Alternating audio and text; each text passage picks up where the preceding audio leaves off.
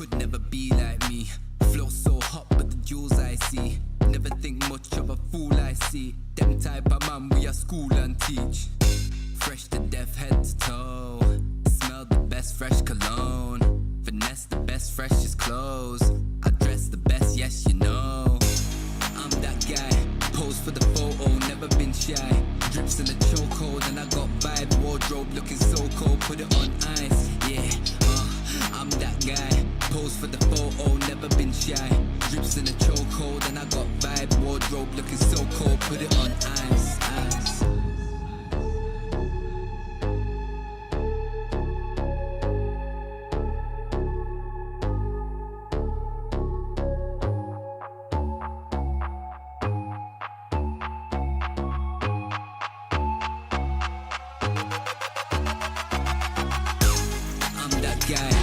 For the photo, never been shy. Drips in a chokehold and I got vibe. Wardrobe looking so cold, put it on ice. Yeah, I'm that guy. Pose for the photo, never been shy. Drips in a chokehold and I got vibe. Wardrobe looking so cold, put it on ice. I'm that guy. I'm that guy. I'm that guy. Put it on ice. I'm that guy.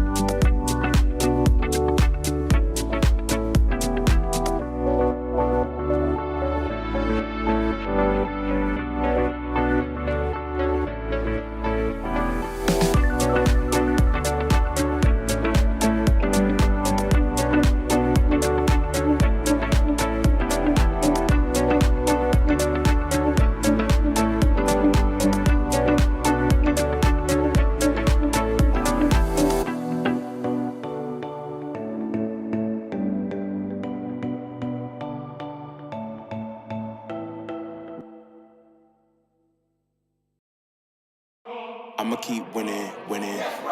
I'ma keep winning, winning. Ooh. I'ma keep winning, winning. You can try to save yourself, but you only gon' play yourself. You can try to save yourself, but you only gon' play yourself.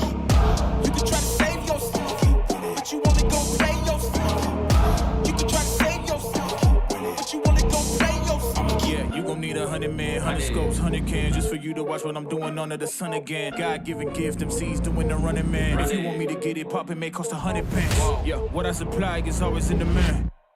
The throne is mine, take that. It ain't a high five, got the upper hand. I'm too real, can't fake that. Who you know putting fear in them like this? You a vampire, still suck when you bite this. Lord forgive me for my sins, I'm feeling righteous. But they been next to me to show me I might just. They didn't think I could do it, I had to demonstrate how the flow is so heavenly, keeping demons straight. Who they fooling? I showed them the jig is up again. When I asked them who is the best to get this to stuttering, tell them I'ma keep winning, winning. I'ma keep winning, winning. Ooh. I'ma keep winning, winning. You can try to save yourself, but you only gon' play yourself. You can try to save yourself, but you only gon' play yourself. You can try to save yourself, but you only gon' play yourself. You can try to save yourself, but you only gon' play yourself. can't stop me now. They knock me down, but they can't count me out. I can't lose, I won't lose. I can't lose, I won't lose.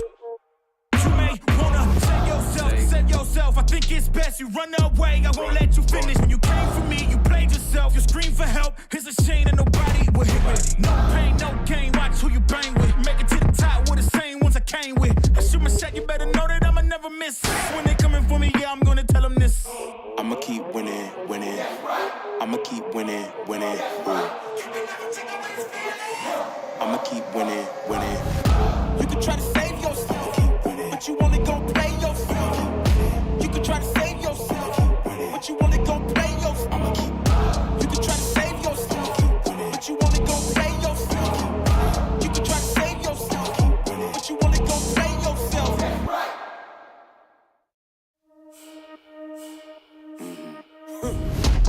Everybody trippy, yeah, we coming, yes, they're back. Yeah, we walking with a body bag full of cash. Cut from a different rary, raise it like a flag. Unapologetic. We gon' keep running it back, running it back, running it back. Running it back, running it back. And that's we gon' keep running it back, running it back, running it back. Running it back, running it back, running it back. Hey, 10 toes, I'ma never miss. Boy, I'm locked in. Never take a loss in the sport, boy, I'm top 10. Giving work all around the clock. I know they watching. Got it out of the mud. Ain't had no options. Oh, yeah. Let me go ahead and change my style up. Got that touch like Midas. Back then they wouldn't invite us. Switched up, now they wanna be like us. And now they dealing with identity crisis. I know, I ain't sorry, get a pity party. You could probably get it from your mama now. But if you pull up on me, you gon' see a body. Cause I'm not the one you want a problem with. 10 toes down. If I stumble, watch me stand up. When it goes down, get the doo-doo, tell your man's dog. You can blame it on your homies, got you hyped up. Whoa. Everybody trippy, yeah, we coming, yes, they're back. Yeah, we walking with a body bag full of cash. Cut from a different rary, raise it like a flag. Unapologetic. We gon' keep running it back, running it back. Hello, everybody, and welcome back to the ESL 1 Birmingham Qualifiers. We've stayed in NA for the last 2 days, and we're making the trek down to SA now for our next few series here for Ace and I. First up, we got ourselves Heroic versus Team Chippy Choppa, which Renzo has so kindly given us the lore for. Yeah. Any standout performers you're expecting from this series? Hello guys. So this is like half of previous Thunder roster plus MNZ and PP against Heroic, a team that's getting better and better with time. They're still yet to join the lobby. Only one player to do that. I was getting worried with this. Now I'm chilling. Okay. I think this is gonna be a very interesting match. I don't think it's gonna be a one-sided series. I think we'll have finally a full series, 3 games. So I expect some balanced games. That's true. Even though I'll give them this. Yesterday, our last best of 3, the 2 games were close. So we did have that going for us, but we still have yet to get that fabled 3rd game. And looks like Heroic did finally jump on in. They're actually using the Thunder Predator team tag right now. I don't know if they're going to keep it or not, but it's kind of funny from them. Unless Chippy Choppa is Thunder now. Well, yeah, I know. We get another opportunity to get a leak that is not actually a leak. Well, we'll see. I guess I haven't really looked at how they all made it in here. So for Chippy, they went through Open Qualifiers 2. In Quals 1, it looks like, did they even play in it? If they did, it was under a different name, actually. As Thunder? Yeah, as Thunder. Oh, kind of. Yeah, they had Wits and Dark Mago. Players. Yeah, okay. I think they disbanded after Quals 1. Really? Okay, so they disbanded after Quals 1 and then made it in Quals 2. I see. Again, so Lava Esports constantly popping up in this one. They did end up getting taken out there in the first round, and there was the Gods of Hell. That's what a name. and then Pacific Esports as well that they ended up beating. So a lot of competition for them getting into this one. We'll see how they're able to stand up. Of course, Heroic was invited. They've had some pretty, I mean, they haven't had the, I guess, results that they wanted all the time. They do want to, of course, get these qualifiers in. They qualified for season 22 of Dream League by throwing Boom. So cool. Yeah, so that's huge for them. And then I believe for Bet Boom, they were in second place, 2 nouns. And they've stuck together actually this whole time. We're coming up almost a month of having this roster together. So it's nice to see at least that we've got a little bit of consistency from a Quals team. You know, we don't always have that. Yeah, of course. In 1 month, you get second place, 1 qualifier, and then you qualify to the other. You're playing another one now, so the team still got a lot to improve, but they're definitely getting the experience, especially that now they're playing the season 22 on Dream League. So we can expect some good dotes coming from them. Yeah, I mean, at this point, they're probably thinking of this being, I mean, not training arc for them, but since they already did get into season 22, it feels like whether or not they win or lose, the most important thing is going to be getting better as a team so you can put your best foot forward for that Dream League season 22, which is coming up soon, right? Yeah, no, so it'll be at the end of February. We'll start that Dream League season. They got a lot of time to prepare for it. Obviously, this is going to be a huge test for them. There's a lot of great teams in this one. They are the SA representatives for Dream League there, and they're trying again, trying to be the SA representatives in this one for Dream League, or not Dream League, ESL one Birmingham. It's going to be a hard road for them. I think Beast Coast being in here is going to be something that they really have to step up for. They just recently got signed, which is huge to see. Big fan of that one. Investing in new talents. Spike, Lumpy, kind of new players showing on the scene. So yeah, respect. You love to see it. I mean, I think like almost everyone in this top row actually. Heroic, Beast Course, Starbacks. We'll see what account Stinger is going to be playing on. He'll be allowed in. And Boom Esports, of course. I know they only made it through the open qualifiers, but I also think that this team is definitely top tier. Depending on what night they show up for, right? They have a little bit of spurt ability. Sometimes they show up and they just don't play to their potential, I think. Yeah, looking at these qualifiers, you'll see a lot of teams that we just can. This team is gonna qualify. Oh, this other team can qualify too. So this is gonna be very interesting. We have these open qualifier teams coming very strong. Chippy Chappa / Thunder Awaken, I think. We'll see soon, I think. Oh, they are now Infinity on the lobby, so I don't know what's going on. Oh, good. Everybody's taking them up. Did Infinity have another team that they had in the qualifiers? I think I saw them play 2 qualifiers ago, something like this. I feel like I saw their tag at least. Yeah, okay, so they had Rises, KXY, Adrian, Kiri, and Prada for Open Calls 2. And for Open Calls 1, was it the same stack? Kind of. They had Cheeto instead. So they're kind of flipping around their carry for it. But a lot of the same people showing up. But yeah, no, I don't know. Maybe that's true. It's hard to tell. Oh, we have to rehost the lobby? Is that true? Oh no. Okay, so give us a second or two here, folks. All right. So I just have to rejoin lobby, and I'm sure it'll be fine. It's gonna happen. We don't want to get any issues. It's gonna happen now. It's gonna be fast. Everybody gets to see what we're editing.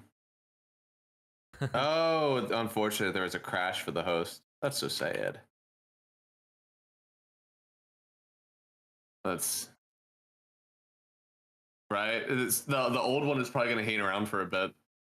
So they're just gonna get new info and stuff, right? Yep. Yeah, we'll get some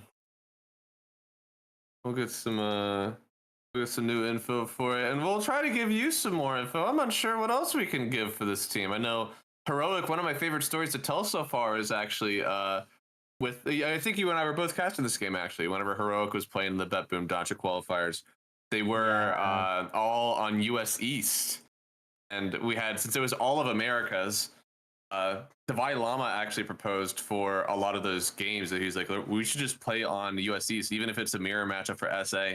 He wanted to play on US East to get that experience on the high ping. So I was pretty happy with them to kind of make decisions like that.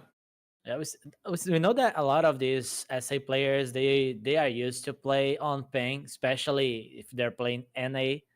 So this is not a huge problem, but it's definitely an issue if you don't have an SA qualifier, because it can matter sometimes. Absolutely. No, I mean, it's as you said, like the CS is going to be a big factor of it. Any of those split seconds, we saw a few chronospheres yesterday that looked like there might have been some ping. Yep. So yeah, it's all over. Issues all over. Oh, cool. Lobby is up. Let me find it real quick here, and then we can hopefully get into a game very quickly.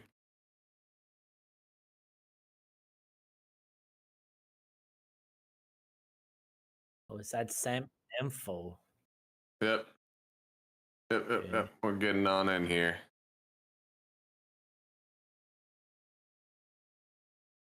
All right, we are in the right lobby, ready to go. It looks like we do have a few. We have a few Chippy Choppa fans in chat. That's awesome to see. Already, dude. They're the ones that are chiming in. Yeah, no, they're the ones excited to be here. Maybe I'll root for them too.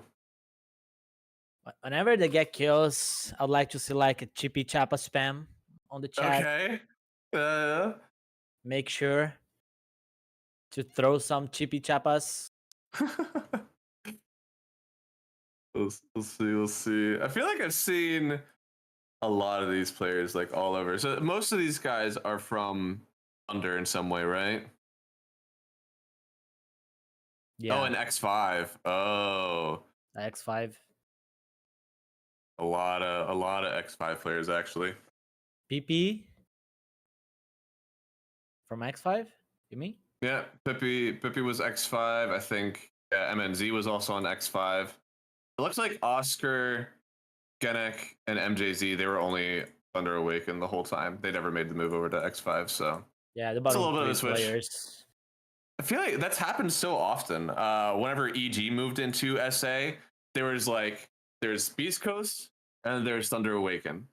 And then what they did was like they basically took out I believe it was mid and off laner from each team, swapped them, and then Beast Coast got to keep Beast Coast. EG basically took all of Thunder Awakened, and then Thunder Awakened had to try to rebuild a little bit. So I think this is partially the rebuild coming through again for them. There's a lot of shuffle potential in SA. Oh yeah.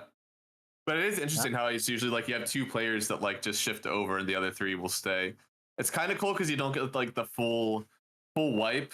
A lot of teams will just do the full disband and see like where everybody lands. So it's having like the 2 and 3 kind of disappears. It's a little bit nicer, interesting? Now we have a lot of SA players playing in many different regions. We have one player playing on MENA, Matthew. We have players playing NA. We have Whisper playing EU, Western Europe. So just like Southeast Asia, of course, China, it's very difficult to join. And Eastern Europe, we don't have SA players. But might be about time to get more players in there, especially in Southeast Asia. I think we have a lot of similarities. Us from SA. Yeah, no, I suppose that's true. I do to go back to the Matthew part. I was really happy whenever Nigma did pick up Matthew. I feel like there's been a lot of criticism around this roster, basically in the bottom 3, the 3, 4, 5. I think that Matthew is a huge addition to this team. I really hope that he stays through all iterations that I'm sure are going to happen with this roster. I saw a comment. I don't know if it was on Reddit or on Twitter that was like, "Oh, that's good that Enigma Galaxy have like a flying company. They can fly players every time." Right. Because they were pulling from all over. Like it feels like there's always a new player, and they're always doing like on-site photo ops as well. So like they're clearly pulling everybody in. Just fly tomorrow. Come join us. Right? It's so quick. It's pretty cool. And plus there's also like in Western EU you have Whisper getting picked up, which I think Whisper has the opportunity to maybe do kind of what Quinn did, right? Like Quinn went from NA over to Western EU and just started like dominating everything and really put his team onto another level. And But I think does that Whisper that mean he was too bad for NA? That's true. Yeah, no, the competition was too much in the mid lane, you know. So Quinn and Sumail, they both had to leave, go to a less competitive region, and dominate there instead. See, in order to be the king of NA, you need to do a lot of stuff. You need to be really good, right? So yeah, if you're not good enough, you better move. Go to Europe. Yeah, no, you gotta do a lot more. I feel like at least the practice side on EU, people really like that. Because you actually like get to play the games for the most part. You don't have people running it down. The kings of NA, the guys that are playing mid, they are not from NA at the moment, right? We have Stormer, we have Mobe. Oh yeah. We have Yopaj. Mm-hmm. Yeah, there's actually not many mids at all that are left in for NA that are yeah, no, that's true. Gunner is not even playing mid now. So right, like it was Gunner and Sumail and Abed, but yeah, Abed not NA. There's one Ryle. Ryle was the other one for TSM. But like, aren't they? TSM moved over to Western EU, but then they got picked up by Tundra, and then a lot of stuff changed there with that roster entirely. Where is Bryle even playing at? Is Bryle even going through these qualifiers? I don't know. Oh man, that's insane. Actually, the last game that he played was for TSM. Yeah, it seems like they're not. It looks like the last one that he played was in literally last year for Tundra. After they got He's taking a break. He's taking a break. I suppose so. I mean, Bryle, there was a lot of kind of like talk around with Bryle because whenever Quinn was in NA, he was still dominating the NA. He didn't like move over to EU yet though. Like he always talked about like Bryle is the one that would do his mid lane practice with. He was the one that he would like choose to do so. He thought that was like the best competition he could get for a long time. So probably Bryle was really good. Will come back in a different role because if you play mid on NA, it's a cursed role. That's true. You gotta play mid in Western EU if you're from NA. You know, you gotta bring it on over. I wonder if there is any room for that to happen. I'm unsure. I mean, if you look across all the mid laners in Western EU right now, there's like hardly any room to kind of pop in. BZM, no one. Thompson. It's hard, man. It's like, really hard. Yeah, it's so saturated right now. I think you probably actually have to do the Mana thing. Go over the Mana and see if you can sneak in somewhere. I think even that is still hard when you look at the top. Start learning Mandarin. Yeah, that's gotta be it. Go over to China, see if you can help them out here. But those China qualifiers, it looks like they've actually been really close. Have so many 3-game series here. Well, I guess only 2 of them in the first round, but we didn't get any in the first round. Yeah, for 3-game series yet. I'm jealous. Hello. But I'm pretty sure this is gonna be a 3-game series. There's no way. Yes. This is a 2-0 stomp. If it's a 2-0, at least give us like 2 50-minute games. Yes. That's all Absolutely. I'm asking for. We need that. I actually think that's usually like my favorite series. Where you get 2 like very. I mean, obviously the only thing better than that is like 3 games. But sometimes whenever we did DPC, especially, it would be like one 25-minute game where the first team stomps, and then one 25-minute game where the other team stomps, and then you flip a coin. One of them is going to stomp in 25 minutes. You just don't know which one. So we got a lot of 3-game series, but like none of the games were actually like. I guess I shouldn't say interesting because they all were interesting in their own ways, but they weren't as entertaining in a base way. So hopefully this one, I do like the 2 really close games. Yeah, I know that. I know we have some Meeple players in the lobby, so. Is there a stand-in that I see? Banned. Standing where? Are we standing in Theolacore? No. It's just KJ playing around. XD. Yeah. XD. I honestly like people have started saying Spotify so much that I legitimately like start to think Spotify instead of Shopify sometimes. It's like dyslexia. I read it a different way. It looks like we are confirming. I don't know what any of this means. Ace, confirming the confirmation. Confirming the confirmation? Those are just putting words together. That's not real. I'm kidding.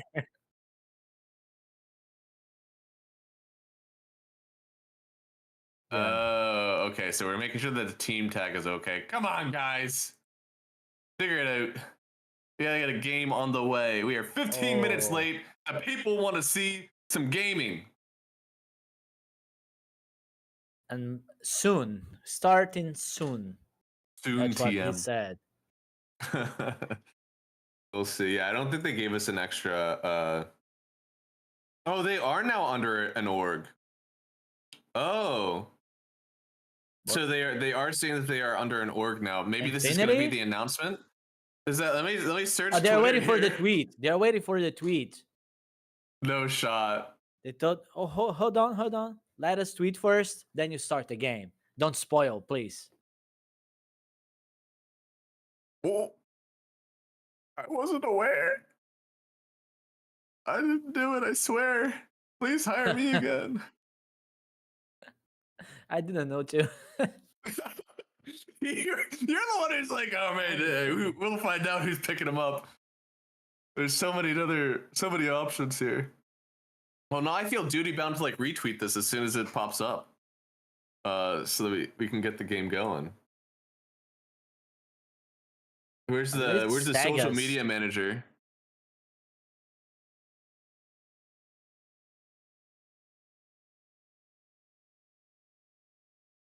It would just be under Infinity Esports. Is there an Infinity Dota account?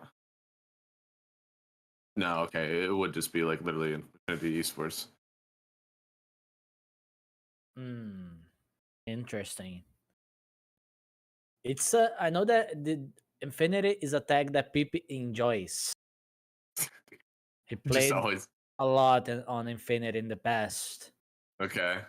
So he might be friends with the guys in charge, you know. Okay. Let's see what is so he was on Infinity for a while, almost like They got to Div 1, then back to Div 2, then back to Div 1, then back to Div 2 a couple of times. All the way back and forth. Then he played on Ravens. They went to Mad Kings. So Mad Kings and Ravens kind of like they kept org, like they were orgs that actually stayed in SA after the DPC kind of fell apart. Like they were always there. Same with X5. Infinity had always tried to like send teams through the open quals. It kind of does make sense that they would pick up a team. Okay, and we have at least a little bit of confirmation, I guess, that things are actually moving correctly. Yeah, coin toss. Yes, we have the coin toss coming. Holy moly, we might actually get it done here today. And still no tweet though. No tweet? Okay. No tweet. All right, they're gonna look like Infinity, but I don't know for sure until I see it on social media. But it looks like they are getting the coin toss done here. First picked up by Heroic. Infinity will likely choose Radiant then. I've seen some people choose second pick after letting Radiant go, but I don't think I've seen anybody choose Dire. I think that is something that is really just not happening.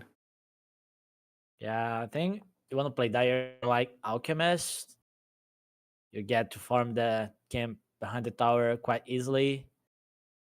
But that's pretty much it. Unless you want to just play Arc Warden. Right. That is literally the only an Arc Warden player. I would sure hate for one ban to ruin your day picking Dire. Then the Arc Warden just gets banned. Right. Oh no, I'm Dire now. What am I supposed to do? See, that would be an interesting one. I don't know how Dota would change that. I don't think it would ever work. But if you had it so that you could like if somebody chooses first pick and then you go through your draft, and then after you get done with your draft, the other person chooses their side. That would be kind of wild. That can't happen. Right? Jesus. I'm hitting ready for us, guys. Okay. We're ready. I don't know if you guys are, but I'm ready to get into this game. So I'm typing that the casters are ready. It looks like we will actually be getting into a game. Oh my goodness. Is there Dota 2 to be played today? It looks like there is. We're getting into game number 1 after waiting so long through admin crashes, through Twitter madness, through people still not connecting after being in this lobby. Please, for the love of God, connect players.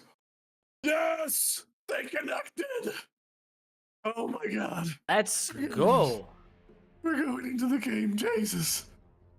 10 seconds remaining. And boy, I hope nothing terrible happens. I hope we get to go through the rest of this game. Looks like they do. They're running through the bans. They've had so long to think about what they want to ban. Thank God they're getting over with it now.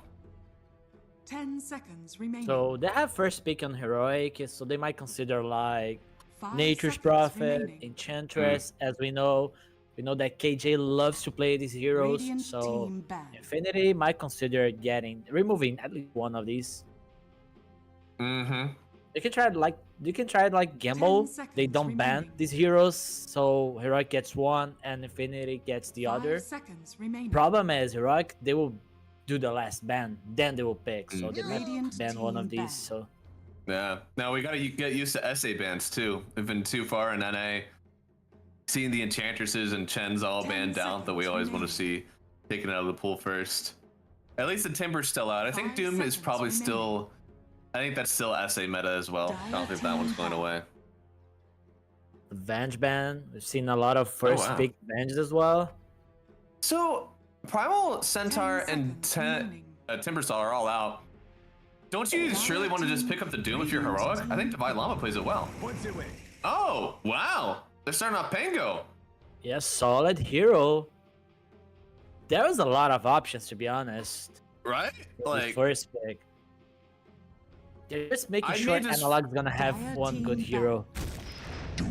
Okay, I like the Doom. I think there's literally like all the other offlaners are out of the pool that you really want to play. They even took out the Primal Beast, which I think is something that, again, as we shift over from NA to SA, I think that the Primal Beast is something we're going to see a lot more of.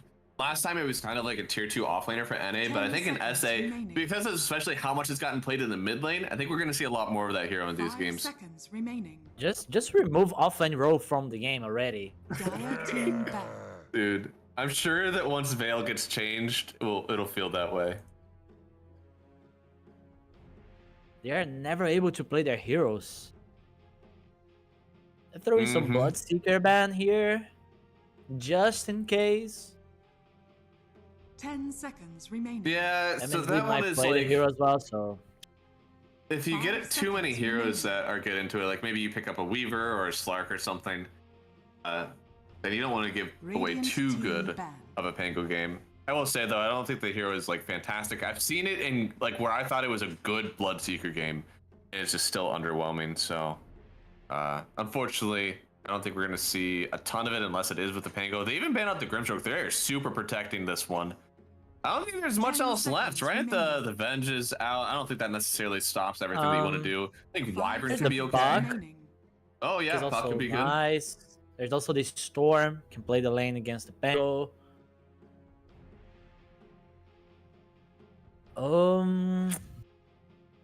Yeah, they just made sure that Analog is gonna have at least a good game, a decent game at least. There's no, and like if there's not Puck pick, I would say a very good game. Yeah, I mean the Puck has also been a hero that we've been seeing a lot more of. Constantly, if you don't have a line on your teams, it feels like the instant disables just aren't there. And Puck with the new right-click build just does everything. You're so much lockdown, you're elusive, you do a ton of physical damage. Like, it just fixed so many buckets for you. And there we go. So I like this pickup of the line. It's going to make the Doom lane insane, even if you pick up a Monkey King, an Ursa, whatever it be. You're not able to get on top of the Doom anymore. Thanks to the Lion. And you can't really pick Puck, right? Yeah, Puck is harder. 10 seconds remaining. If they pick Puck, there's a lot of catch for this Pango. 5 seconds remaining. I have a good lane already with the Doom Lion. Lion used to be a weak laning hero, but now no one wants to lane against Lion. Nope. I don't know. And this is another hero I think we're going to see a lot of. I think the Hoodwink is going to be pretty much an every game appearance for us. I was taking a look at 10 what seconds Dalvai Lama has been remaining. playing lately. I saw a lot of budges, so I just 5 closed the seconds tab. remaining. I don't want to look at this anymore. What's No going on? more.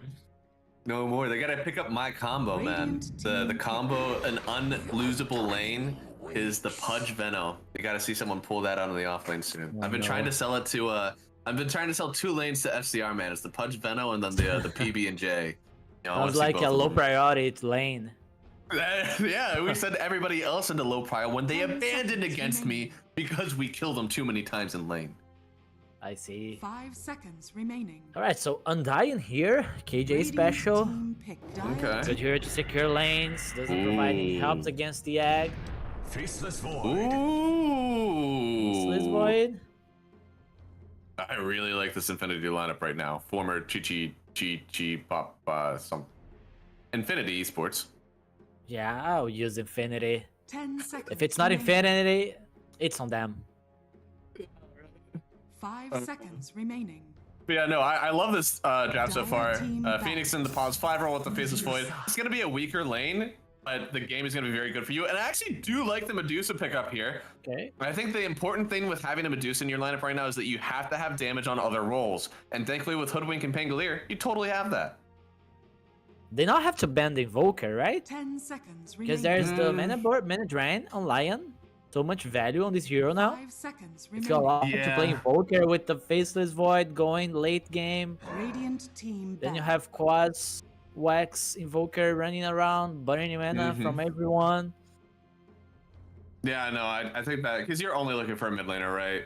Like there's no other hero that they can pick up. I think usually whenever I am playing the Medusa, there are 2 must bans, and it is 10 Darkseer, seconds Anti-Mage. remaining. So if you're able to look past those heroes, I would totally agree that Invoker is gotta be on the 5 mark. I think seconds maybe remaining. even so they Huskar ban out, huh?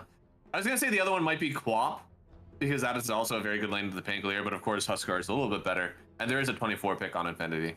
Yeah, there's this approach as well. They can just play for the lanes here, have a really good lane for PP, and try to snowball off this. But Duza with the Undying is a strong lane too. Not sure if Doom Lion can win that if Undying is just around, making the correct moves. Yeah, because you're trying to out farm kind of on the Medusa, right? I think is the only thing. Undying will try to get that chip damage out, but at the end of the day, I don't think you're able to kill as the Medusa Undying.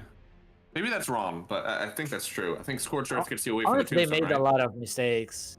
Lions playing the Yeah. lane with low HP. They go for a Q attempt. They don't have enough damage, and then the Lion can just die. Tombstone, strong spell. I can see Yeah. this 10 Undying seconds just remaining. securing like level 4 for the Duza, pulling back the wave and 5 using the Twin seconds Gates to go bottom to gank this Faceless Void with the Tombstone. 100%. Yeah, but Yeah, they, I mean, they need enough lane with catch to do that.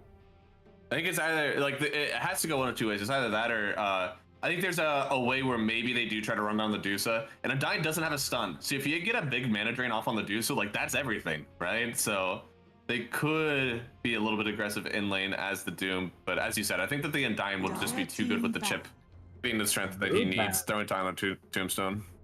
Oh yeah, wow. They did their research against Dalvai Lama. Huh, yeah, I That's suppose why so. it was taking so much time to get the ban. I still like the Puck here. Nice hero to protect the Egg with the 10 coil. Right? seconds remaining. I still think Invoker is really good though. I think you're right on Yeah. that one. Remaining. That team That fight too. is too much. And the Invoker lane is still very good into the Pangolier.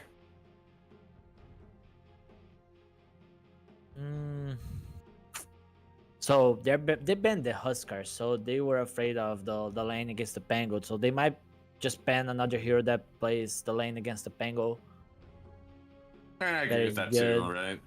like the Quap that you mentioned. It's just like Pollock Invoker, man. right, like Invoker faces Void. There's no way that you let that through. Especially knowing there's a Medusa on your team. Because like right now, I'll be honest, I don't think Medusa has to buy a BKB. I don't think she has to at the moment.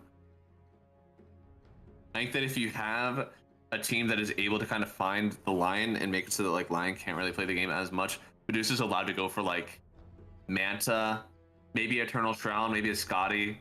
I think they're both on the menu. I don't know which one you go first. Probably Scotty, I guess. Then you can even go for a butterfly. Yeah, I think butterfly disperser. Yeah. Very strong, so you can disengage. You can run away from the doom. What about the Conda? The Conda. The Conda Dusa. Oh man. I don't know if you remember whenever Phylactery came out, Medusa had just gotten the mana change and she was like incredibly tanky. Dude. And people would do the Phylactery build. Yeah, the dude. offlane Dusa.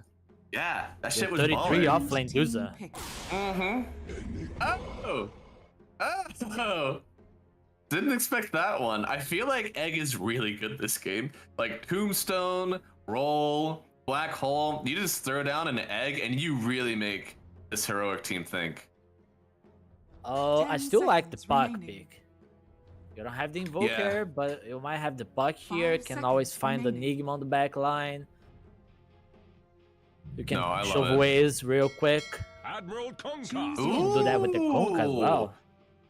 Okay, so Bank you're it up. really trying to out team fight. I mean, whenever you go for this Enigma pick, you are going all in on team fight. So I love the idea from Infinity to be like, no, we're gonna out team fight you. You have Black Hole, you have Stone Gaze, you have your Pango roll. Like, I don't care. We are going to out team fight you. I love your idea with this one. I think they can make it work.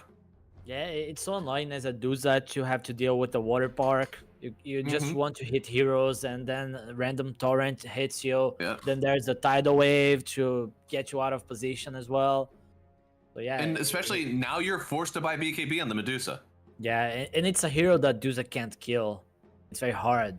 Especially if Konka is having a good game. He just tanks. 10 seconds. He can remaining. buy like Halberd later if he wants to. But this heroic 5 lineup with seconds this remaining. Enigma, he can just get the Vlads Yep. to buff the Duza. If he had a good 24-25 minutes timing with 2 items in the Duza, you can just run on the map, push waves. Yeah, but it all comes to the team fighting, right? Yeah, In no, the I end. actually, I like both sides. So first off, Medusa has a special place in my heart. Obviously, I am a Master Tier Medusa, so I love the hero.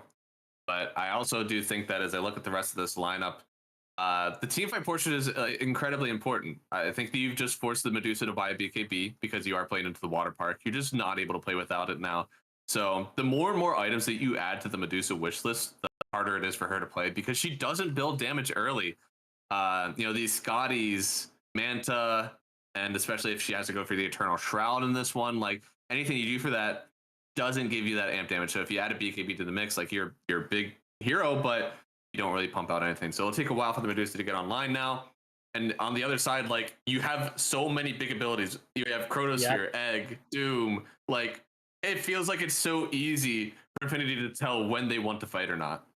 Problem is, what do you do when these spells are on cooldown? Right? That's a good I don't point. see a lot of play potential on their team. If they don't have like, let's say the Doom, if the Egg is on cooldown, it's hard to get kills on the map. Yeah, no, that's definitely true. Because you're looking at like basically Lion, Phoenix, Doom. Like, can they run around together and get themselves kills? Good question. Are you selling me on this? Maybe you are selling me on this.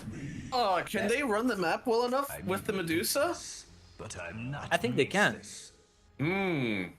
I think they can because if you have this Faceless Void lineup, you're probably looking to scale with the Faceless Void.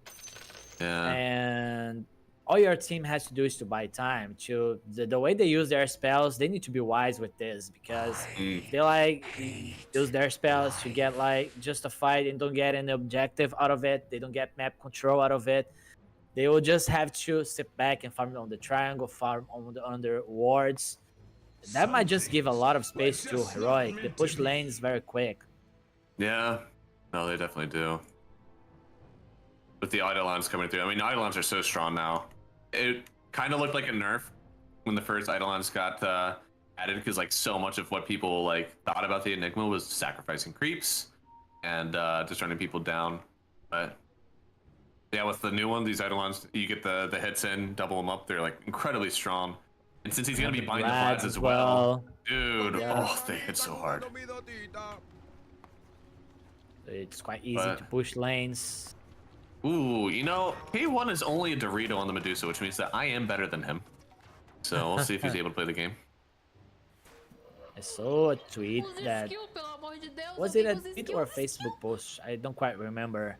He lost like 2 Smurf accounts. Pretty sure he played Duzone on those accounts. So. Oh no! I love his starting items. Like, you don't buy tangos on Deuce anymore because you have all 200 HP that you'll never, like, if you're healing HP, it's over. There's no more. But I do like the start. People have been going for an early Bassi sometimes. I had seen that people tested out the Falcon Blade, but I actually think that's too much gold investment. Yeah, it's too slow for you. You're farming with the Mystic Snake, so. I think if you actually made any use of the lifesteal, this would be another hero that went Vlads early. But obviously you have an Enigma on your team, so it wouldn't happen anyways. But also, like, you're not healing yourself. Morphling is here that does build for that because you need that lifesteal. Yeah, it doesn't give any stats to the Duza, so it's not a great item on the hero. No. But otherwise, you do use the Bassi quite well. You like the armor, you would have that part. It's literally just the lifesteal that is incredibly useless for you. Yeah. So runes. 2 on Thunder, 2 on Heroic. Not much happening. I mean, Infinity. I see these Thunder tags and I get confused. This is going to happen a lot more. Dude, I love that Sentry. I started seeing that done actually in the NA closed qualifiers for last year, I believe during TI. People would start to place that Sentry now that it's found. I don't know when it actually originated, but that was just the first time that I saw it. Definitely a really cool thought.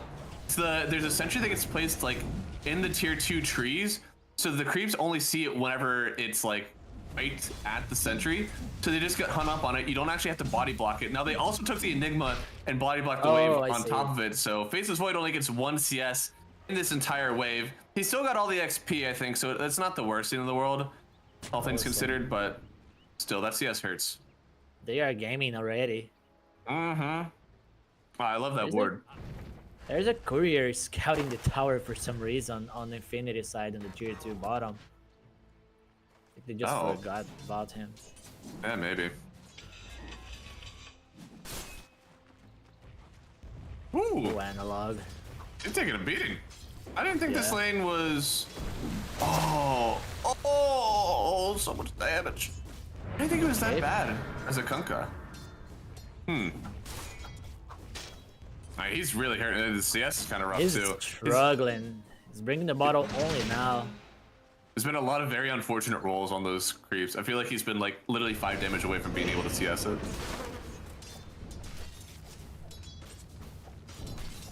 Yeah, universal heroes.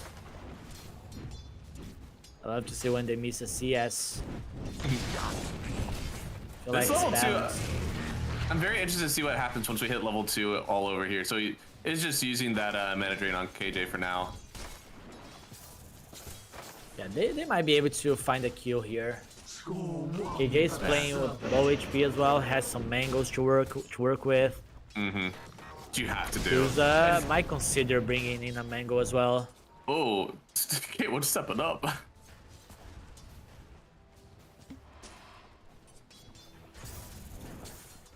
You can't really use snakes like that. I don't know. The level 2 snake maybe you can, but level 1 snake just like does not do much mana drain at all. You almost have to snipe a hero plus a range creep to really like get the value out of it. And now you can see like there's almost nothing left on the Medusa, so she's got to back out. Thankfully the CS has still been good for her, but she's about to be under her tower with essentially 200 HP, something like that. So gotta be really careful. I'd say he lost 1, he got 1. Yeah, but that one was a flag bearer. That's like 4, considering the Undying. So he lost 3 Crips. Yeah, out of 5. He wasn't able to step up to the lane earlier, so it really hurt. I think did KJ actually get that CS? Oh my goodness. I don't think he can. K1 was pinging it, but it was a decision to throw the snake. Yeah, He's got the full wand already. I mean, jeez. They probably need to wait for the line to use the stun, then you use the snake afterwards. Right? Yeah. You cannot start off like hitting people like with a single snake. It's just not. I think what changed about the Medusa now is that you have to have that efficient mana steal. You cannot just hit one person with it. It's gonna be hard for a heroic to get kills there. We saw that Lion had a lot of stick charges. Doom might have one as well. Yeah, I mean, even if KJ gets like them down to 400, 500 HP and drops the tombstone, like Scorched Earth plus the Earth Spike, and you're totally out of the range of tombstone. Yeah, you're just not able to stand there and fight. So what's happening here on the bottom lane? Faceless Void struggling. 8 CS only. This duo is doing some nice work here. Schofield and Davilama. Who would have thought? A Belgian player and a Peruvian player. Yeah, no, definitely the unlikely duo that we have down here. I do hope that the Davilama has a good time, because I feel like I'm wary of the Enigma play should they start to get run over. So hopefully they do continue to have good lanes for themselves. Even Schofield will give him some solo XP while he gets a rune. Very well done. They had a Lotus too. Another thing that like in a Medusa lane that is really popular, I know that are really important. I know that we already went out of the Medusa lane, but that Lotus is crazy important for whoever gets it, since the Medusa is literally getting like double dipping health and the mana for it. And KJ does go down first. Tombstone's already down. I don't think the Gnek is gonna get killed here. He's turning around with the mana drain. Oh, K1 does get the kill. Almost makes it worth it, I think, because it's gonna be a double kill for Oscar. And his net worth probably shot up pretty well after that one. Yeah, he's level 4. He can just try to push out the wave. It's gonna be huge on this Doom. Denied. I will say though, it is a clever idea to pick Medusa into the Doom, because you do not care about not healing. Right? As long as you're healing mana. True. And you are able to get mana in Doom. Can't get HP, but you can get mana. Man, maybe I should be playing more of this here on my pubs. That sounds like a really cool, like, actual counter. We'll see here. KJ in so much energy. Look at this. You're totally maxing your mana drain as the line. And now KJ is in a ton of trouble. Yeah, just got in here. They're trying to slow him up so he can get a few more hits with his decay. But the Earth Spike, literally the tip of the Earth Spike, gets the kill there for Gnek. Long range. And I don't think he saw that Doom had boots already. Just outruns you quite easily while dealing a lot of damage. Yeah, I mean, the Scorched Earth movement speed is insane. AK1 still Dire are scanning. not having pulse. No, they're bringing a few heroes over into the mid lane. Rune is bottom. Analog picks it up, so all done for the Pangolier here. Looks like the lane has turned around a little bit. He wasn't getting as bullied as before, so good for Analog. Slowly recovering. He has the Rolling Thunder. He might be looking to TP to a lane if needed. Llama, goddamn, that was a lot of damage. Looks like MJZ is gonna get locked up to retreat, so Schofield will get the return kill. Did you see it? I did. Yeah, the TP cancel. Oh lord, Gnek. Gonna go down here to the tombstone. Looks like K1 will pick up the kill. Well done. So I will say the one thing about leading off with the stun is that you are, suspect getting killed by the tombstone. However, the cooldown on tombstone is much, much larger than the cooldown on Earth Spike. I wonder if Lion is coming back to the top lane now. They can try to make a rotation with this hero. He's sticking with the top lane, so never mind. He wants to keep the pressure on the Duza. Dude, I know that I'm harping on the Medusa lane, but holy moly, look at the net worth of the Faceless Void still. Look at this rotation. Yeah, this could be rough. That's fine. Yeah, right? Yeah, sure, take him. You can have him for free. He'll certainly go down here. He's taking the gank for his carry player. He'll do that 10 times out of 10. They will keep going. Oh. Oh my goodness, they are. Yeah, I mean, K1 is low. Four-man gang. Radiant are scanning. Oh. Oh my goodness, he's dodging out so well, but now he gets spiked up. K1, surely to fall. Nobody can save him from this one. It is one big ol' air spike to start it off. And now, well, they use the Doom on the Hoodwink, so he'll also fall. KJ decides that it's his turn to die, so he'll TP in too, but Analog is here. It looks like they do have a chance to fight now. Swatch through. Oh, the dive. Gets him away for sure. Yeah, he was trying to TP bottom to help out the Enigma. The Kunkka canceled the TP. Then the Kunkka went top and killed the Duza. They are just outplaying Heroic on the map. Yeah, and all the while, yo, Divine Llama all by himself for free? Yeah, you gotta respect the Enigma when he hits 6. Especially if he has the Vlads already. Oh my goodness, he already has it.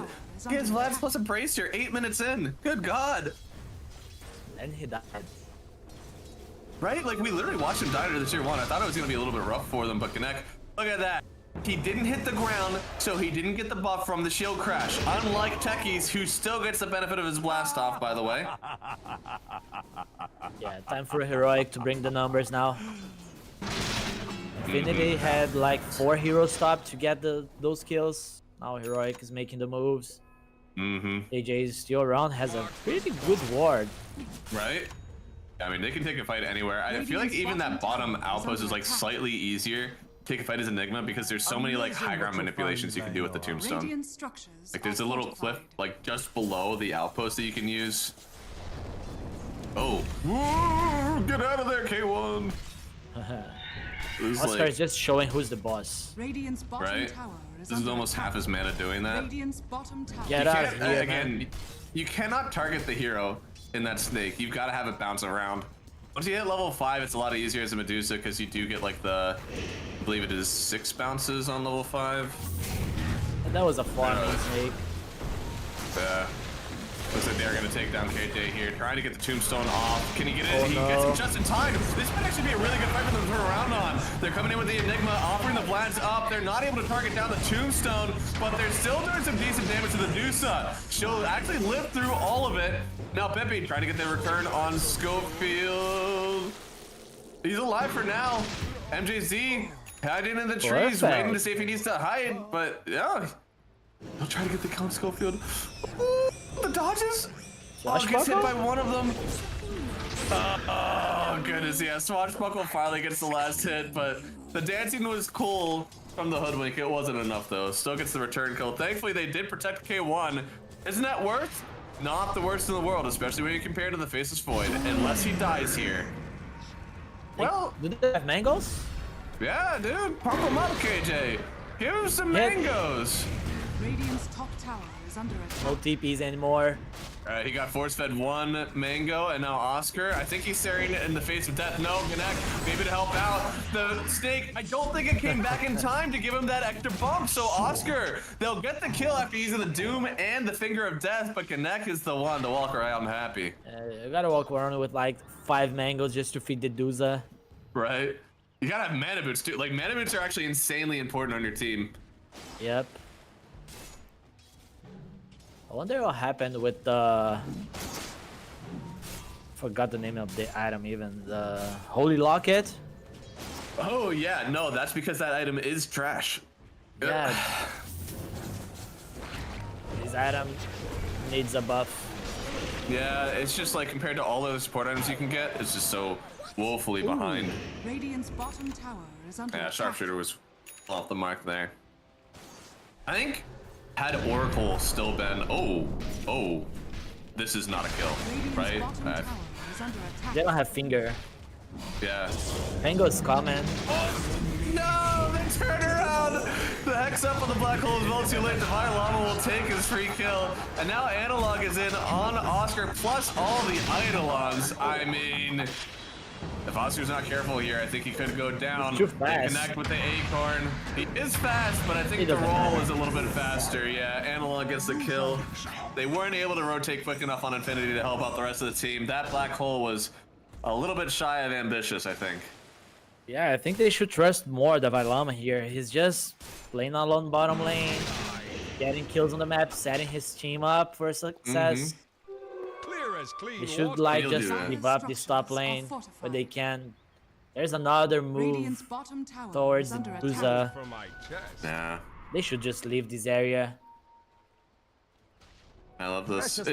Deuces used to go for this Dragonlance, but once again, now that you're only a mana hero, it feels like the Bastion is just everything you need. You can go ahead right in for this Manta style, and you farm up so quick afterwards. She's not the most farmed hero in the game right now, but you don't have to, comparing yourself to the Faceless Void still. Just need to hit our timings and keep the pressure. What is the timing, Ace? What does that mean? I mean, they have one right now. They have the diffuser on the Pango. That's why they're pushing the mid lane. They're not scared.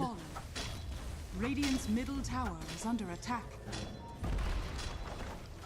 So there's Doom available. There's Ag as well. Radiant's middle tower is falling. Oh my goodness. No Ag. Yep. I mean, acquired. That is an easy swatch kill on the Phoenix. Okay, okay. So even with the spells available, Infinity is not getting a lot. Dire are scanning. I feel like we haven't seen. Have you seen an egg yet? I haven't seen an egg yet. No. He's level 7. Still yet to use an egg. You're probably thinking, yeah, they will smoke. Have a smoke on the Phoenix. Where are they going though? They might just go on the Enigma. Yeah. But Enigma is just with his team, so this might be a team fight. Which, if it is a team fight, Infinity should win that one outright. You maybe Yeah, don't have the. Oh lord. He is a fast boy on Pangolier right now. Swatch doesn't get what he wants out of it.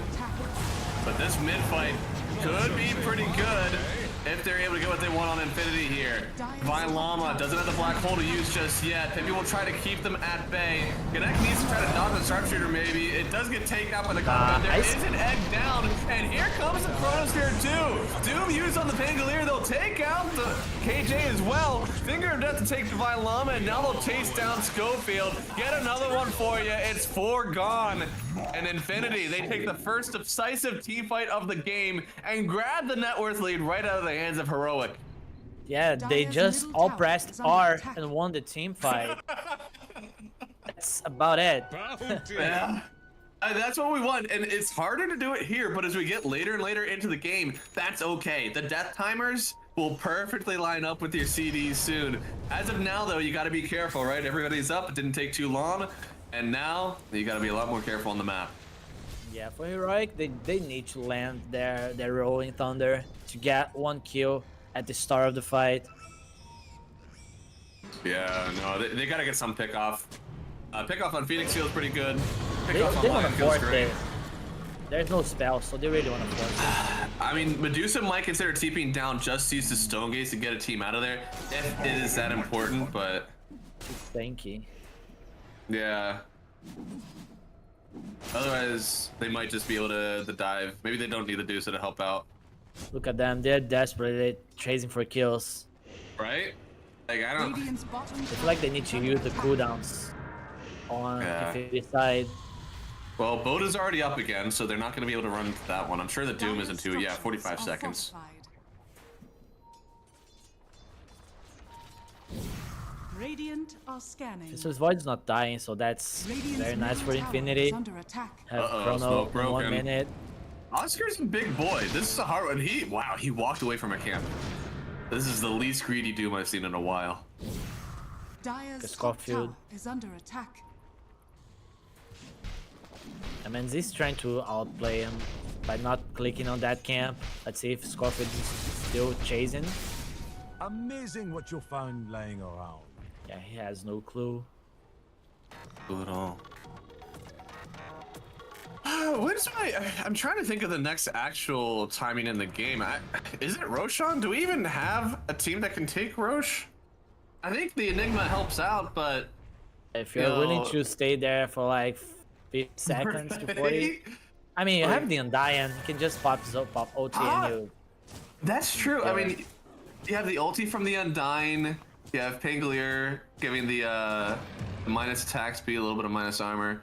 The Vlads, maybe they do have enough on heroic. Certainly not on infinity though. Yeah, they do. They just need time.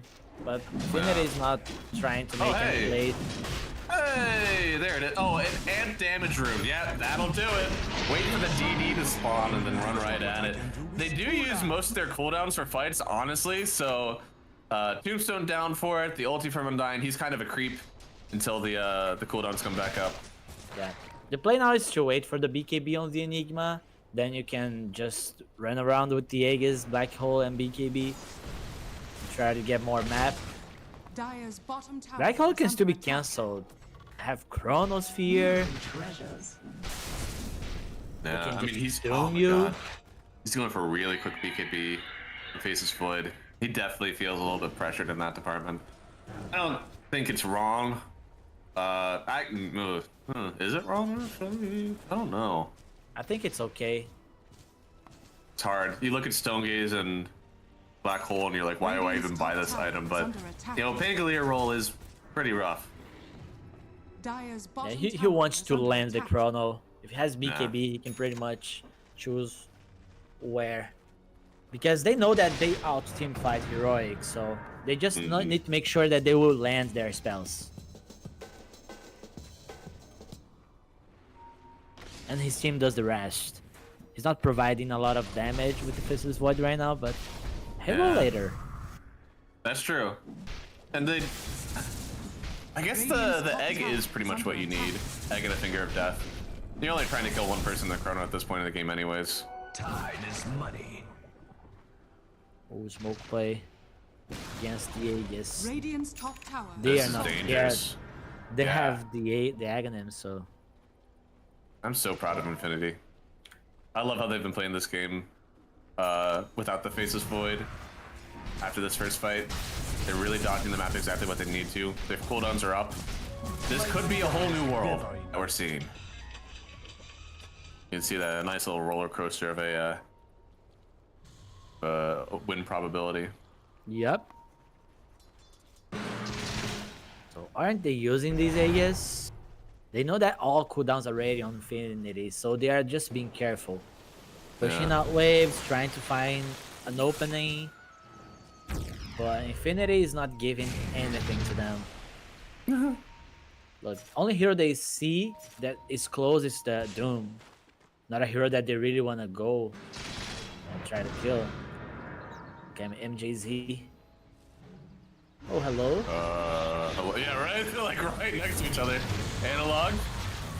Gonna get hit by the torrent, then X back. It's rare that you see the combo work like that, but he technically did hit both of them, so I guess it's okay. Another smoke? What is the plan here? Are they considering going all the way and trying to find the Duza? They have a good ward on the river that might see the Duza. Yeah, maybe. I mean... If he goes to the triangle... Radiant are Oh my goodness. Dude. Oh no, they're gonna land the smoke. Okay, never mind. You find them. They're throwing it all. Give them the kitchen sink. Torrent Storm. We got an egg. We got everything here. In K1, he will fall. Now, Analog is on top of the egg now. Using the roll, it will pop, stopping the egg in its tracks. They're just trying to keep the Enigma off of them at this point. TPing away on the Phoenix. He'll get away. Lion will be sacrificed to the Black Hole God. So let's see. Maybe they can get Pippi out of this one. He's got a Blade Mail soon. Already used everything. And yeah, it looks like this will be a nice kill for him to trade out for the Medusa. They still don't love losing K1. He needs to be farming it up, but hey, 2-for-1 trade couldn't be worse that happened. I have a feeling that if K1 popped this stick, he would have a chance to live there. But maybe. he was just like, oh, I am dead, I am dead. And yeah, if you're just taking too long to make a move, the enemy for sure will. Yeah. Especially if they have such a good ward. And they did use Torrent Storm Boat, but those things will be up somewhat soon. Yeah, they don't care. Yeah. Yeah, right? have Like the this Doom. stuff is still good. Doom's still up. Chronosphere still up if they want it. Yeah, and they have BKB on Faceless Void, so next fight, they might bring MNZ. He's taping base to get some mana. They have BKB, Blink Dagger on the Enigma. So a lot of potential on heroic side as well. What do we got, Renzo? What we got on the Dusa? What's she up to right now? I didn't see her the last time. She did. Okay, I thought I saw the defusal out there in the mid lane a few already. Scotty coming up next. So I guess there is not going to be an Eternal Shroud in this one. I mean, I can go either way on whether or not that item gets built every game. It's kind of hard to tell when you want it or not. He wants Butterfly and Disperser. Just a lot of agility. And eventually you got to start itemizing for the Faceless Void, right? You can't really keep up all that magical damage for everybody else. Yeah. Since they know that Roy got their Tormy, now they're getting theirs. That's good. I like calling it the Wizzy. I've never heard the Tormy. That's good. I love some Tormy. Tormy action. Like a Phoenix. Just like bringing attention. Do you wanna kill me, guys? Hello. Big bait. Big bait. Got reclaimed, so we didn't see Heroic building a lot of net worth advantage with these Aegis. We didn't see them getting a lot of map pressure. So they were just trying to farm on the Dusa with this item. Dire are scanning. A little bit of a smoke up happening, actually. We got smoke on smoke action. Somebody's gonna pop in the river. It's a rough place. Oh no! Best case scenario. We found ourselves an Enigma and a Pangolier. Now it's a nice save from KJ, but I believe he was still gonna get stunned. Dragged on back on a tidal wave and analog, trying to get off the roll. Looks like he just barely gets it off here. They should have a little bit of damage afterwards, but it looks like he may get away scot-free. TPing away in the roll, and he's out of here. So well done to evacuate, but god damn, what a chrono out there. The only hero that could not be inside the chrono, Enigma, and that was the perfect jump. Perfect jump. Getting the Pango, also forcing out the tombstone on KJ. Dire's middle tower is under attack. They still have the black hole though. They might just go. Right? The only thing about that fight is that you didn't finish the call from the Pangolier. If you finish the call on the Pangolier, it is awesome. But you only ended up killing the Enigma, and I think you're gonna have to maybe start focusing down this Undyne a little bit more, because that tombstone save was insane. That's exactly what they needed in that fight. It was insane. I wonder if he's considering getting a Blink Dagger just to help out the Dusa or the Enigma in case of the good Chronosphere. Maybe. Oh, brother, using danger, using the black hole, found him at the last second, and MNZ goes down. A little bit of revenge for Divine Llama. Just throw it, why not? Right here, right next to the tower. You can get this tower potentially. Throw some Eidolons down. There's a lot they can do here to delay this push. Ooh, a little bit of a precarious position. Okay, one. Can go high ground. He's doing a really good job of splitting these illusions, actually. Not often are you getting both of them taken out by the lion. So it's the ping pong game with the ultimates. Well, unfortunately, Pangolier is the next victim of the ping pong, so use your ulti to kill my Enigma, then my Enigma uses his ulti to kill you, and now we're doing it. And now we got a BKB. And I guess this might be where it ends. We got an amp damage rune on Pippi, so we'll see where they want to move with it here. Still tier 1 mid tower available, so a few hits and people will get themselves some well-earned gold. Here Infinity, you're probably thinking about the Roshan, so you want to save some spells to fight there.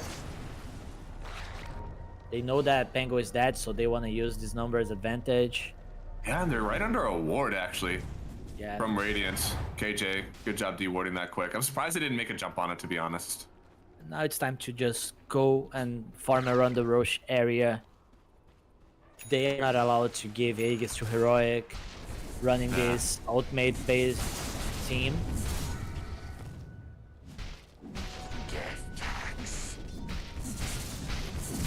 A lot of things on the Roche pit. Man, you didn't let him finish the ancient camp.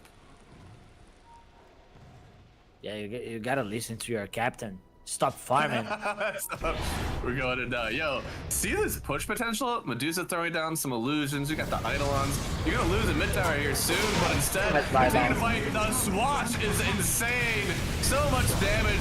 They'll even lose KJ in return, but with the Chronosphere, it's right on top of the Divine Llama plus the boat. They get the kill on the Enigma. There's no buyback for them. They'll even toss down the egg here so the Analog can't really commit to this one. He'll get on out just in time. K1 is able to step forward. He's got a little bit of damage with the Scotty now. Do they have the lockdown for MNZ? He's actually going in with the BKB. Wants to try to take out K1 here. He's got the Stone Gate. He can't look at him for too long. Torrent Storm will take him back, but he still gets the kill. Turning onto the Doom now. Oscar wants to try to get a little bit more, but the damage is insane for K1. He'll get the kill. It is a wipe after the buyback from Heroic. So well done from them to get back into the fight and help out their Dusa. Man, the start of the fight by just killing the Lion without buyback, then I'm pretty sure KJ had his buyback, but I think he just spent his gold, so he died and did not have buyback. Enigma did not have buyback when he died, but I think it was like 10 gold away, something like this, because he had it right after. I don't think it was needed because K1 was just tanking. They just did not have enough damage to kill this Dusa. No. Now, you have the Aegis. Now the fight Infinity is wanted. Oh, she's not. Oh, interesting. Getting the cheese. Okay. Huh. I remember, if you're inside the chrono, you cannot use items. Right? As a decision, I guess the idea is like, if I get chronoed, then I have an Enigma that will help me out. Yeah, but Enigma is eating all the chronos. Right? They are not trying to kill the dudes inside the chronos. They are going for the Enigma, and I respect this call. Oh yeah. No, that's the right thing to do. Yeah. Clearly this lineup from Infinity is to out team fight you. So if you can take out a team fight hero, it just makes everything so much easier. They don't have to cancel the black hole if he's dead, right? Just chrono the Enigma. But they should play on the enemy map now. They have all their spells. They have the Aegis, they have the cheese, Arcane Rune on the bottom. They're too shy. They have a good ward on the bottom lane as well. They'll see the Kunkka coming to protect the tower.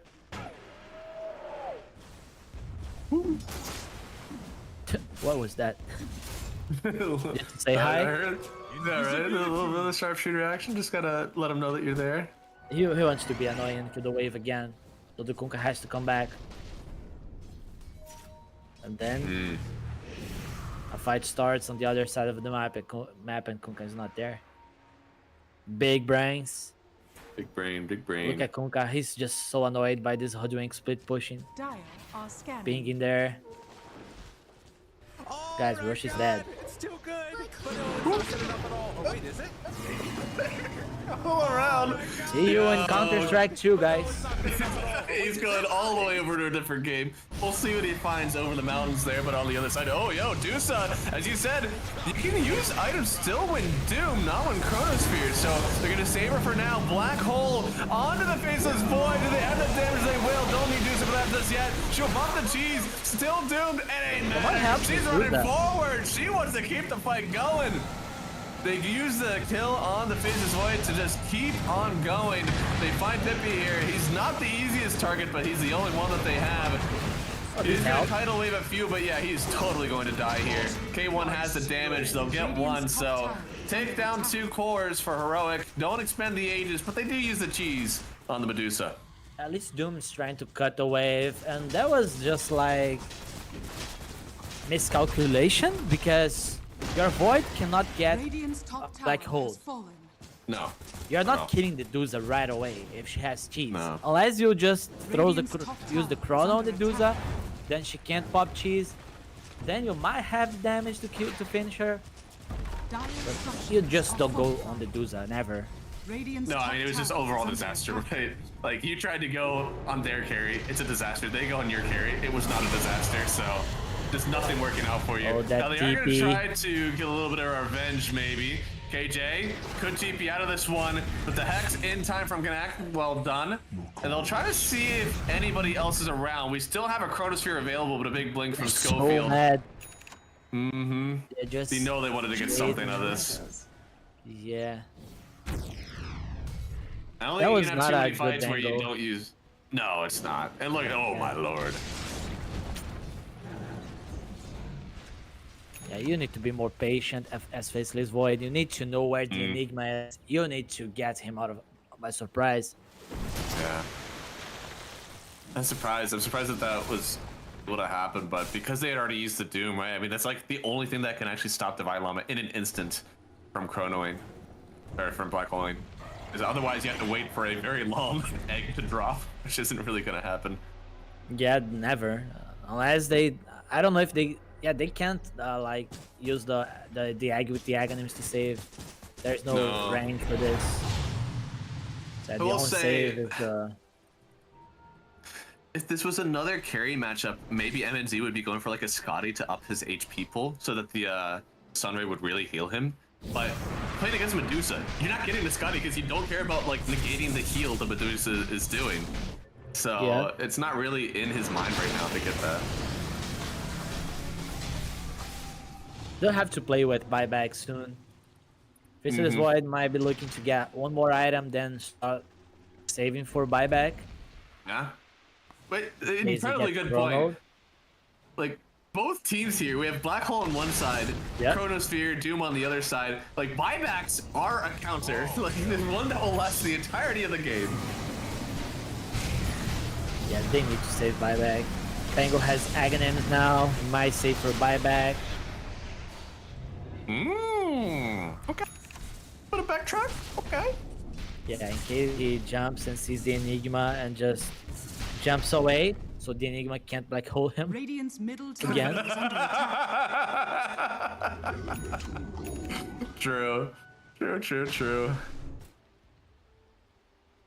Nice ward. Ooh, I like that ward. Saw the finished MKB. Yeah. No more worrying about the evasion because I believe we do have that butter finished on the Deucer a while. So it'll be nice to hit through that. She is going for BKB. Yeah, I mean, it's impossible to play this game without a BKB at some point. I mean, if she yeah, has the freedom to hit, she kills everyone. We saw that the only way that they killed the Duza at that time was if they used the Chrono on the Duza, because there was like 3 heroes on top of the Duza and Duza just getting stunned here and there, but not really losing mana. With the BKB, no stuns, just kill the Lion, you just keep hitting the Conka if needed, you can keep hitting the Doom. Yeah. You can hit the egg as well. We do have the 25 attack speed in the Chronosphere, or 95 attack speed in Chronosphere from the Faceless Void, so Dusa is killable. She feels big, but with the MKB now, she can die. But she still has room to grow, right? I'm still not sure. Oh, you don't think so? Because they'll have it. I don't think Faceless Void can solo the dudes inside the Chrono. Ooh. He might need help, but or they he can't needs ignore a it. disperser. Oh yeah. That will definitely do it. Like, and it's a question now with the defusal. Like, he's got the kill. Okay, she has a lot of armor. She has a decent amount of mana, so they might need to throw more on the dudes inside the Chrono. So if they're doing that, that means Pango is free. That means Enigma is free. Yeah, that's true. I wonder. So Mage Slayer reduces. Ooh, interesting. The lemon. Oh wow, that is gonna be the lemon. The green Oh, lemon, the lime. yeah. The green lemon. Lime, yeah. Okay, I'm sorry. I know that might be like a I guess slightly cultured thing, but that was just funny. Radiant's middle tower has What's fallen. happening? But yeah, no. The Yeah, Mage keep Slayer reduces dancing, man. the Keep damage. dancing. Are they even See where you're fighting? gonna end. Oh no! Oh, Sogi's No. down. They might actually have the stun to kill the Doom. K1. They get the kill on Doom. Has buyback, but oh boy. Yeah, but they don't have the waves.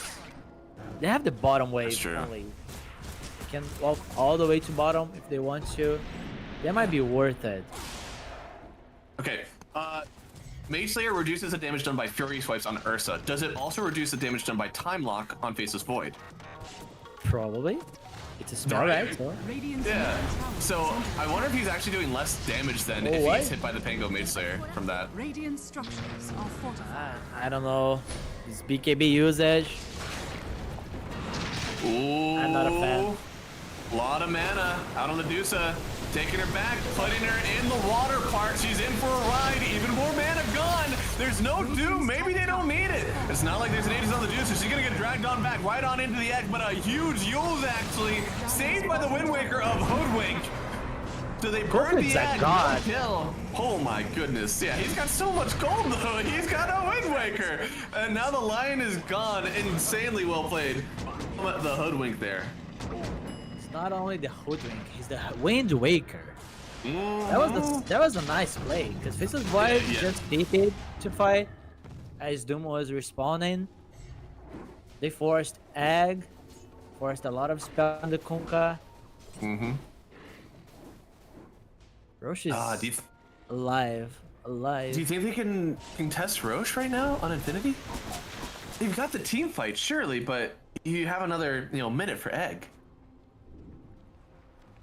It's hard. Yeah. It can go wrong so badly for them. I know. If you lose a fight on the Roche and the enemy gets the Aegis, you're done. But if you wanna do it, you wanna do it right. You need to scout. You need to have buybacks. Oh well, the buyback. I got bad news for you on the buyback end. I don't think you got buybacks many on Roche, on Radiant. They're going for the Disperser on the Faceless Void, which will be good. I mean, that really opens up his items. He can get rid of his boots if he has a Disperser later on. I mean, Dusa will do the same thing. Roshan's getting taken now, 50% HP. MNZ is showing on the wave, which makes you feel like they're not contesting it. They're just getting the waves out and backing out. They know that they need to land every spell. Yes. But there's gonna be an Aegis out. Like again, where buybacks are a classical counter to these like huge ultis, Aegis is even better. If you're playing versus a Faceless Void, sometimes you don't need a one-to-one counter. You just need a Roche taking team. I think Enigma can solo the Void now. Right? With the refresher, I mean it's 350 mana. I don't think he ever runs into a mana issue though. Actually, no. Buyback available, so. There we go. Enigma getting killed. Turn around to the Hoodwink. They'll get another. No buyback on either of these supports. That's at least a minute that we're gonna have to wait. They don't know if the buybacks are up or not, but they won't continue to chase. Since they see K1 coming back, they might consider. God. So he's baiting, right? Enigma's gonna buy him back, hold me, right? Yeah, that's what he thinks, but little did they know. He's way away from this buyback. There's two ways of playing this. They can try to force out the buyback, or they can just try to push the tower and know that Enigma is not gonna buy back just to secure a tower. Ooh, whoa, okay, what? He running. Yeah, but how do you hit the towers? Yeah. If he was Dudes instead, he would just hit the tower, but being a Faceless Void, he doesn't really want to do it. So, because Enigma committed for the Tranquil Boots, he actually doesn't have enough mana to use all of his spells unless he has the Magic Wand available. Like, considering he'll use 2 Black Holes and a Refresher, that's 1350 mana. He's 25 short, so he has to use the wand. Yeah, he just swaps. He can just swap the neutral item because he's losing a lot of mana. Is he? Bottom tower is under attack. Yeah. From the headband? Oh, not anymore? Dire's bottom tower. No. It's other item. Yeah, it's the Eye of the Vizier, I think. Yeah. My bad. So. Yeah, we can switch. If you can do some play-by-play, I'll start doing the analyst. Yes, just save the stake charges then. Yeah, right. If he saves that, he should be fine. But he also has to be careful, like, Midnight Pulse might not get to be thrown down. They're taking the Dusa mana again. Big black hole into the Divine Llama here. Nobody's able to stop him just yet. They'll instantly take down Gnek and Chippy here. They jump forward with the Refresher. There we go. We do have the black hole. 200 mana left to spare. MJZ is going to get sucked into it as well. Did Divine Llama just win them this game? Probably. He's the carry. They'll have Chrono. Doom coming back. Black hole. No, not like this. MNZ! He wants to take down this tombstone, but it's not enough. He's got to dive out of this one. Blink Dagger is the quickest hands in the West from Heroic. They get instantly out. And he's buyback for what? Radiant's middle barracks has fallen. You a lot of time on the Aegis. Radiant's top barracks are under attack. Just kill You've got to poke this down, yeah. Just kill it.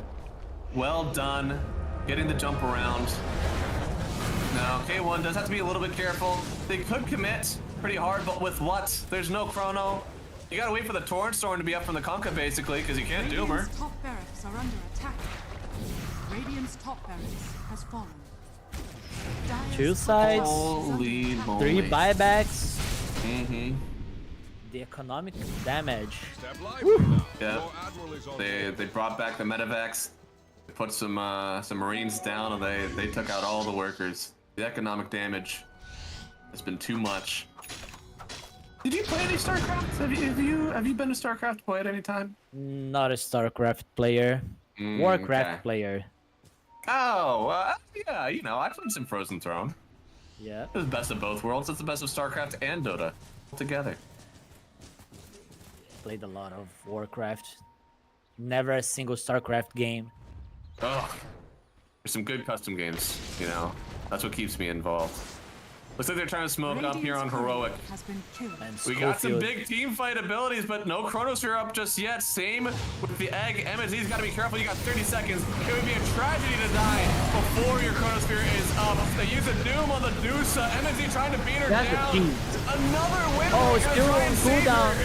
There's 4, a little bit more 3. Is there enough? They get the kill. Now they're trying to turn on to anybody else here. KJ could burn down, it seems, with the Torrent. No! The save on the Tombstone, it's enough. They're trying to keep on chasing. They'll use the Sharpshooter to take out Gnek, and now Analog is on the chase. 7 seconds, 5, 4. There's no mana for it anyways. Schofield's gonna blink in. Oh, yeah, Oh no, he my is a God. madman. Could he get Believe the him. hit? He does. Anybody else to help out? MNZ has to jump away. Swatch doesn't connect, and they will get out. Still having the cheese on Dusa now after the buyback of K1. Yeah, she had to swap the cheese mid-fight. Not enough time to do that. Radiant's bottom But now tower Chronosphere is under up. attack. No Doom. I don't Problem think we have is- Torrents or Boat any. How do you deal with 2 black holes? You don't Yeah, have I know. buybacks. How do you deal with one? Oh. Radiant's bottom barracks are under I don't know if they attack. have anything to kite that one out right now. Are they just gonna get Now megas? as much as you want. You may just have to let them get megas and try to hold. This is a terrible position to be in now. 24,000 net worth lead. The silver lining as well, the creeps are gonna be in your base. It'll be very easy to hit those lane creeps now.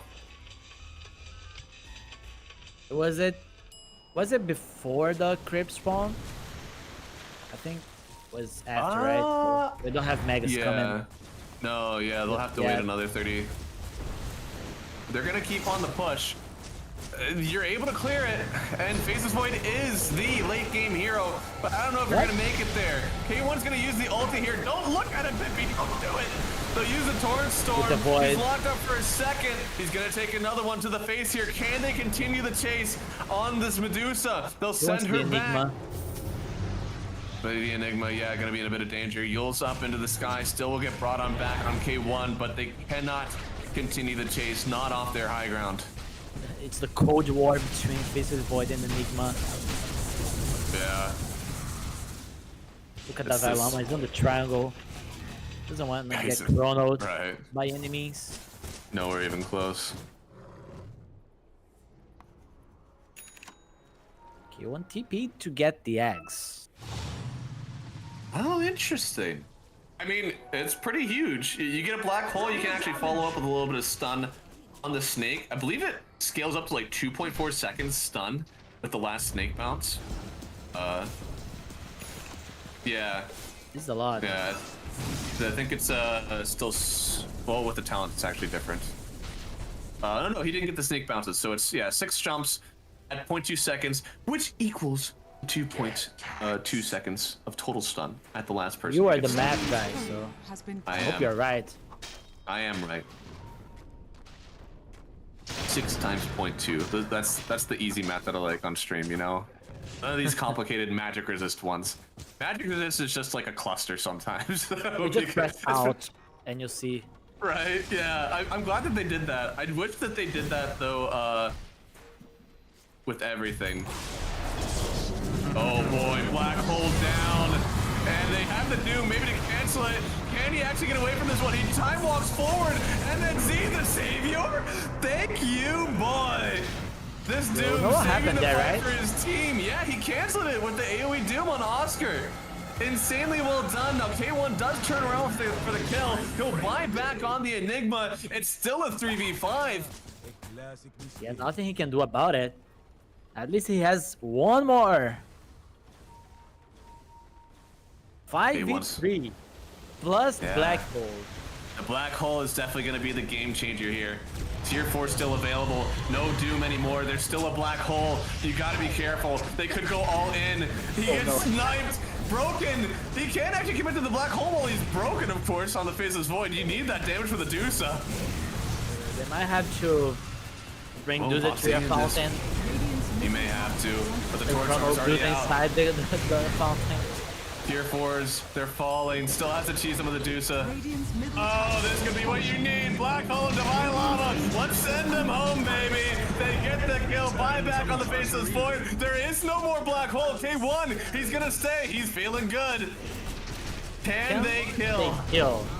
I don't think they can. There's gonna be a Wind Waker from the Hoodwink. Yeah, you can't stay in for this one. The Ancient's falling. Boy, you better press some spells before this Ancient falls. MNZ, he's waiting for the right time. It's the right time next game. Chrono's down. The Ancient's falling. They use the Wind Waker. One fortification down. MNZ, he's gonna pop the BKB. They don't have the Stone Gaze. Can they take that with the Zuza? They need a little bit more vision. The AoE Doom, it's down, but a huge Bushwhack connects, and they will get the kill. Look at the Ancient. Oh my goodness, yeah, he was so close to going down, but at the end of the day, they still end up getting the fountain, what they wanted. Yeah, so the team fighting draft got out team fight in the end. Schofield played like a beast, but Davai Lama with this beautiful black holes just carried the game on this mid fight. I think he's the first person we've seen to actually brute force an Enigma in these games. We've seen a very similar matchup in NA where it was the Doom versus the Enigma, and the Doom won out in that one that we saw. So much damage, had the advantage in levels, but this time Divine Lama had an awesome lane. I think that's the difference. He had a huge start. Bracer Vlad's at 8 minutes, and he was just killing people on his own. I mean, what an insane showing from Divine Lama. You almost have to consider, do you give him that game? I mean, if you can't play against an Enigma with Faceless Void and the Phoenix, what can you do? Just ban 10 offlaners. That might be the plan. Yeah, maybe. These offlaner heroes are just so good. No, they're definitely playing incredibly well. Guys, that was a long one. I think Ace and I are finally starting to get our wishes here. We're getting some good games. I hope we see another one like this. Incredibly back and forth. Lots of team fight stuff.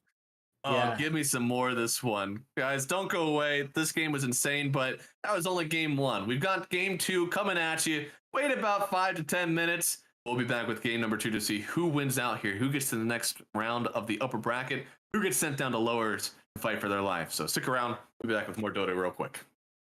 Running me back, and that's running me back, running me back, running me back, running me back, running me back, running me back. Hey, look, hand me the ball, I'm running it back. Answer the call, I'm all in my bag. They want me to ball, I charge on the max, and then they promote cause they paying me tax. I'm the solution and I'm the problem. If it ain't profit, it ain't an option. If you try to play me, I'm gon' get you packed up. If it's something nasty, nothing's getting past up. No, we bout to act up. This whole game is wrapped up. Talk will get you smacked up. Refresh, you should back up. Hanging all these plaques up, it's fast, bro. Know that I'm a menace, catch you lacking with your hands up. 10 toes down. If I stumble, watch me stand up. When it goes down, get the tutu, tell your man's dog. You can blame it on your homies, got you hyped up. Whoa. Everybody trippy, yeah, we coming, yes, that back. Yeah, we walking with a body bag full of cash. Cut from a different rare, we raise it like a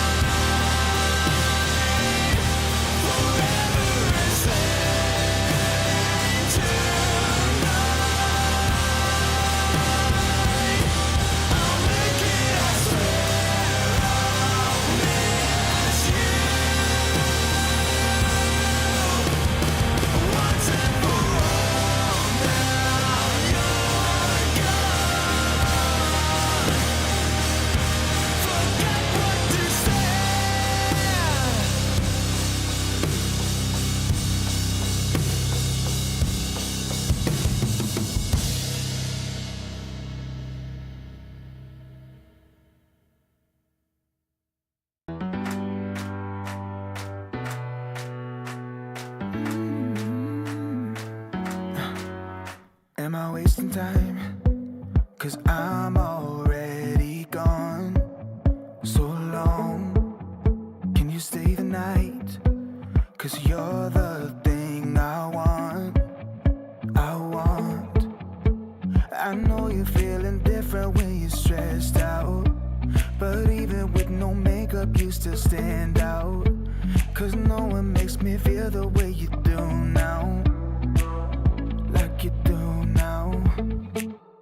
The way that you move your body, you make it look like a hobby. Every time that you touch me, it's electricity. Things we discovered underneath last night's covers. Everything came so easy. It's electricity.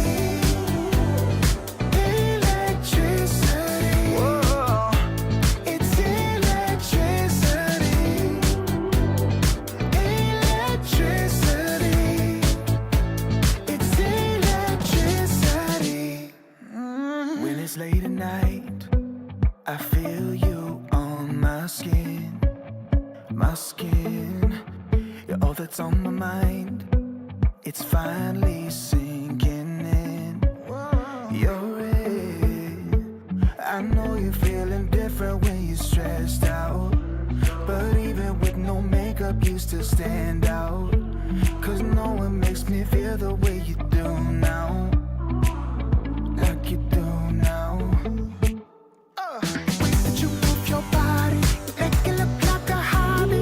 Every time that you touch me, it's electricity. Things we discovered underneath last night's covers.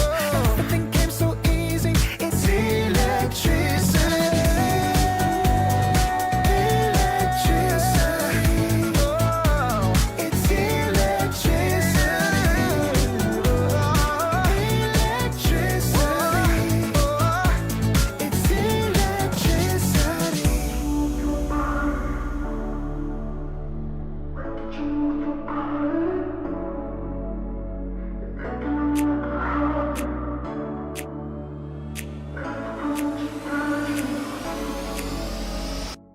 You move your body, you make it look like a hobby. Every time that you touch me, it's electricity. Things we discovered underneath last night's covers. Everything came so easy. It's electricity. Electricity. It's electricity. You move your body. Electricity. You move your body.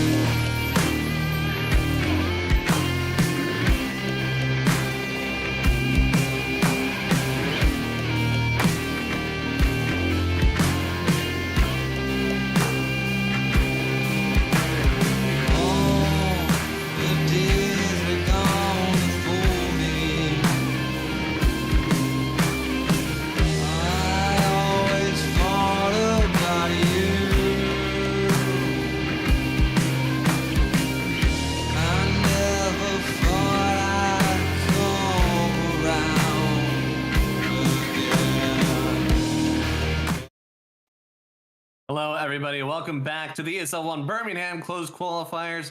For an SA now, it's me, Math Magician 10, and Ace Dota, and we finally got it. We got the good one. Oh, such an exciting game.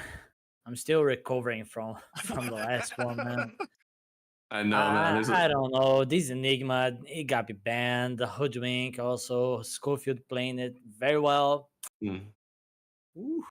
It's really hard because sometimes you look at this, and I think it was Aoi that talked about, like, you'll sometimes get worked by a hero in a game, and you'll always be like, man, we gotta brand their hero. I hate playing against it. And you have to sit back and think about, like, was it actually a good game for the hero, or is this someone that just plays it on another level? I think this time it was somebody who just played it on another level, because again, if you're playing into an egg and a chronosphere and you're not able to kind of shut down the Enigma, they did it for a while.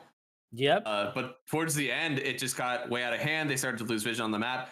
I could hear maybe an argument that if we have heroes that kind of help us out in the vision game, was a little bit easier for us, but Divine Llama did a huge job of only being on the counterattack and making sure that he got the black holes that he needed. So I'm with you. I think ban is the best option, but maybe if they do make a little bit more of an effort on the vision side of their heroes, maybe they can make it work.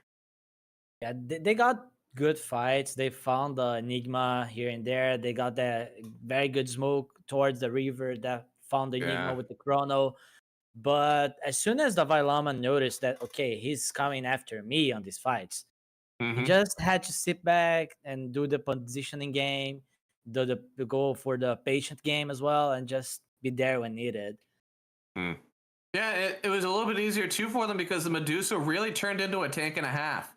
You had the Scotty, Butterfly, BKB, and Lincoln. I mean, these are all incredibly defensive items. You get a little bit more damage with the Butterfly now, but you're really only looking at the Disperser and the Manta Style for the Medusa damage. And would you believe it that our boy Divine Llama was most damaged in the game by far, 43,000 damage for him. And as you look at Infinity, actually, I didn't think it was this bad. None of them even cracked 20,000 damage on their entire team. That's a little bit surprising to me, actually.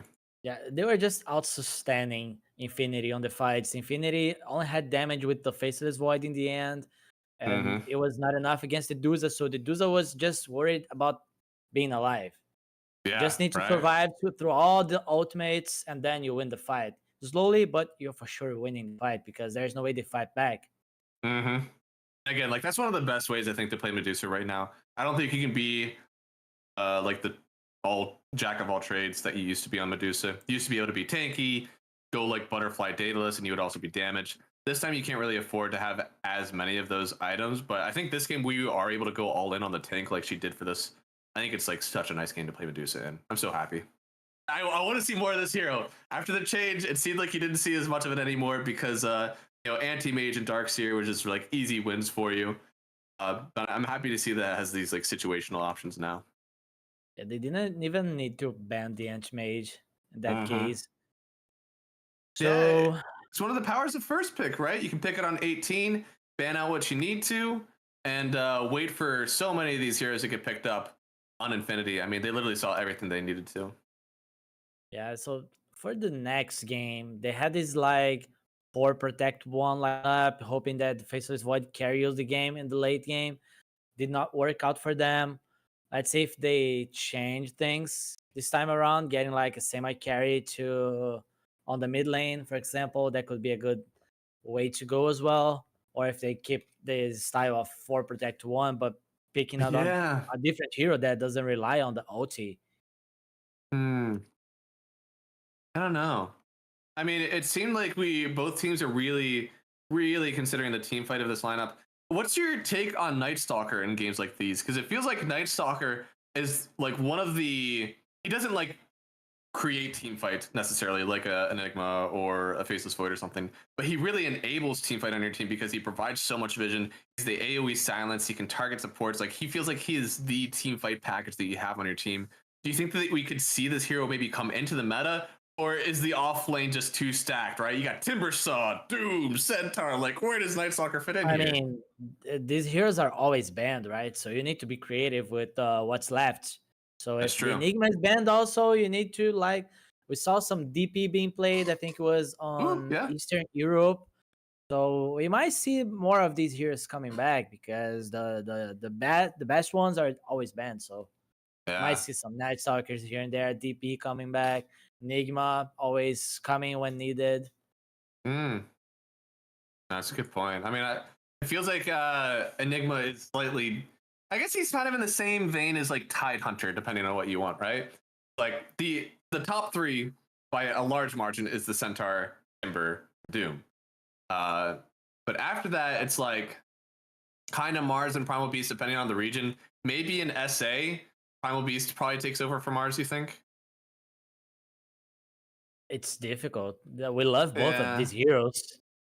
Yeah. Thing is, some teams play the Primal Beast on the mid lane as well. Some teams, they play the Mars on the mid lane as well. So as a flex pick, depends on the team. That's a good point. I forgot. SA has a lot more of those that will play the Mars in the mid lane. I think in other regions, you would more often see it as like a support, honestly, like Pause 4. No, in SA, that's true. People would play that. And, you know, what's better than thinking about the draft? Ain't seeing the draft. We've got it all ready for you guys. Game number 2. I'm excited to see what happens. I think if you look at these teams in a vacuum, the expected outcome was heroic for game number 2, but dude, Infinity put up one hell of a fight with the team fight for this one. I want to see them continuing to go into that one. They had beautiful team fight, glimmers of hope. I want to see them double down on it. Keep that happening. Really try to make this sink for you. Cause I got faith in them, man. I got faith. Heroic chose Radiant here. Let's see what's up with this. Oh, they did. So they did get first pick on Infinity. 10 seconds remaining. I like. Timber, Doom already out. Centaur still in the pool. So again, Infinity, if they do want to go for the one offlaner that's left, they could maybe pick up the Centaur if it's not out. However, there's still the Nature's Prophets in pool. Lion has also been tightly contested. We'll see what they want to do. I don't think you need to ban the Lion. I think you can keep banning the offlane heroes. I think you might just... Yeah, no? I think you could probably... I'm interested to see. Ban Lion, Centaur, counterpick on Puck because you banned the TA. 5 seconds remaining. That makes sense. It's either that or you run the Faceless Void for yourselves on Heroic. Yeah, because you're banning the Doom. Yep. But again, Centaur is one of the S tier, maybe A tier. No, I'll commit to the S tier offlaners that's still in pool. So I can definitely see them just trying to snipe that up while it's still left. Yeah, I think they should ban the Pango here on Infinity. Ooh, hey, that hero balled up. I know that we're talking a lot about the Violama, but Pangolier looked awesome. Yeah, since it's a safe first pick for Heroic, just take them out of the comfort zone. Yeah. Make them think. I mean, now you pick the Centaur. Check there we go. There we go. There we go. Let's see if they do pick up Lion, the Nature's Prophet. Again, Puck might be a sneaky hero to put in for analog. We've seen a lot of like to play the Mars against the Centaur as well. No, that's true. Not sure if it's as a first pick. 5 seconds remaining. But... yeah. Ooh. Oh, we know what's up. We know K1 loves some carry Abaddon. Yeah. But I think gotta ban out the Slark then. I think that's the one thing that you need to take out. But they've got some bans to work with. I think you wanna have this hero as a flex pick. If it's a good Abaddon carry, you just give it to K1. He knows what to do. I think either way though, whether it's in the offlane or the safe lane, Slark is gonna have a really nice time with it. I don't think you can I know that the flex is important with it. But I think regardless, you want to make sure that hero isn't in pool for you. Well, they're banning the Winter Wyvern. I hear they could play the lane with the Abaddon in case it's carry. A lot of sustain. Yeah. 10 seconds remaining. Thank you, Chaz. Thank you, Chaz. 5 seconds remaining. I love my chat brethren all over these games. What are they talking about? No, I just literally spamming math. I love to see it. We got some hearts too for you and I earlier on. That was nice to see. We've been very supported so far for ESL. That's the one thing that I've noticed. Chat has always been very, very nice to us. I've gotten bullied in some other chats sometimes, but ESL is always very kind to the casters. So guys, make sure to follow us. Okay, and then you turn right into self-promotion. I'm trying to be kind to them, say thank you for them, and you're just like, give me some impressions, give me some clicks. What are you guys doing here? Radiant team ban. And thank you for being here, watching some SA dotes. Probably has been. I feel like the Primal has also been a hero that could have been sent into the mid lane versus this, but they go for the Lion instead. Beautiful lane combo. I mean, is Lion Abba a strong Flame duo. I feel like that's true. Depending on which heroes they are facing.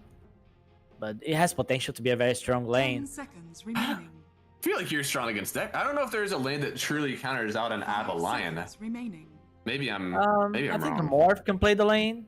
Okay. Due to the spam of spell, and just get the stick. You need to have like a boss 5 that can harass on the Abaddon and the Rubik pick out of nowhere. We saw yesterday Rubik being picked against an Enigma. This time around, it's like against Abaddon and Lion. Great spells to steal, don't get me wrong. Oh yeah. It's a great lane as well. 5 seconds Right? remaining. Like we used to see this lane like legitimately prioritized way long ago, but it was like Rubik Centaur, Rubik Sand King, Rubik Slardar. Anything that has a combo and nukes to run with you. I think Centaur is especially strong right now because you have the double edge that is really powerful. And we got a lane winner in the Enchantress. Here's the Mars. You said you wanted to see it. Guys, stop thinking. We can't talk about them so fast.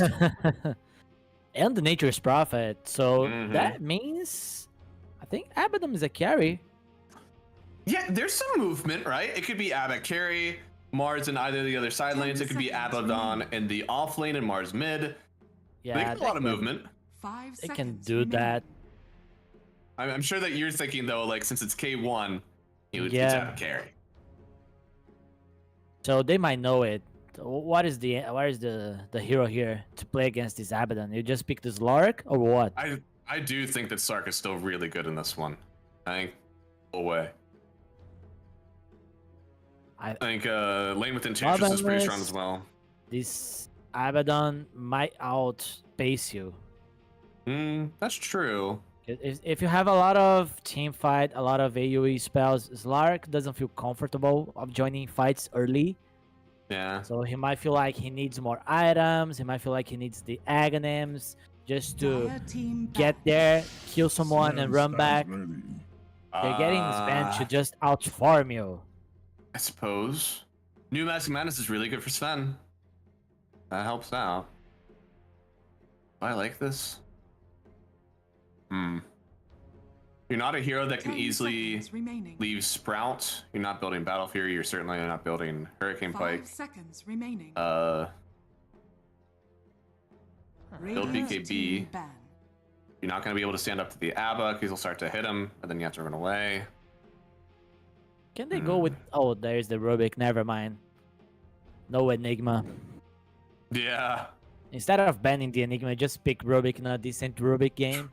true. That's nice. 10 seconds remaining. I think this Finn just threw me through a loop, I'll be honest. I really like the Infinity Draft. I love 5 their offlane seconds duo here. remaining. I love the Enchantress just winning out your safe lane. I think we've gotten to a point where there's a surefire win condition for Infinity, but like you have to win these lanes. You have to get your Sven to at least like an item ahead of Abaddon, or else it's going to be really hard for you to play. Doesn't Abba just go for like Manta, Echo, Harpoon? Like he doesn't have to go for the Radiance. K1 used to do it in the past, but with this Harpoon item, I think you can just get it with the Manta. Plus, anyone who builds a Mage Slayer, which we don't see anybody just yet on Infinity, but anybody who builds Mage Slayer, that Radiance damage is also decreased by a ton. So for Heroic here, I think for Analog, they can think of a hero that just defends towers because high ground push on Infinity is not great in case they're ahead. Have this Van that has to be there hitting the tower, so that's why they're banning Skipper of the Light. He doesn't want to eat a lot of Illuminates. They might consider banning like a Puck as well. Here that can help on shoving waves. You bring up a very... Do we have damage issues on Heroic? Kinda. This Abaddon does a lot of damage when he hits his timings. Right? But Nature's that's like Prophet a doesn't while. provide a lot unless he's like stomping the game and get like Radiant another team. Orchid. They're banning the PK, so they know what's up. They're not allowing them to push the towers. Think maybe a Death Prophet then? Yeah, that might be an option too.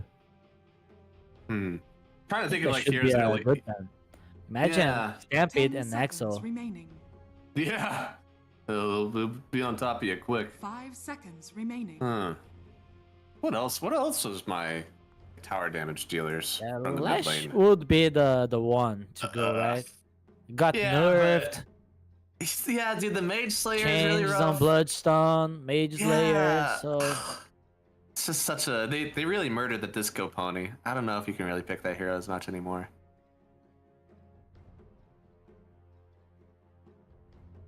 Come on, chat, throw some names that can hit towers on the mid lane. Yeah. Oh, man. Thank you, Tommy. We'll see. Yeah, just a cheap hero to move around. Yeah. You buff this van and hope he 10 kills everyone. seconds remaining. Yeah. 5 seconds It's a good team remaining. fight. Throw a meatball down in an arena and make people really think about Dire stepping into team it pick. too. Radiant team pick. Oh! You said meatball. I heard meeple and I was like, meeple? That's what I meant. Oh. I don't know. I mean, I feel like the hero is okay in this one. Lion does provide a little bit of an issue where you have a ton of single target lockdown and nuke. But if this meeple gets off the ground, 5 certainly they're able seconds to remaining. win outright in like 15 minutes, really get an advantage. But this is really lane dependent. I think you get a strong laning here on Heroic now. Wind Ranger? Huskar. Husker. Now Yeah, select your heroes. you address cheese with cheese. Which one's the better cheese? I think the Huskar is the better cheese. I'll be honest. I don't know what you think, but I think this is a hard meeple game now. Yeah, you can just, I mean, Huskar Abaddon. You use the showdown on the Huskar. He's on the front. Abaddon is on the front line as well. The Vailama will be looking to get good jumps. And Infinity? I don't know what's up with this meeple. He'll have a lot of armor with this van. This hero is OP, so I think you can just pick it if it's a good meeple game. So I think they definitely have a shot here with this hero. Because Heroic might not have enough damage to kill the meeple when he has Ags. But isn't this lane abysmal? Like, how do you lane this as a meeple versus Huskar? You gotta be just poofing up the don't. lanes. Yeah, I think you just survive for the first like 3 levels. I don't know. I think that was a very nice call picking the Huskar here because you just don't give the early levels to the meeple, and then it's just a meeple starting from behind, and you can't really punish the Abaddon on the other side. You can try to punish the Mars, but it's a Mars Lion lane, so it's not easy. I think Heroic, you got the lanes. No, you got the lanes. That's what I kind of wanted, right? Because you want to get early items on the Sven. You don't want the Abba to take off. You need your meeple to take off as well. So if they have issues in the laning stage, it can be really hard for them. Meepo, as you said, I think maybe you can survive until you get 2 meepos, and then you just start like kind of poofing the wave out and just trying to not engage at all. As you can see here, we're already into game number 2. I'm worried. I'm worried for Infinity. But if they do get off the ground, look at this Centaur, Sven, and you got the Meepo to run the map. They could definitely take over before the Abba wants to really hit his timing. But I feel like you add in all those really like early set conditions, the game is so hard for you. It's a very hard lane to analyze. It's not every day that we see Huskar versus Meepo. Right? That's one of those, that's a pub matchup where both mid laners are trying to like cheese each other. They accidentally hit each other. It's just one or duo. the other, but not these 2 heroes. No. Well, because you also never, like, you never pick either of these heroes on 23 usually. Like, these are always heroes that you're like, I am terrified. There are so many heroes that, like, insta-counter it, but if it's a good game for it, it's a good game, right? But you always saw it on 24, never 23. And this is why, because you can get Huskar as a meepo. They had the winter ban, so they had the Sven pick, so they felt safe. Yeah. You almost have to wonder, I need to see, I'm trying to look at the stream and see what that last ban was. Because they did ban out the Coddle. I'm surprised they let the Huskar through though. Oh, was it Kunkka? Yeah. Okay. Because that was the Invoker ban. Yeah, it's rough. I mean, I feel like you shouldn't have let the Huskar through, but they surely talked about it. They know that was an option, and now MJZ, KJ is gonna TP on in. They get the kill through the heal. That'll be the Nature's Prophet getting the first blood. This is the hero that we said it doesn't do a ton of damage unless you get him involved early. So if he continues to get involved like this, could be a pretty nice spot for them. Oh goodness. Getting first blood, getting some cool items to play the lane. What I'm really curious about is this mid matchup. I can't take my eyes off this lane. Hey, really good start from Analog. He did do a lot of damage. Still 3 CS from Chippy, so only the 1-9, not the worst thing in the world. It's not that easy to get CS with the Huskar. You need to harass the enemy. And as a meeple, you need to use your HP as a resource to get CS, so... Yeah. First two levels are boring. They're still entertaining in their own way. You see these Huskars, sometimes they'll go for the Q first to secure, but I love Analog going for these spears. It's kind of like you're playing against a Spirit, right? Anytime Huskar plays against Spirit heroes, he's getting that spear first instead of the disarm. You don't pick Huskar against meeple to secure the range grip. That's true. You're picking it to dumpster him. Get him out of there.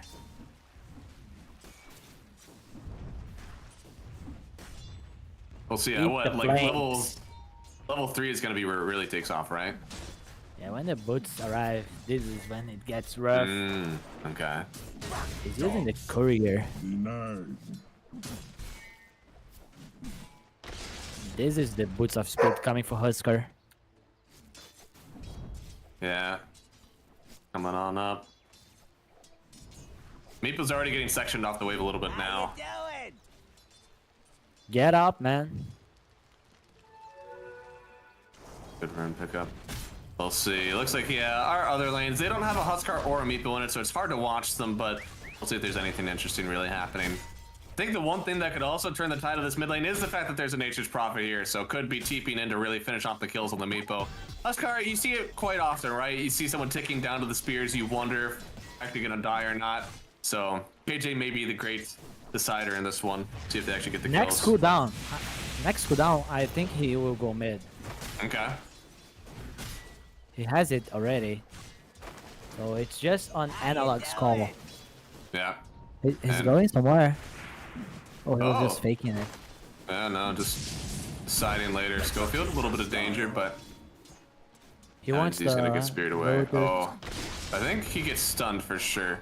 Oh no, he doesn't. He instantly pops it so he can get the TP out, and MNZ will just have to watch him go. He did TP all the way back to base, but look at this huge wave for Divine Llama. He doesn't care. He's happy that the line TP'd out. This is all his XP now. Yeah, but now Sven can try to deny some creeps since the line's not there. Nah. He has got both of his spells up, so I think he should be able to secure well enough. Oh, Nature's Prophet's gonna come mid soon, man. I can feel it already. And denies. Oh. This is not the meeple you want in your game. No, no. This is not the immortal Smurf meeple in my ancient lobbies. Oh no, he's got a TP out. Oh. Okay, he's low good. DPS. Yeah, he's good, but that does mean that Analog free wave for himself.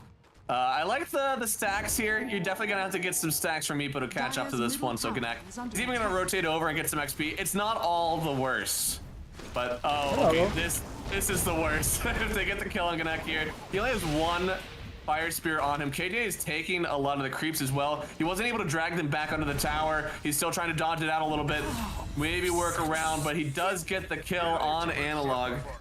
Poor support, just trying to get some XP. And then on the other side, Oscar, he was left alone. Takes a lot of damage, but he'll be alive for now. This here is very strong on the lane. Infinity, they might now start planning on how to kill this Huskar, because he is diving towers. So they need to bring numbers just to get at least one kill. Analog is vulnerable to ganks. Very, very vulnerable to ganks. Yeah, and I don't want to alarm anyone, but if you were to pull up the net worth tab for just a second, it would not look good for the Meepo.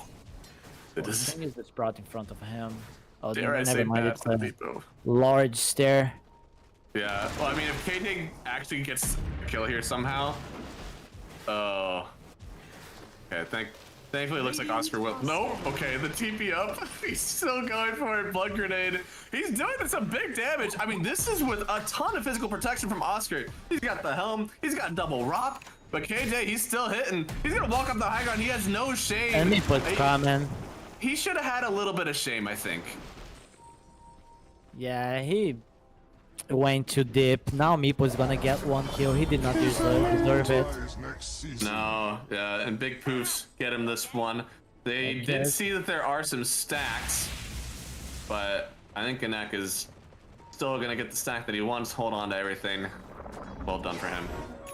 Rune He did a good job by not allowing Centaur to get the wave. He didn't have to go to the high ground. Yeah. Maybe, okay, this could be cope, but I think if they protect the stacks, let Meepo get these, I think we're back. I think we're so back. I mean, this is not terrible. You can use this as a comeback tool. If Heroic doesn't contest it, I think they should. I wonder what the Nature's Prophet is doing here, but they're bringing in the Huskar as well. He's gonna jump on Ganek. He's instantly trying to TP up, but Schofield will get on in the action. Ganek goes down. Courier possibly goes down. No, it's okay. They do have a sentry to see the ward, so if they do end up walking back, they'll get a free D ward out of it, but you gotta be careful here. K1 is starting to encroach on the tower. Oscar trying to run away, but he's stunned up under the tower. He'll get another kill. You gotta get this wisdom rune. Just go there.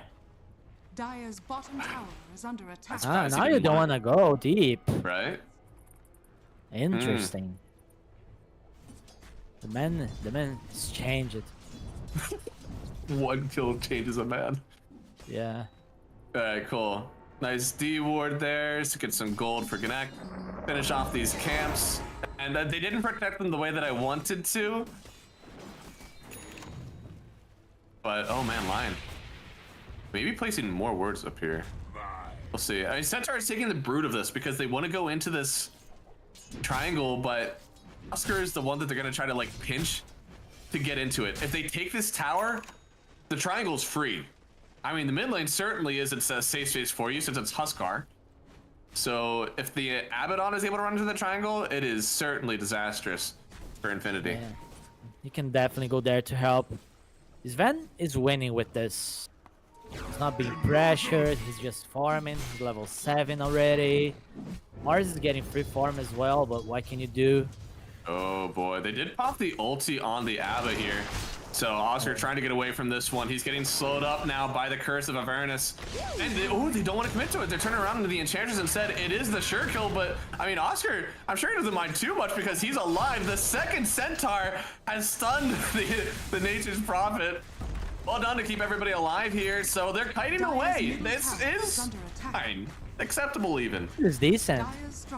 Huskar is gonna take the mid tower, but that's designed to happen anyways. At least Meepo is getting some farm. Not ideal. He's so low in net worth, but some farm I think is a bit ambitious there. That's true. I feel have the ancient stacks, they haven't been taken yet, right? They're probably only for Sen at this point. That's the Meepo hasn't grabbed them. Yeah. Unfortunate. I thought that there was maybe a way where they just kind of take them together. But yeah, they're probably just gonna wait for the Mask of Madness and let the Sven get them. I mean, this is a little bit of a rough spot. Thankfully, the Sven had a good lane. We didn't look at him at all because we know MNZ is going to win his lane, okay? We didn't need to look to find out. But if he's having a good time, and Meepo is actually allowed to farm for a bit, right? And MNZ, if he does need to show up to a tower fight, I'm sure he could. Yeah, he'll have Mask of Madness soon. It's coming on the Courier. Then he can just TP to the triangle to farm the Ancients if he wants to. But it's also good to defend this tower and make it alive as long as possible.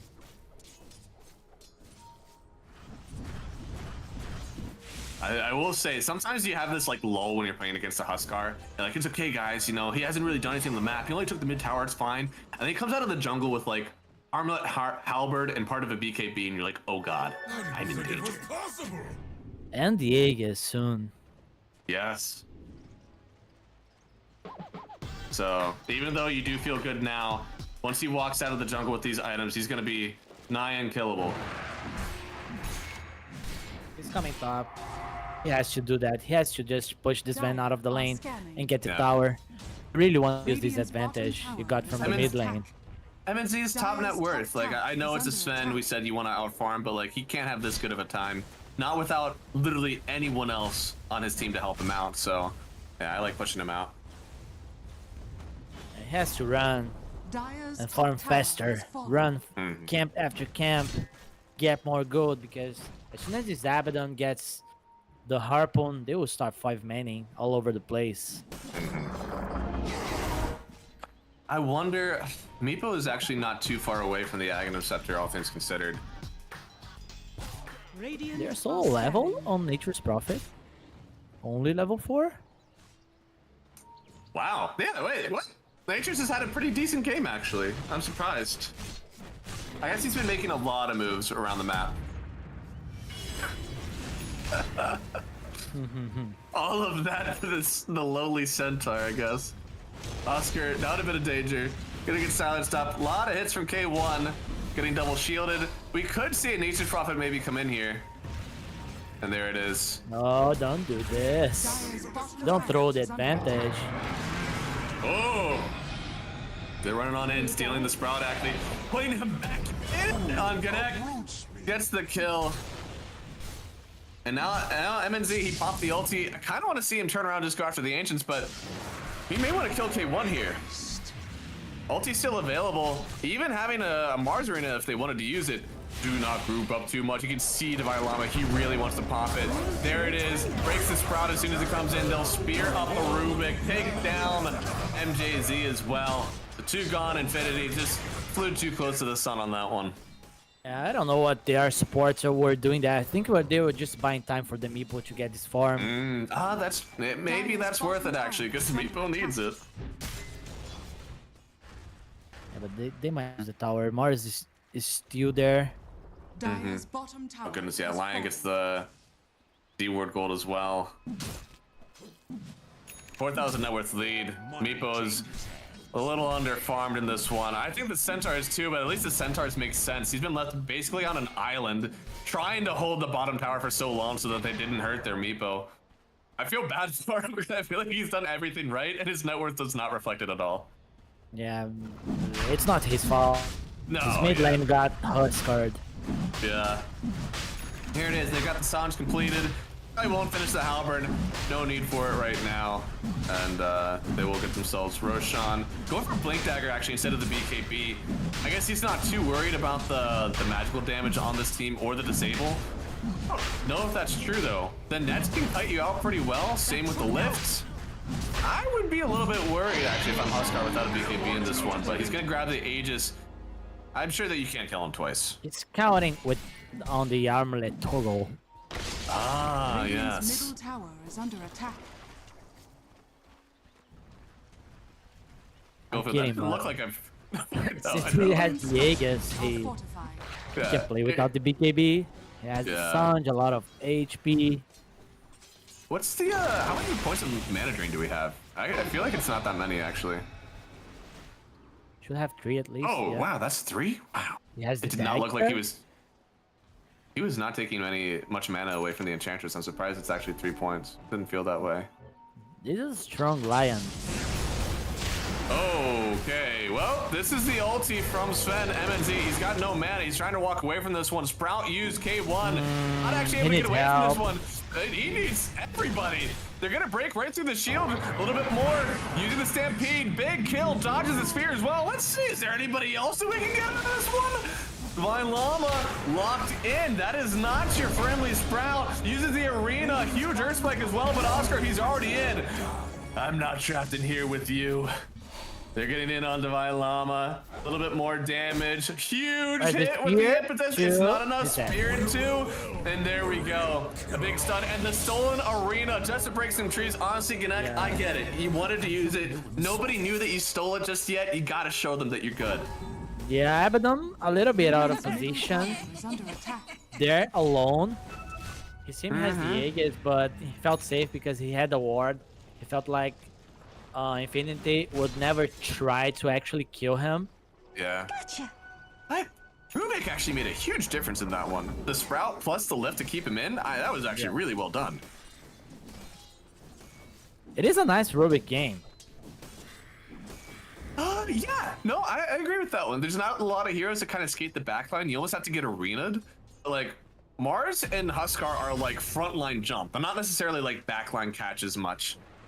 Your backline catch heroes are more like your Embers and Storm that can go the whole way into a backline and be fine. K1 has Cutting Blade now. Where's my Battle Fury on Abaddon? If there's anybody to try that out, certainly it would be K1. He would rather go Radiance. That's true. He would. I wish he could just burn the trees. Ooh, hey, we got an arena in about 15 seconds. Fortification for this tower. Steals the Aphotic Shield instead. That's not a big circle ability, that's a small circle ability. Why'd you do that? Okay, well, like MNZ.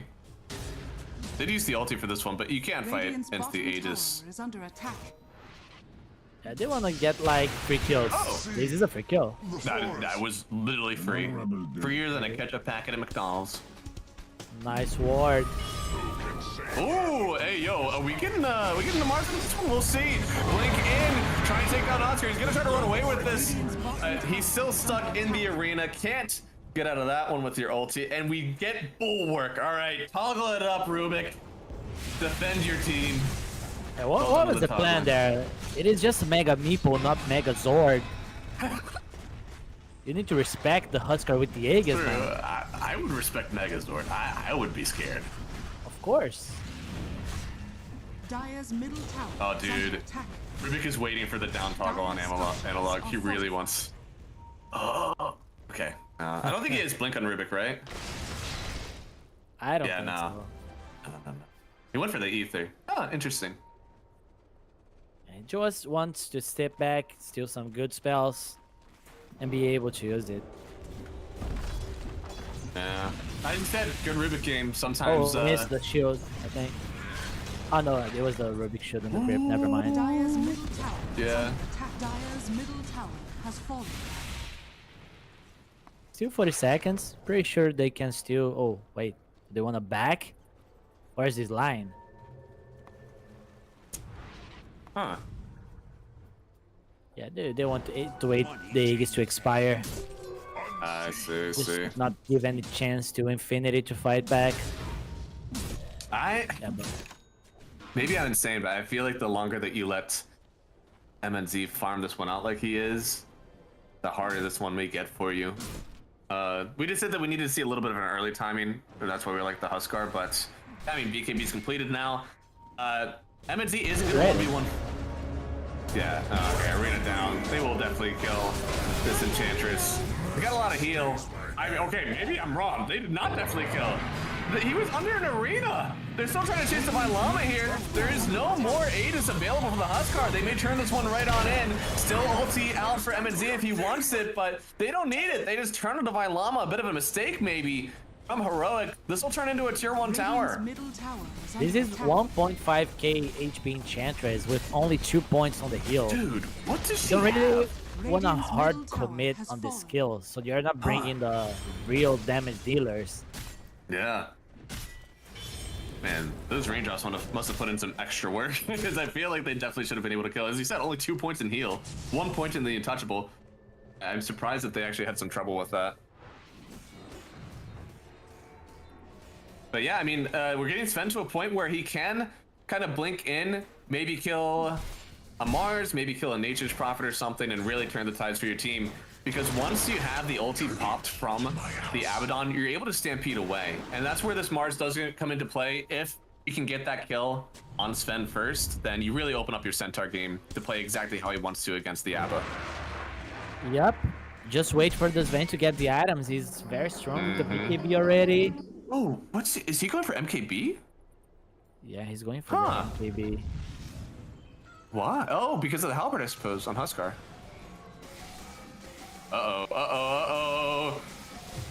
Chippy, somebody else is getting hit by this, and it's not your team.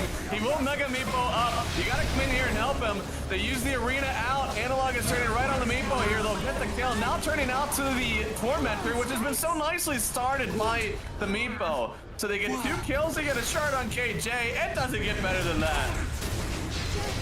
Man, luck is not excuse, but this was just a nice timing to be there, right? Mm-hmm. Finding the Meepo, getting the Tormy. Perfect. I just do not think that he was looking at his Meepo at the time. He couldn't have been, because you could see the damage being dispersed to somebody else, a lot of somebody else's who aren't actually around you. I think at that point you just got to get away, but wasn't able to. They do get the kill, plus 2 others and a Tormentor. I mean, that's just the perfect move from Heroic. Very well done from them. Yeah, your Sven is scaling. This is good news for them. Yeah. But when can they fight? They have the BKB. They're going towards this. Oh, he changed his mind. He's going. Interesting. Yeah, he wants the Silver Edge. He just wants to kill the Huskar. Yeah. It's also good against the Abaddon. I guess this also takes over for his initiation item, right? Maybe does he just not go blink in this game? If he has the Silver Edge, he might not need it. Yeah, he just doesn't want to go on the back lines, it seems.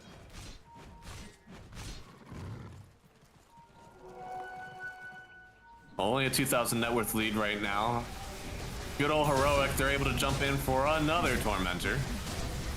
Let's see who gets the shard this time. I might get a Devi. Oh no, it goes to Analog. Wow, okay. Pretty nice shard actually. Giving you a little bit of heal on top of your Q plus the move slow. It's quite nice. My first smoke move. I have this van on the bottom. Sven can come with the Stampede. Stampede has actually got his net worth above Mars. I'm surprised. You have a lot of map control on Heroic right now. MNZ using the Shadow Blade to get away from this one. I don't think they saw it yet, so they don't have the vision available.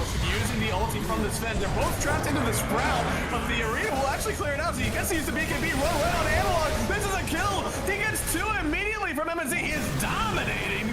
He'll get sprouted again, but he's able to turn back onto KJ. Needs a little bit more damage. The Finger of Death, it's not enough. The shield, they don't have the damage to keep him up. He gets... Oh.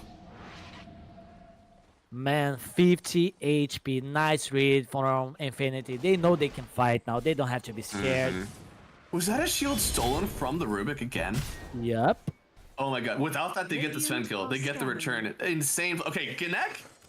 I'm focusing on this guy. He is owning, and it's not like there's these huge teamfight abilities that he's grabbing. You can see Sprout to keep people engaged. You can see the shield to get the Dispel and the tank where they need it. He is doing such an unconventional way of owning the game. You would think it's more on like arenas, spears, Finger of Death, but it's not. It's total utility. Yeah, and against this BKB Sven, you're not tanky enough to keep fighting. You need your Abaddon on the fight when it starts. And Infinity coming back from a game 1 where it felt like they were just trying to out team fight, weren't able to make it happen. This time their coordination feels a little bit stronger. They're making the moves together. The only thing is they weren't able to turn this into Roshan. That was the one thing they needed. It just spawned now. They need to recreate that sort of fight because Roshan, it's going down now. They're right next to it. They're going to hear it pop soon. Sven, he might be able to turn into a Nature's Prophet if he turns the right way. But Roche, he's about to yell, I think. Oh, they don't have a Sentry. MNZ, he's about to walk in. Arena out. He got the BKB. Everybody's dying to cleave. It's way too much from the Sven. He gets 2 kills immediately. There's no Huskar back in this one. Game 1, he already used the ulti. They're trying to turn into it. He wants to get the Aegis, but it just killed him before. He gets Aegis on MNZ. The banner is down. They ain't need it. Turn it into some towers, Infinity. I would say the game became almost impossible now for Heroic. How are they getting this van? The Meepo is back. You lost your second Aegis. is under attack. That was well done team fighting there from Infinity the whole way through. And I tell you what, the BKB ulti in that short area, somebody needs to break smokes if you're Infinity. You cannot let them get that close without How come even nobody showing was the there? hero. Radiant's top tower is falling. They just walked into the pit. Right? Literally just walked in. Like that's not an exaggeration. He walked, face checked Roshan. It was like, Radiant's oh, top tower his is under hero's attack. here. Pops his BKB, pops his ulti. That's all he needs. Now Meepo has Blink Dagger also. He's ready to fight. Second on the net worth. They need items on this Huskar. They need this BKB. Even with the BKB. I think that this halberd was a little bit Radiant's no, MNZ. Oh no. Look how much gold he got from this. Pretty sure a lot of experience as well. Dude, there was a lion right next to him. I mean, the lion couldn't do anything about it, but Radiant's man, top I can't tower believe they is didn't have falling. any vision down. Oh, that's so sad. Only Miracle can save them. And he's on Nigma. Oh lord, okay, here comes the Meepos. He hasn't really gotten a chance to play the game. He's back in it now. And they're gonna go right up the high ground. 10,000 net worth lead for Infinity, newly acquired from this Chippy Choppa team. This game might be over. Oh, it might, but we're still giving it a good go. They have an arena trying to take down MJZ first. MJZ still got the Aegis, and they will just take the Centaur and get on out of here. But the blink in from Huskar. He's able to use his life break to get himself back onto the high ground. There is no Aegis for the Meepo. They could focus one down. They get the kill on Analog and Divine Llama, and the Meepo, he's still kicking. One Aegis down for MNZ. Could run back on Schofield. Invis is not invincibility in this case. They take 3 down, and it is 50 with the triple kill. Meepo has entered the game. Yeah, after the rough landing stage, getting the triple kill now must feel good. Oh, there's no... If he dies here, I don't want to say it's over. Call it. Just call it. I think it's Okay, fair to well, call it. Ace is saying it's over. I kind of agree, man. Godshanth onto the tier 4s. Nobody has a buyback in this entire damn game except for the Sven who just got it. I mean, if you don't want to call it, the game's gonna just end. Radiant's middle tower has Well, fallen. they have a Huskar Okay, that's about okay, to come. KJ. Okay, KJ. Killed. You can buy back on the Abba. They're gonna let it You ride want out. to do it.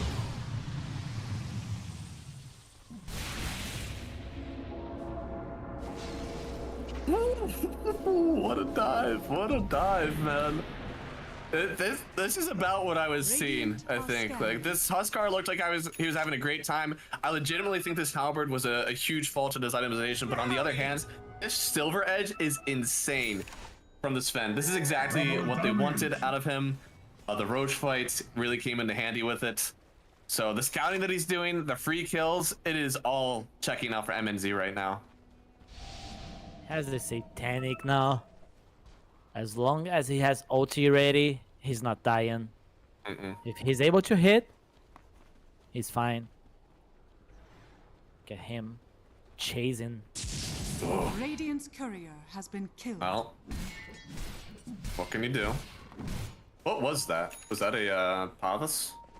Yeah, that was a something like palace. this. Oh, that was actually gonna be the full medallion. Uh-oh, I mean, that's Full huge versus Solar Crest. Sven. Oh yeah, Solar Crest, Jesus. Yeah, that one. Rest in peace, medallion. Rest in peace. That's a pretty big one. The way that you can try to save people is tossing medallions on them, or tossing Solar Crests on them. Looks like the Divine Llama is about to break the smoke. He does not have a Blink Dagger, so he's just super dead if they see him. Looks like they don't. They instead see K1. Stun 1 does have the ulti available. It's a big mana drain from Gennady. He didn't expect this one coming. They will try to turn around with the ulti, but here comes the kiting, all right? He'll get on top of Connect once more, has him silenced up. He could get a return kill, but no, it's not enough. They'll get one. MNZ picking it up. They do have buy on the Abba, but there's no ulti, and if they walk this one up the high ground, gonna be a hard defense. I mean, it all comes back to that one mistake. I think K1 dying top Radiant's solo middle tower is under attack. and his team having Aegis. That just gave lot of go to infinity. Radiant's middle Oh no, jump in. They're using the mana drain, but it's the counter mana drain from Connect. They will kill Divine Llama. Bring on in one more. They kill Analog. He doesn't have buyback. K1 is in danger now. No ulti for 18 seconds. He may not get a chance. The mana drain is a lot from the Rubik here, but he could get the kite away. They'll call it anyways. GG. Game number 2. Well enhanced for Infinity, coming back after a pretty rough loss in game number 1. And we got signs of life here for our first game number 3 of our entire close polls career. I gotta ask you, what is your favorite kind of cheese? It's gotta be a meepo, I think. I think he's my favorite. Yep, I think Infinity might agree with this. So you pick the Husker, you last pick the Husker against the Meeple. You do well on the lane, you do well on the mid lane, but then after the first Aegis, you're not able to accomplish anything because Sven's just out farming you on the map, and you're not shutting him down by any means. You're not taking a lot of force. Your carry was free farming, is just dying top solo. Yeah. And then this problems just start to stack. Yeah. This is all started to roll in. I think the halberd was an issue. You needed to BKB too early. The Blink Dagger was fun. It was definitely a way to stomp the map. And maybe even that is what I wanted to change up. I don't know. We needed a BKB at the end of the day. That was it. You needed to play the Roach fight better, break some smoke, see the team coming so that you're not clumped up for it's meant to just murder all of you in the pit. So tangible changes that Heroic can make. I think that's the one silver lining, is that I think if you play this game again, you make the right decisions. It's definitely much closer and could even be a win for them. So game number 3, they can make those adjustments, right? Of course, this was a different way of play as well, with a different draft. So, yeah, different decision making. Yeah, a lot more in the raw strength and damage of these heroes rather than relying on the team fight. Completely different game, honestly, from game number 1. So we'll see. We got a game number 3 coming up real soon. We're going to give everybody a break here, and then we'll be back with game number 3 about 5 to 10 minutes. So stick around. We'll see who closes out the series.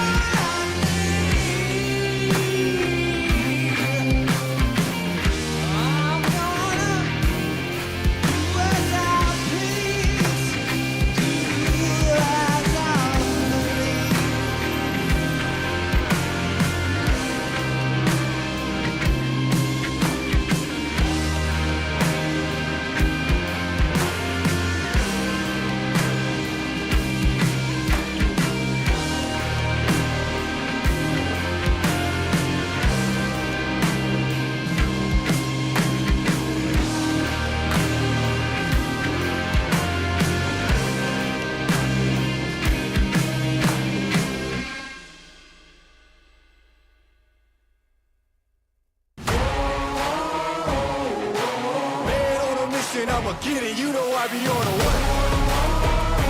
Yeah. You know I be on the way. Man on a mission, I'ma get it, you know I be on the way. Yeah, it's all hard, ain't no fear here. You ain't giving this to all, you steer clear. Never beat, I've been down and I reappear. You got some money on the line, you better put it here. Rolling in and doing that work. Check priorities, I'm doing that first. Checks big and I'm sure that hurts, but it's checkmate. We ain't selling short, know the work. Ain't nowhere to hide. You ain't gotta see me come and keep me on your mind, 'cause I be on the way. Yeah. You know I be on the way. Man on a mission, I'ma get it. You know I be on the way. Yeah, man, we coming for them bags that they said I couldn't have. Get the 10. I got a vision for the things you ain't believe. And here's the motto: hard work, this over everything. It's that comeback. I'm calling plays, hit the pass, then the run back. Yeah, I'm far ahead and gotta run last. But we ain't letting up, we never done that. Ain't nowhere to hide. You ain't gotta see me come and keep me on your mind, 'cause I be on the way. Yeah. You know I be on the way. Man on a mission, I'ma get it. You know I be on the way. Yeah. I'm on the way. On the way. Yeah, on the way. I'm on the way. I'm on the way.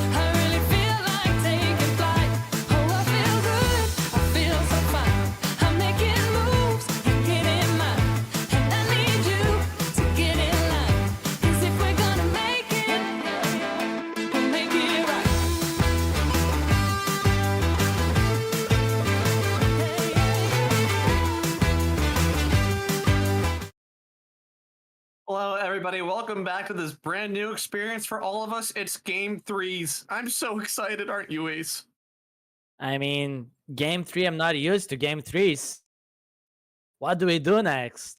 I don't know. How do you handle a Game 3? Is there something different that we do? How does this work? I think you pick Meeple again. And you don't pick Husker. Yeah. Or if you're picking Husker, you ban his Sven. Something like this.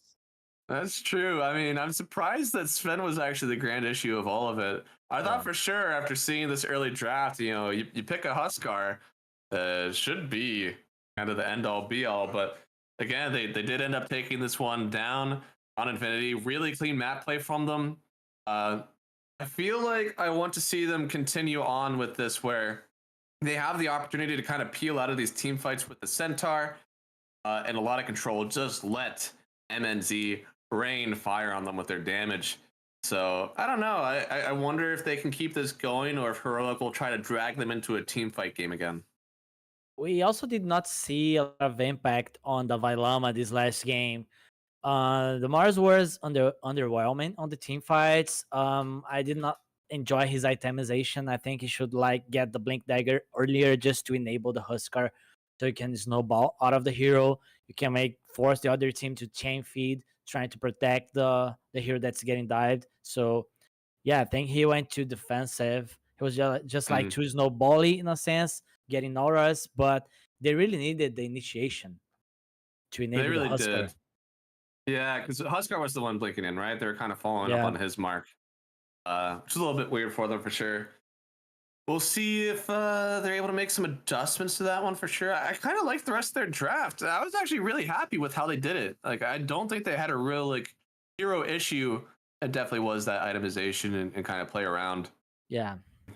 So I feel like that one, at least, again, there was a lot of very tangible things that Heroic were able to do to kind of fix this one for them. So I'm sure they still feel fine going into game number 3 because it's not like you need to go into a scrim or go into a replay review or something to fix those things or theorize them. You can fix that now. Get into game 3 and put your best foot forward. I believe they won't have any issue. We are getting into the coin flip here, won by Heroic for our game number 3. They're going to pick up the first pick right away. Okay. Has first pick won every one of these games? I think so. Heroic got it on first game, Infinity on the second game, and Heroic again. I wonder if Infinity is gonna go with the Radiant side. Still deciding. Yeah, I mean, they got first pick for Heroic. They first picked up Pangolier in game 1 and won that one. This time we had Centaur first picked up for Infinity. They, of course, won. So we'll see what the great contested hero is. It seems like Heroic, they did ban out the Centaur in game number 1, as well as the Primal Beast and the Dragon Knight. But for game 2, they took out Timbersaw, they took out Doom, and Venge. And it seems like that was because they didn't want any of those heroes getting picked up on first pick. So once again, they're going to get to leave those heroes in the pool for Davai Lama. He, of course, plays a fantastic Doom and Timbersaw. So if you're Infinity right now, I think you go Dire again. Just one is Dire, right? Just play Dire again. You're still deciding, man. Yeah, I mean, Dire was cool, but do you really give away first pick Radiance? I don't know. First pick Radiance is one hell of a... JJ, just go. Yeah. Come on, man. You're taking too long. Yeah, they might just pick Radiant. I think you have to. I don't think you should be too spicy with it, I would go with Dire. You gotta trust in the process. They just won as Dire. Just do it again. Yeah, do it again. I'm a Sixers fan. Trust the process has some very terrible connotation to me, I think, still. Yeah. Let's see. Dude, they're waiting a while on it. Oh my god. There's not a timer there, so... Yeah, that's true. This is the free pause. You just wait to choose your team side. See if the admin is gonna, hey, what's up? True. This isn't a Pepe admin. Pepe would already be putting in draft penalties.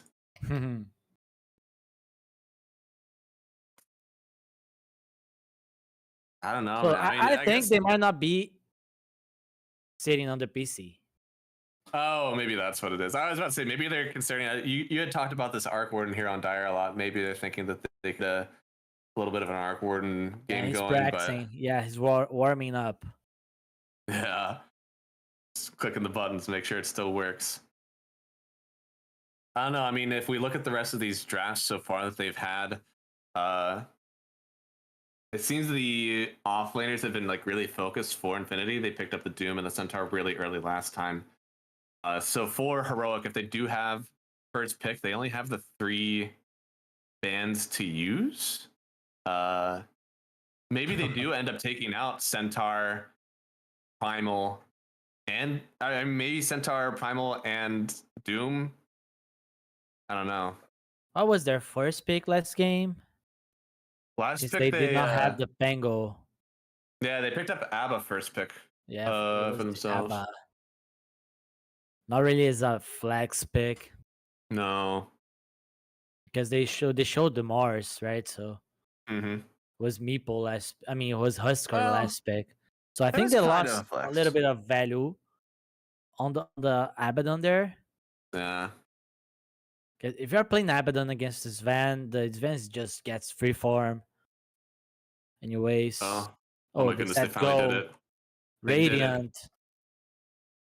I like it. I think that's the low variance play. Pick the one that has the better win rate. Yeah, we'll see if there's some manipulation around from Heroic. The Violama plays all the offlaners that are strong very, very well. So even if one is let through, he'll get a good time. Maybe the strategy for Infinity is just to not ban any of them. Focus on other heroes, leave them all in the pool, and trade out 1 for 1. Yeah. I think since they have first pick hint on Heroic, they should try to first pick the Violama's hero. Okay. If they can. Just to make sure he's gonna be able to play something good. Not saying the Mars is bad, but it didn't fit the draft, it seems, because he was the only catch, the only hero that could jump. They were not playing a carry with any mobility spells. So both of his cores needed to be enabled. And he did not go for the Blink Dagger. Well, we're going to get right on into it, guys. The casters are done holding up the game. We're back in it for game number 3 here of Infinity versus Heroic. This is quite a battle, and it's just upper bracket. We're not even into elimination yet. Infinity and Heroic fighting to see who gets to play the winner of Boom Esports and White Dragons, which is already Boom Esports, actually. They already took that one down. So unfortunate for FCR. He's going to be down a lower bracket for us. Waiting for later. Was that a quick 2-0? It was 240s. Probably 2 close games. Decent games. Yeah, well, okay. The first one was like a little bit of an advantage. The kill score was 11-10. There was 10 kills on both teams for this first game only. Holy. Jeez, what happened? Nothing happened, apparently. There were like no kills. They went from like at 25 minutes, there was no kills for 10 minutes until at the end, 3 heroes died, and it was what? I almost want to see the replay of this game. Almost. Oh my goodness. Almost, right? Because it is also probably a very boring game to watch. The other one, it seems like they were actually ahead on White Dragons and then lost at the end. So it was a close one for them. But this one, the Viper, oh my goodness, we got the Poison Boy. Infinity, they were banning the Viper, right? Previous games. So they were right on their approach. Yeah, no, definitely a value ban for them. Now, Infinity, they're playing the Nature's Prophet instead of Heroic. I like it. Nature's Prophet is very good with the Treants, but you don't really get the Treants against the Viper. And the Viper is not laning on a side lane. Because if you put these heroes together on a side lane, Nature's Prophet wins it. I mean, he just wins like so much for your team. He'll win your lane, he'll win everybody else's lane. We'll say that does mean that they have to have a slightly favorable matchup for carry to offlaner so that he can move everywhere freely. We've seen a few games where like the Nature's Prophet has been locked down because you just can't leave his carry alone. Is this Viper a flex pick on heroic side? Ooh, that's a good question. I would hope so. Might be just a too deep question. You might not know. Yeah, and I mean, I feel like team ban.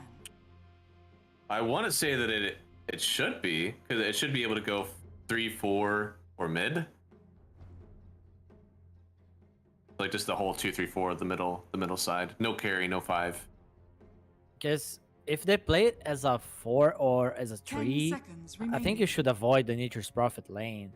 I mean, it's been second ban for them each time. This is the first time that Heroic haven't been able to pick it up. You're right. They banned it literally at the same time. They banned out the Ember Spirit, and then they banned out Viper, which makes me feel like that's a mid ban. So they don't want that to be picked up for analog, but I guess it could be some flexed over. We'll see. Yeah. And just 1, 2, 3 offlane heroes being banned. I'm surprised. But the big ones are banned. So no Centaur, right. no Timber. The Doom is still in, which nobody has picked up yet. I'm sure that Infinity would want to pick it up. I think you'll pick it now. Right? I feel like this is a good pickup for you. With Centaur out of the pool, it doesn't feel like there's many other things that Doom really hates playing against. Kind of faces Void, kind of. It goes both ways, right? You can get chronoed and die before your Doom is off and you're like an easy target. Oh, it's Doom. Darkseer! Hey, that also protects the Doom, yeah. Oh no, what? No, please don't give them Doom Viper. That lane is... Is this like MJZ Ogre 5 or is this like some shenanigans Ogre Core? Ooh, I like some shenanigans. I would love to see this one from Chippy. Play this in the mid lane. That would be cool. 5 seconds remaining. I think last time we saw it as a core was off lane. I don't quite remember who played it. But yeah, they are ignoring the Doom for now. It's insane. I wonder what the thought is. Yeah, it's too good to be true. It's why too good did they to be do this true. to it, right? What is the bait that we're falling into? Dire team pick. No shot. No shot. We ignore the Doom the whole way through. Tiny Doom, right? That would be my guess. That you would be committing the Viper into the mid lane, which is fine. I don't think that hero... Unless they want to play this Viper as a offlane, as an offlane. Because Tiny enables it. Oh my god. Alright, we got some team fight in for this one. I believe it is going to be the Tiny 4 then, Phoenix 5. Viper, Tiny is a really great lane, but as you said, we could still shift this Viper into the mid lane 10 seconds if we still are looking for an offlaner. I like this, probably pick up a carry at 18 and don't show your cards yet. Remaining. It's hard to flex this Viper to the mid lane if you're not seeing the enemy mid lane. Ooh. So, back in the day, Amar used to play Viper offlane against TB. Just deals a lot of damage on the TB. Yeah, right. You're all magic. TB loves physical damage. 10 seconds. So is this Ogre 5? Because I'm not sure if Ogre 5 can protect the TB. I mean, he can just taunt the enemy just to focus him on the lane. Yeah. So this might be a way to play this lane. But Tiny can always try to find the TB. There's a Doom. I like this pick. The Terrorblade has me a little bit scared, but I love the Doom. So Naga, I mean, there's a lot of Dooms being picked against Naga, so... You know what I would actually love here? What? 10 seconds Medusa. Medusa. I would love Medusa here. 5 seconds remaining.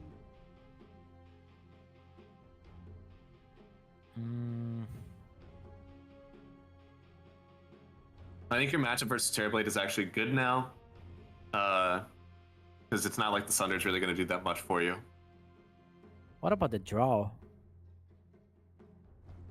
I'm pretty sure Yatora would consider playing draw here. Yatora would consider all 120 heroes on the board. There's no limit for what he would consider. Dire team ban. That one? So interesting. I know that Analog is the Meeple player from the team. Yes. So this is not a mid Viper. This is probably post 3 Viper the Vailama. They probably feel comfortable committing it there too, as you said. Like, it's good into the Terrorblade. Terrorblade's not getting flexed anywhere else. Do a ton of magic damage. The lane with Tiny is great. You don't often see like these ranged offlaners plus melee supports, but this is one of them. We used to have the Disco Pony in the offlane sometimes that would get paired up with like Clockwork. You'd have the Death Prophet that got sometimes paired up with like actually also Clockwork and sometimes Tiny. Some of the fun ones could be like Visage and Tusk, but this one is a super good lane in the current meta, right? Viper Tiny is just going to dominate the Terrorblade. He might have to go into the jungle very early.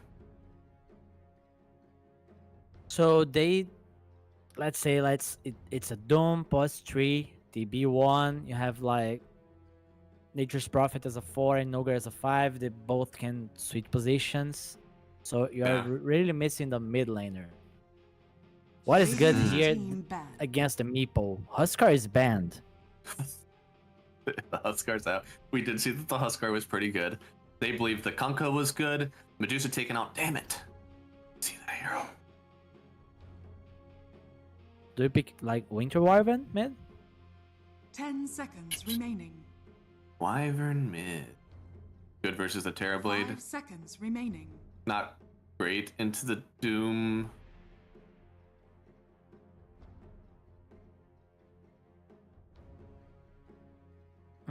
Or sorry, we're talking about infinities. Goodness. Yeah. Goodness. No, Wyvern would be good versus the Meeple for sure. Can hit the egg. Dire team ban. Do you want to see a Kunkka out from them? It would put a little bit of team fight in there. It's okay versus the Meeple. They're just banning the K1 PL just to make sure. I mean, PL into Terrorblade is a really rough matchup. You're probably not going to be able to doom the right one. Able to get out of Sprout, dispel anything that the Ogre does to you. Pick the Draw Ranger and make the game interesting for us, K1. Do it. I think now, seeing what's in front of us, I think that's okay. You just got to be careful of that 24 pick. If there's a mid laner, kind of, I don't know if they would go Storm, but something that does close the gap to the Drow could be rough. Yeah, but they need to remember this is a mid Meeple. So this is not a Meeple that is being addressed. Yeah. I don't think you can Snapfire. I think even though people might be baited into that one. I might just ignore the fact that there's a Meeple there. And pick something like Kunkka.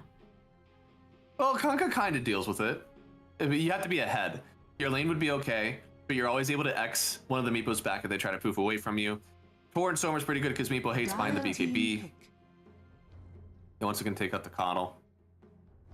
If you really want a counter, you can think about picking Shaker. You can try to pick Shaker mid.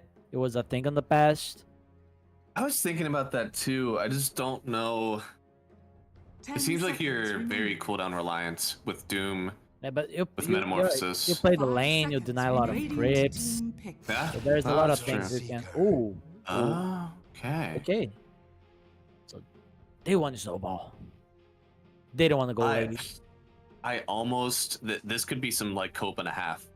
I almost want to see the ET mid. I almost want to see the ET mid. I think it works pretty well in this game. Yeah, one of the problem is Chippy. If you check his games, he might not even have one game with ET. So that's true. I think if not that, I think Legion Commander is also like a kind of maybe not a underwhelming pick, but I think it's very good to burst on blood. Yeah, I mean they might just do it. Win the lane out. Just run your team down with better gold. Choose your hero. Too defensive, man. Huh. So yeah, Do I there like is. this? Yeah, how? In order to get to the Zeus, you need to go past the TB with the meta and Scotty hitting you. It's very hard. So it might be a free Zeus game. So the Vailama has to buy like Mage Slayer, Dragonlance, BKB. Bloodseeker doesn't have to do any crazy stuff here, just Maelstrom, BKB. Blink Dagger is a good item here, so they can get on top of the Zeus. Yeah. 10 Closing that gap seconds is going to be remaining. very important to them. Yeah. He's 5 he could seconds remaining. honestly pump out some pretty good damage if they allow him to do so.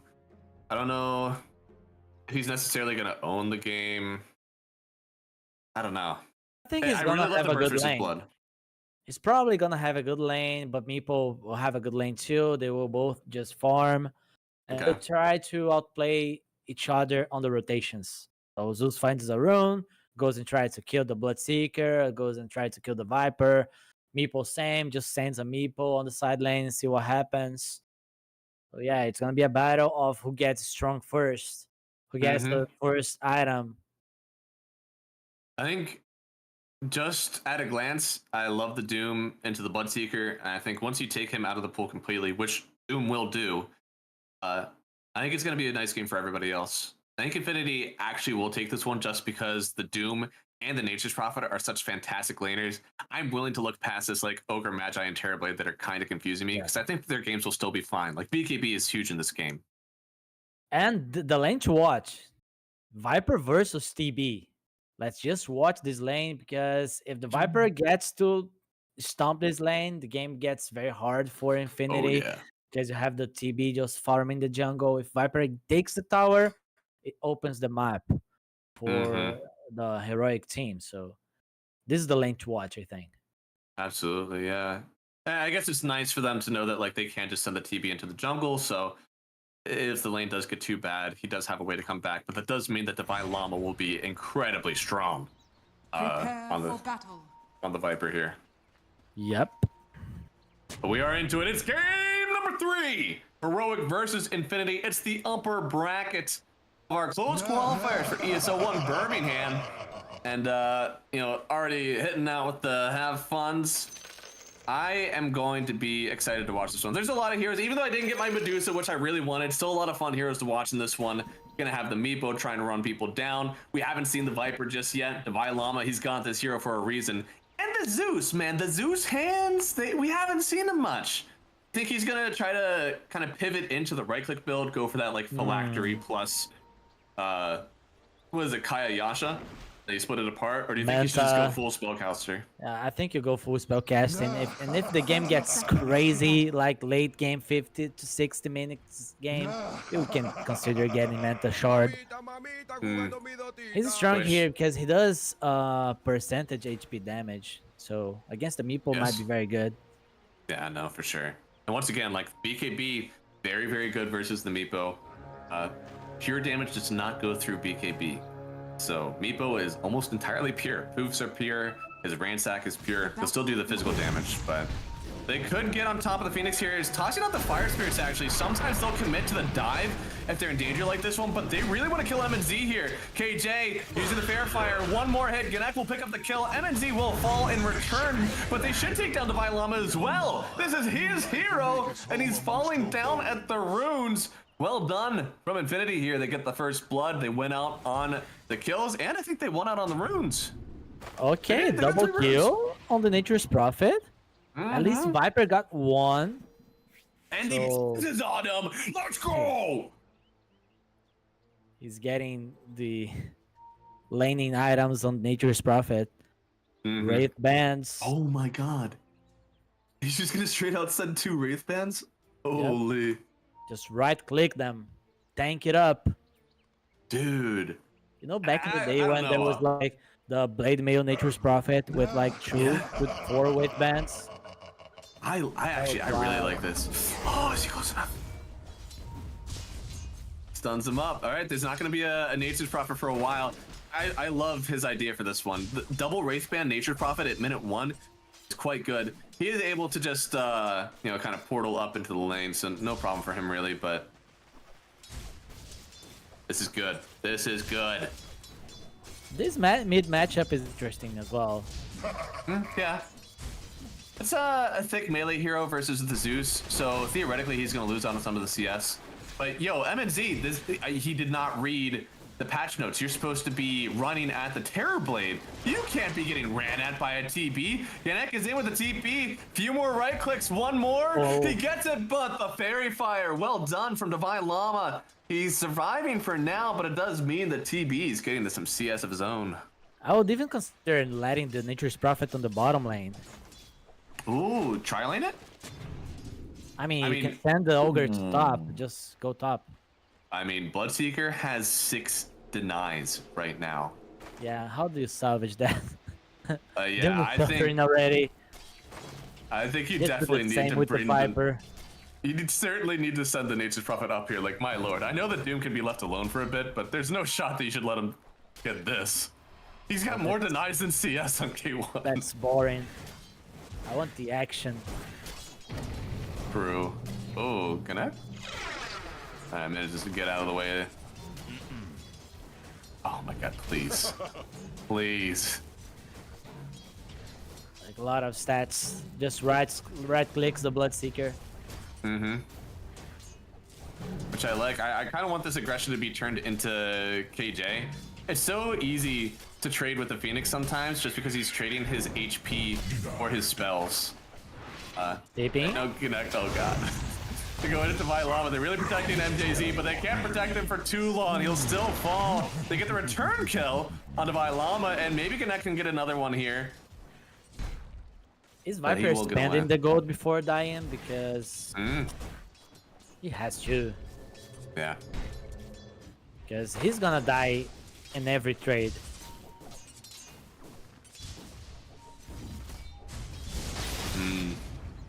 Analog is taking a good amount of damage here, but he does have other Meepo now. He's gonna start to farm it up. Gotta be careful a little bit on Pippi. Because he could technically get a few nets down on the Meepo. Looks like they're running down Divine Llama again. What's the easiest way to play into a Viper? Just get a few people in his lane. Really run him down here. He does have the Nether Toxin down. He'll still fall. MNZ able to get himself a little bit of a lane advantage. They will TP down KJ finally. MJZ is trying to run away with the haste, but I think he's still gonna fall here. Big avalanche, a few more hits. He'll toss out one more ignite, but he still goes down. And the lanes have been turned entirely upside down, but still in favor of Heroic if I had to guess, because we are sitting at 17 denies for the Bloodseeker right now.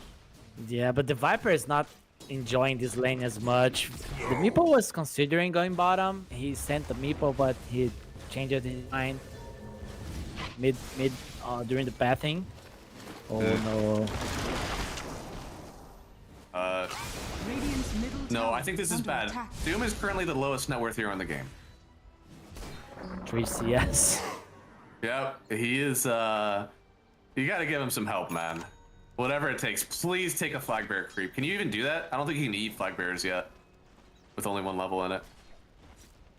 He's happy just having this wave not being contested. Right? He doesn't even want to kill it. He's just happy he has friends now.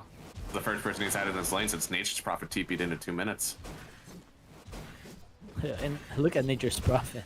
He's not even. He's just farming to the creep cap. Oh, hello. Are you still lane up here? Huh? I left a while ago. It's too good, but no, it's not good enough at all. Or wait, is it? Maybe. Okay, he has boots now. He can keep cutting waves. Oh, he has the break passive on it. Interesting. It would help for the heal of the Bloodseeker, actually, if he was ever laning against him. Can't. Yeah.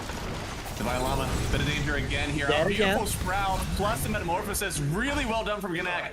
Don't sprout him outright. Just section him off from running away. And now if he gets in front of... Oh, he couldn't do it. He couldn't get the body block down. He has the sprout, but they're not able to get close enough. Gnak just a little bit slow on that one. Nature's Prophet destroys Viper. Mm-hmm. Man.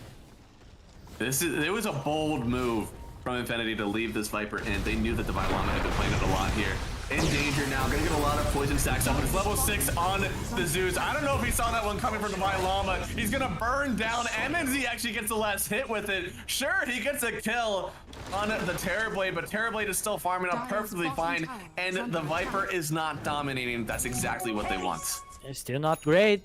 Your Viper is dying on every trade. It's not the outcome you want. No, not at all. Infinity. This is an insane big brain play for them, and it is working out so far. Viper has 5 deaths. 5. Oh no, he's walking out. In. Oh lord. Super well done. I mean, Broek here, they'll certainly consider whether or not they leave in the Nature's Prophet now. Whenever they want to pick up the Viper. This has just been really well done from them. And also, the Ogre. A pretty big play. They are going to run under the tier 1 tower here. They've got a big ward behind. Gnek is in. Could maybe get the kill on KJ here.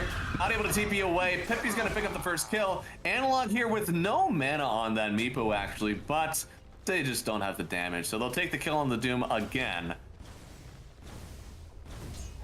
Yeah, keep the Doom low net. The Bloodseeker will have 6. Uh-oh. So they might be able to kill the Doom again. Because he'll TP to the lane. They're definitely gonna kill. No shot. He gets this one. Ooh, okay. Toss up. The Llama still gets the last hit there. On the other side here, they'll net up Gnek. That is a 5 kill spree. Oh no. Get a lot of gold for that one. The Meepo. This is not the Meepo game we saw last time. This lane has been quite good. 30 to looks like a terrific Meepo game. 30 denies. Oh. Good lord. Viper finally getting the kill and not dying. Right. Actually living for the entirety of the XP. Level 4 still. That doesn't feel so good.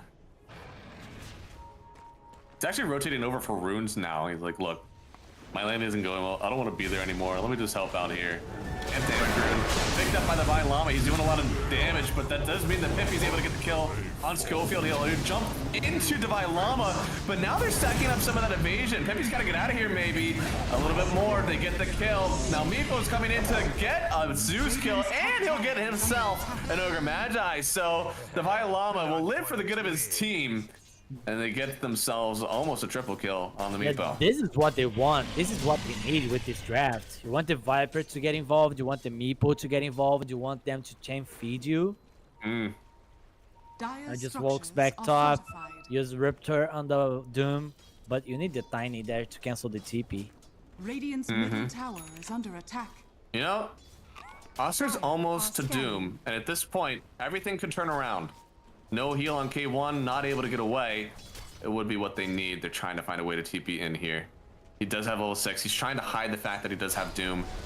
K1's about to show himself. Doom up, trying to TP in on the Nature's Prophet. Sprout here as well, coming in with the Tiny. Deny him. Oh, I don't think you can anymore. He's gonna die for sure. And Schofield will just run the other way. It's a turnaround for the Doom here. We've got 2 position 4.5, 3.5s with the Doom and the Nature's Prophet. That's not the worst place to be, I'll be honest. Both of them will get gold. Yeah, Doom has 3 points on Devourer. The only thing you can do is get gold, man. With 3 points in Devour. Yeah, they were trying to gank the Doom, but the Doom came first and ganked them. Yeah. Which is, again, like once you get Doom, that's exactly what needed to happen. Unfortunately, he will not be able to live through this one. Avalanche. Plus, they already had the toss. He'll toss out an Acorn to hopefully get some creeps, but the return kill is well on the mark. Speaking of return kills, the Llama, it's revenge. Dire's middle tower is under attack. Yep. Can't play the lane if Nature's Prophet can't TP. And, you know, Divine Llama, he's almost eclipsed by this Nature's Prophet, who has already eclipsed his Doom. He's coming after you, Viper. I've already put my offlaner into the dirt by never being in his lane and only getting kills on the Viper. I'm coming for you next. Mobile offlane. That's true. We have stationary offlane and mobile offlane. He's out of the lanes. This is a new role. Jungler. Except he's farming heroes. You don't pick Viper to go through this. No, right? Like, you only do it really to win the lane. If you're not winning lanes, I mean, it's incredibly hard to figure out where you need to go next in your game. Some nice stacking here from KJ, even though he missed this one. Yeah, I know. I mean, he's a terrible player for missing that one, but at least he has an ancient stack. Oh, this is huge. Careful. Oh. So he's gonna farm it while smokes with the poof. They have a ward down here, they know. But I think they also smoked on a ward, maybe. No. They didn't. Oh. Okay, stunned up here. A lot of creeps. KJ doesn't have the dive, does have the egg. He's actually just gonna pop it immediately. It'll help give him some creeps. And this does mean they protect everything. Meepo gets a gigantic ancient stack. Phoenix gets a lot of the hard camp. And now they're using the Viper Strike. They could take down the TB. Can he get the Sunder? He will. Now they turn around, actually a good amount of damage on K1. He's got to back out of this one, but Chippy is in a lot of danger. Not able to get the jump away from this one with the Rupture on top of him. So they'll still get the Zeus. They may even still get MNZ. He's trying to run away from this one. The damage, it's overwhelming. KJ, he's dominating. MJZ under his tower with nowhere to go. They'll get another for sure. They get the Avalanche, a little bit more damage, and it is foregone for none on Heroic. Well done, taking that triangle fight right into a team wipe almost. Yeah, this looks like the previous game, but when Heroic does things right. This was their plan last game, just snowball. Yeah, snowball the map. That's exactly what you want here. We'll see. Oh, Doom. Oh, well, it looks like it is about that time to kill Divine Llama. In a few minutes, we're definitely due for one. Yeah, the clock was ticking. Dire's top tower is under attack. Ooh. KJ? He's buying pipe on KJ. Radiant's bottom tower. Yeah, I was wondering if he has it. Oh, wow. Oh, it's almost finished. Dire's actually. top tower is under attack. Pretty good for him. Okay. Getting MNZ involved, that's good. Hey! I like that. The Vlads? Yeah. That's interesting. You certainly want the mana. I don't think you need the armor as a Terrorblade. But the lifesteal is pretty good. I think the only thing is, like, typically that should be a Satanic. So that's my only, like, the growth of this item. I don't know if that's good enough for you. I'm okay with that. I'm definitely back and forth with it. He farmed the Ancients even though he doesn't have the meta ready, but Doom was trying to farm it. They'll have to share. I mean, not share because TB is getting all the CS. Vlad is disassemblable. Yeah, so, they do this just to disassemble it. Okay, yeah, okay, then I don't care at all then. This seems like a really good item pickup for him. You can just do this. I like the armor, I like the mana regen. Consolidating all into one. And then you're just left with some useless items. Then you just sell the buckler and stuff. Well, I mean... It's still good. If you don't think you need the evasion and you just want the physical protection instead for your team, you could disassemble for Satanic and an AC, but probably don't need to do that.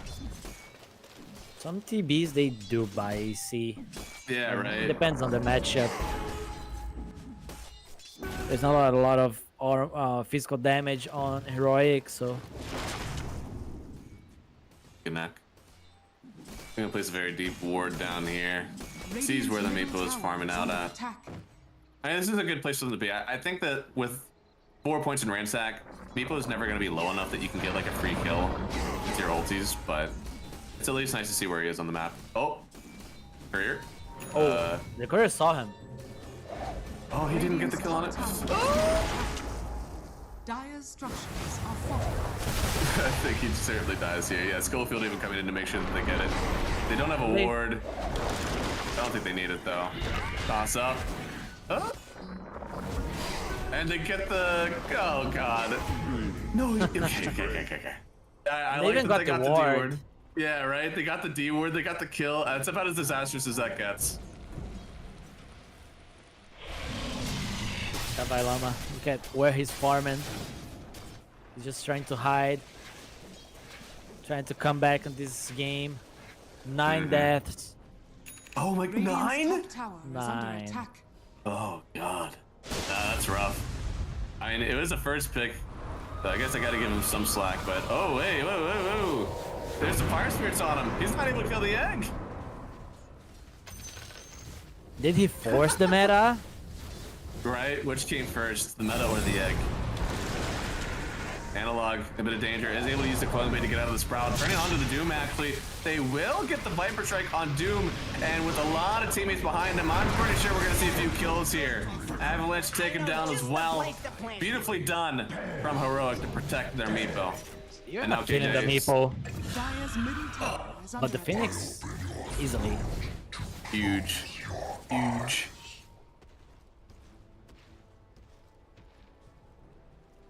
And look, I mean, he has so much sustain now.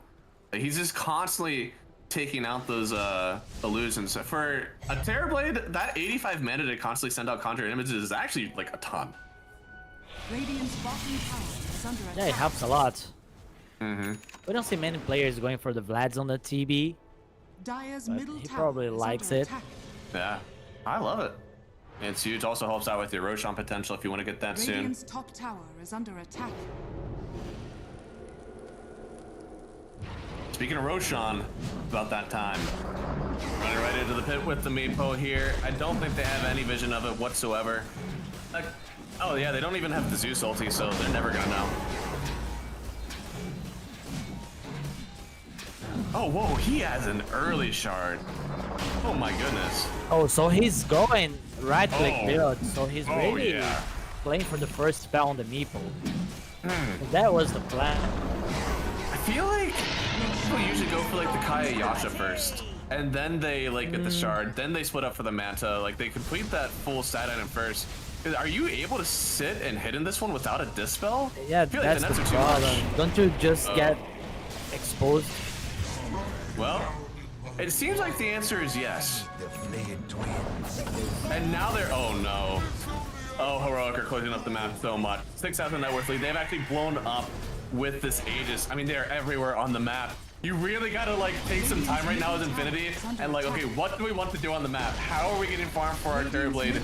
How are we going to make moves with everybody else on the map? Thankfully, the illusions are still pretty strong. They don't have great ways to clear the Terrorblade, but like, Oscar's gonna be sitting in the jungle for a little bit. You're gonna probably have the Zeus trying to find some place to farm too. Like, how do you survive this onslaught from Heroic? This is getting out of control.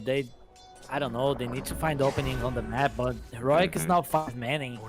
So there's no way you can get kills anymore. You're not getting this Viper if he's with his team. Yeah. Especially that you can't fight against the egg. No. I mean, they're doing some stuff really well. I like the Nature's Prophet farming Poverty Row up top. He's just going to keep on cleaning those creeps. Won't touch the wave because he doesn't want anyone to come after him, but really well done from him. Terrorblade's farming bottom. He'll try to encroach maybe into the triangle if he can. And then Zeus is going to farm up on bot side. It does mean that the Doom is kind of the one that's oddly left out. Yeah, they gotta just split, push and cut waves. They have the TB illusions. They have this Nature's Prophet that can constantly cut waves as well. Just shows there, sprouts the wave, and kills it. Oh, but Meepo is TPing on him. Oh, see, this is why you cannot show yourself on the wave. This will happen immediately on Gnek. He's no mana, so no TP. And that'll be it here. Nice kill for Analog.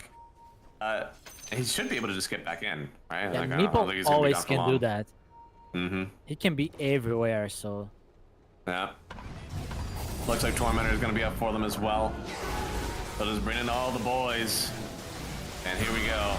Viper's just gotten back into the net worth. That's kind of acceptable in this game. Not the best, but doesn't feel like he's died 10 times at least. So they might need BKB on TB. Wait for the Aegis to expire. Ogre has Midas because he knows that, okay, I need to find a way to scale here to get at least one item. Game might go late because we have Zeus to defend the high ground. Yeah, I don't really mind. It's funny, but I understand what they're doing. I think at this point, like, the only way that you win this game with how far your team is down is to take it into like the 40-50 mark. And every time that you are an Ogre Magi, when you sit at like that 50-minute mark, you're like, God, why didn't I buy a Midas? Why am I not just eating creeps right now? Oh. Bye-bye. That little hop is not going to be enough for you, buddy. You will just die. Now you just force high ground, I think. Why? Was something happening? Was there a move that they were making? I don't know. They just don't have any info on the map, so... Yeah, I guess so. It's really hard to tell where's safe and what's not. Really well done from Heroic, though, to close right in on it. I mean, this Tiny has been catching people out all over. It seems like everything starts with a Rupture and a toss out. You take half your health and you just don't have anything else to do. Radiant's top tower is under attack. It's like playing against this Venge with the damage on the swap. Get swapped, take a lot of damage, and it just what? Radiant's top tower is under Oh attack. boy. I mean, Meepo has taken over this game. You need to use all the damage that you have on the Zeus, but he's just not up to do anything. We talked about his high ground defense, but the easiest way to get through a Zeus high ground is to just murder him. So now he's not clinging to anything. Thankfully, he's up now, but I think they'll still lose all the racks that are over here. They might take top racks and go back. Radiant's top barracks has They fallen. don't have a lot of time to fight with these Aegis. Yeah. They still want to play safe, unless Schofield finds a good jump on the Zeus. Yeah. Thankfully, they're still canceling a lot of the blinks here. Trying to heal him up will disperse her away. Oh, no, and in. Nice jump Just away. wait for the Aegis on the main Meepo. Yeah. Oh, they know where it is there. There's a Doom, though. Maybe they can get it off, tossing him up here. They Mega Meepo, and he gets the Doom off on Meepo himself, but it's a beautiful egg on the high ground. And Z from the high ground. He actually kills the egg. They weren't expecting this one from Heroic at all. He's still silenced on TV. Can't get the Sunder off. K1 is right on top of him. Can they protect this TV? No, he's gone. And with the Lincoln's pops, they're gonna start tossing some Meepos out. Guess who's back? He's next on the menu. Analog is right on back in. He's gonna buy back on the Doom, try to sprout and protect Pepe here. But the Meepo, it's just too strong right now. You can't keep fighting this. Nice sprout. Does contain K1 for a Mega little bit. Meepo? Yeah, he should. Wait, the stun? It's here? He gets lucky. He wasn't able to press the Mega Meepo. What happened? This is a lot of gold for the Zeus. You're not allowed to give Zeus items this game. Because he's the hero that's gonna hold the base for them. Now he has the Manta, still not strong enough, but this is definitely a start. No, that's a really good start for him. Do you want to see him go for like an AC, get his own attack speed, or should he just go for like a Hurricane Pike and be a little bit more protecting?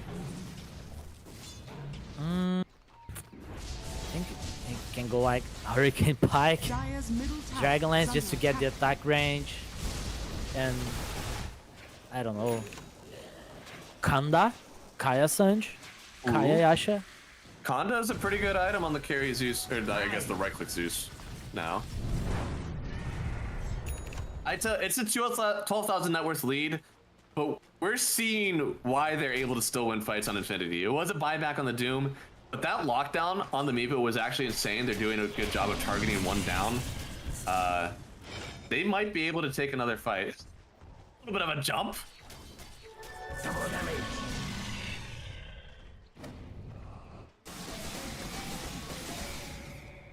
Who got the shard? K1? A huge shard. Huge shard.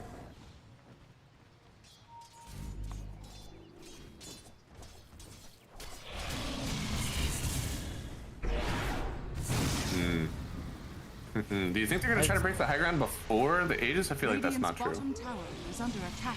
For the Aegis. They need the BKB delivered on the Bloodseeker. It's coming on the courier.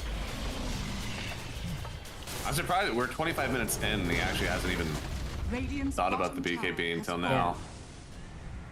I guess he just wanted the Lincolns for that like one stun. The Doom. Dire's top tower is under attack. Ooh, Oscar. He doesn't have BKB yet. His courier is Just... Where is the courier? Yeah. Oh, he doesn't have the gold. Nope. Never mind. No, yeah, he's still waiting a bit. So he should be careful. Yeah, I mean, unless you can TP it in. Does he get the kill on the courier? Oh no, he doesn't. Okay, speed boost on the courier. Almost did a good job to really delay that BKB. We got. Oh boy, am I gonna be able to cope this one up?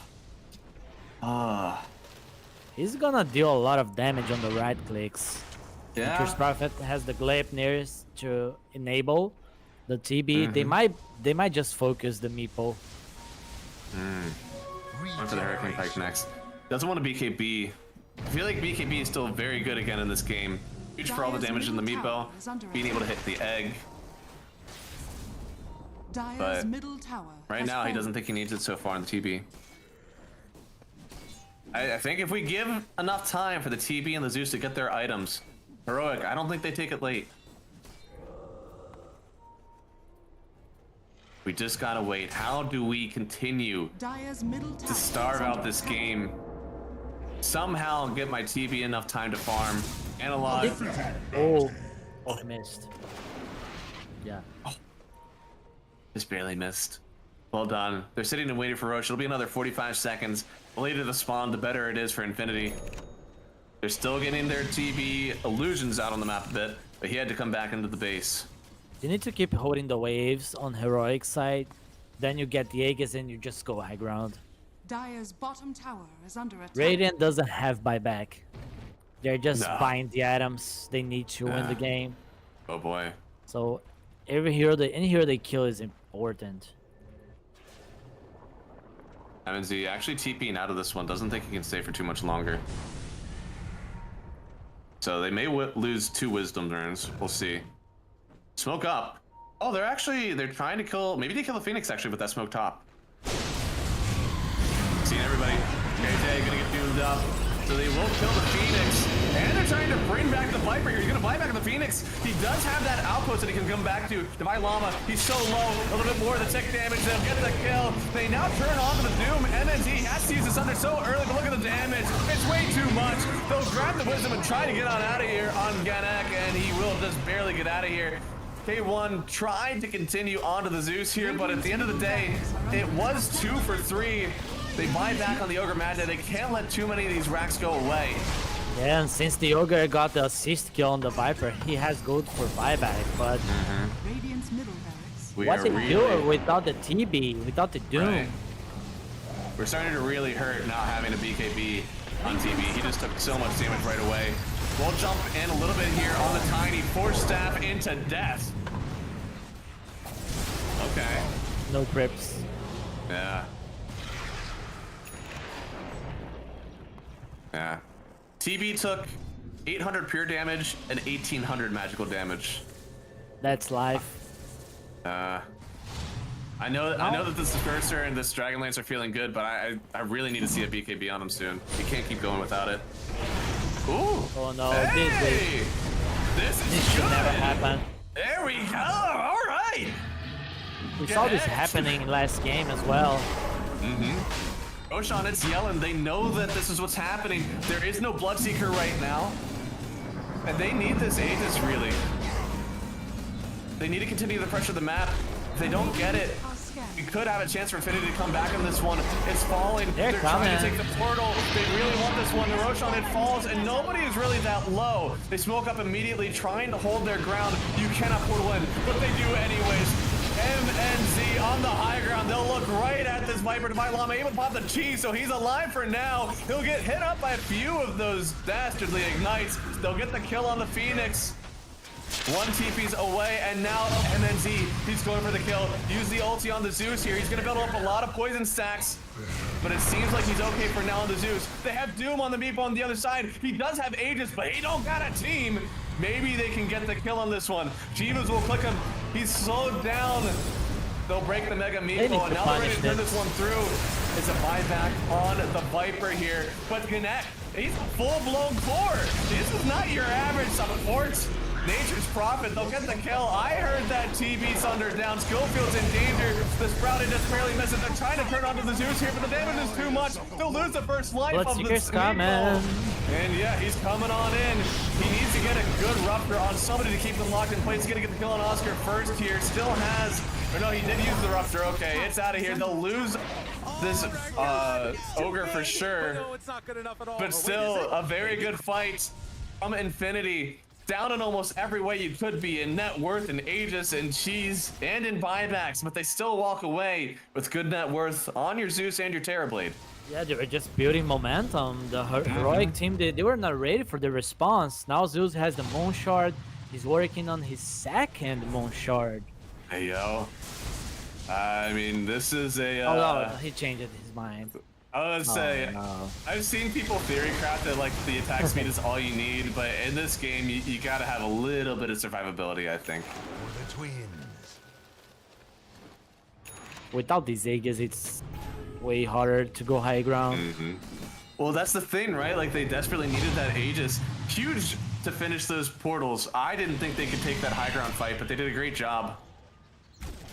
They can just wait for the BKB on K1 and go again because there is no glyph protection, so Infinity, they will be forced to fight.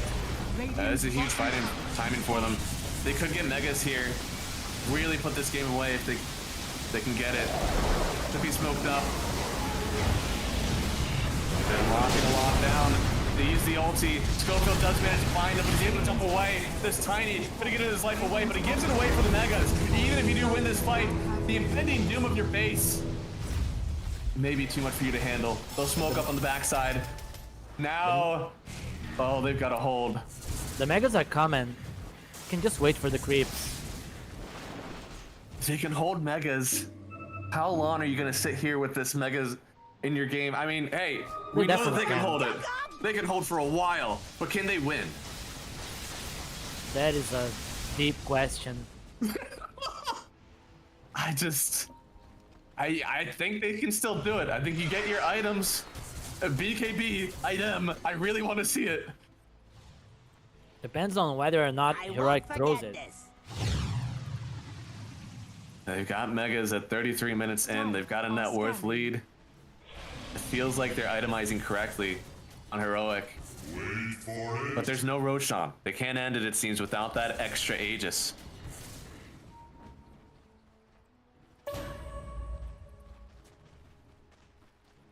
And there is so much in front of Infinity right now. All tier 2 still on the board for Heroic, so even if you do get that fight that you need, you can just pop forward at whatever time on Heroic and you'll still keep them down.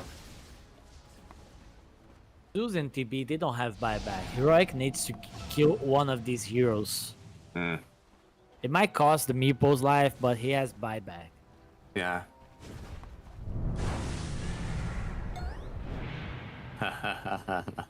Rapier is a very good item on Zeus now. It gives the 25% spell amp. So it's kind of multi-factor whenever you think about the right-click Zeus.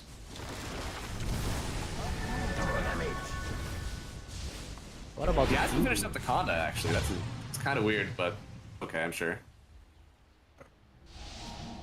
What is TB buying? He's getting the Scotty. Still not finished.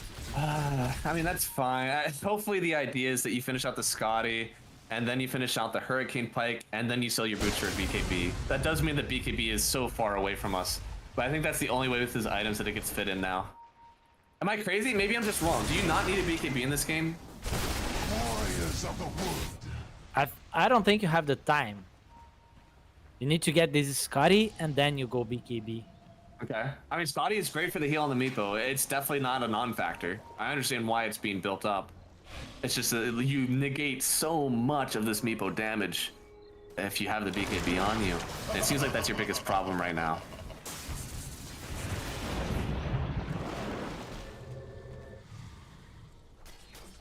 Viper though, he needs the BKB, but he's 3-13-16 on the Vailama, so he's definitely he's now what he wished he had like 10 minutes ago. It's been a rough game for me, a Viper. I mean, you can tell where they focus their time on Infinity because Viper is like so far down to the net worth. But Bloodseeker is 30,000. Meeple's about to be 30,000. Oh my god. Get on out! Oh no, Shot, do you want to try to kill this? TB is making a magical journey. I think he's gonna get caught on the courier on the way back. There's still a team around here. I don't think this is a free kill. A flight of fancy. On the Meeple? Yeah. I don't think this is a free kill. No, not at all.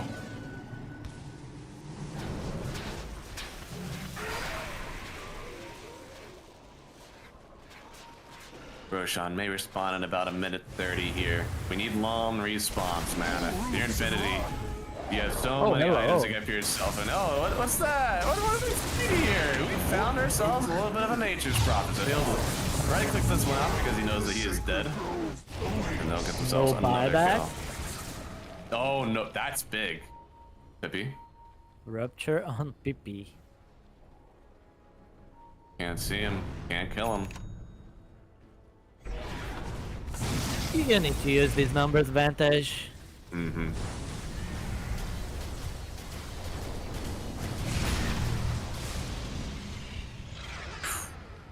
Tell you what, this is one tight game.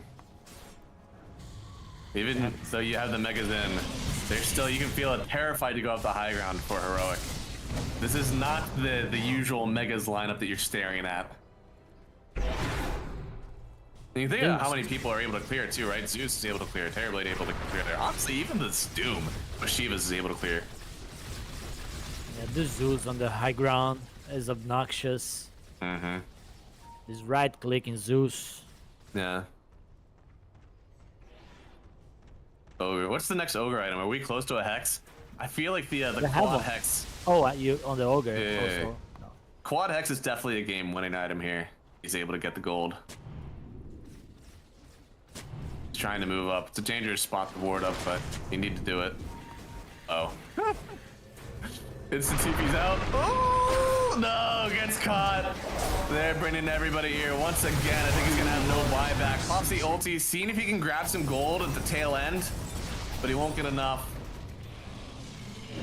2 times in a row. Yeah.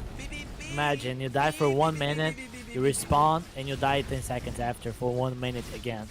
Now he does have 100 needed for the buyback, so he might actually get it quite soon. But oh no, MNZ, he's just running right through. Oh no. Goldfield's so good, man. Oh god. Now they're on top of the Ogre Magi. No buyback on the Terrorblade. He doesn't have it for 70 gold. Same with the Nature's Prophet. It's my boy Tiny. He's owning the game here. They're gonna buy back on the Ogre, at least to kind of put up a united front. No TB, what do you do now? This Peacock just lost them the game. They may have. They have the fortification here. Pipe is going to protect a lot of these creeps. At this point, they probably know there's no buyback, or else there would have already been a come in for the Terrorblade. He dooms himself. Just killed the Ancient. And he has buyback, but there's no doom. He's just channeling the Ancient K1. They likely will win this one for the team. He's taking everybody in their own fountain. KJ will give the heal, and Heroic, they take game number 3. They just fell apart at the end on Infinity, and in Heroic, they stepped in and took advantage exactly when it was needed. Well done to smell blood in the water and go right in for it. They'll put themselves into the next round of the upper bracket. Well done. They focused so much on shutting down this Viper that they forgot that K1 was farming, the Meeple was farming as well. They did not have a clean response to this Meeple. Of course, you can buy a lot of good items on the Zeus that can deal damage to the Meeple, but this is not a direct counter, so you need to keep that in mind. Fighting on this mid game is so hard. TB was dying as well. It was not only the Viper. So if your TB has a lane at least, like an early BKB, then you can suddenly go and fight for the second Roshan. But that was not the case. So they just got snowballed, but slowly. No, I totally agree. they just continually won the map. I mean, the fact that they got the megas at only 30 minutes in can see like how far they were able to push themselves in. And this lineup just took too long to get out the gate. I still think that the BKB on Terrorblade does change the way that some of these fights go, but K1 did a great job on his own itemization. He was really advancing with the Meepo. They would both just like really be in each other's faces and not really give any breathing room for the Zeus or the Terrorblade. So I really like how they played this game. And even though Gnek, I think he had an awesome time on this Nature's Prophet, I don't think they should give this one to him anymore. He definitely showed why it's such a great hero. And he even turned it into a core build. And a little bit more time, I think they're able to get this one turned around. But for Heroic, they closed it out exactly when they needed to.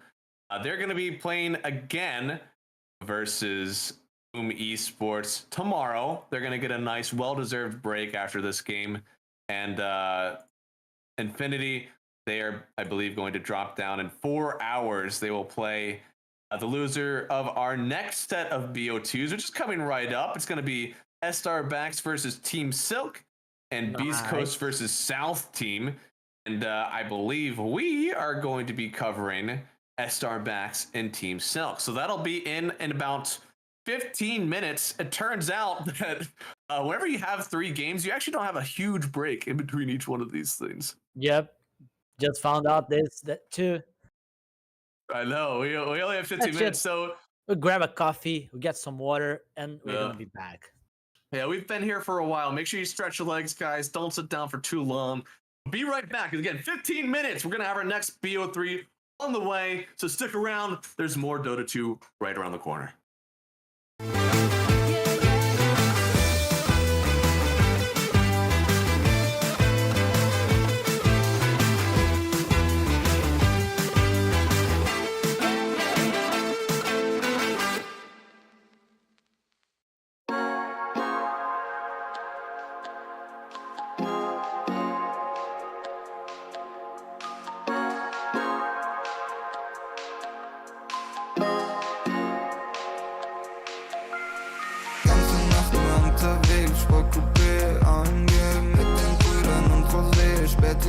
Schau, die schläft, wenn die Sonne untergeht. Unten drin, die erlebt. Ich will nicht mehr gerade sehen, der Verstand ist lahmgelegt. Im Coupé hinten links. Ich schreibe und ich trink. Mit den Brüdern und wir chillen. Heute Abend ohne Sinn. Sie will, dass ich sing. Doch ich mach mir noch einen Drink.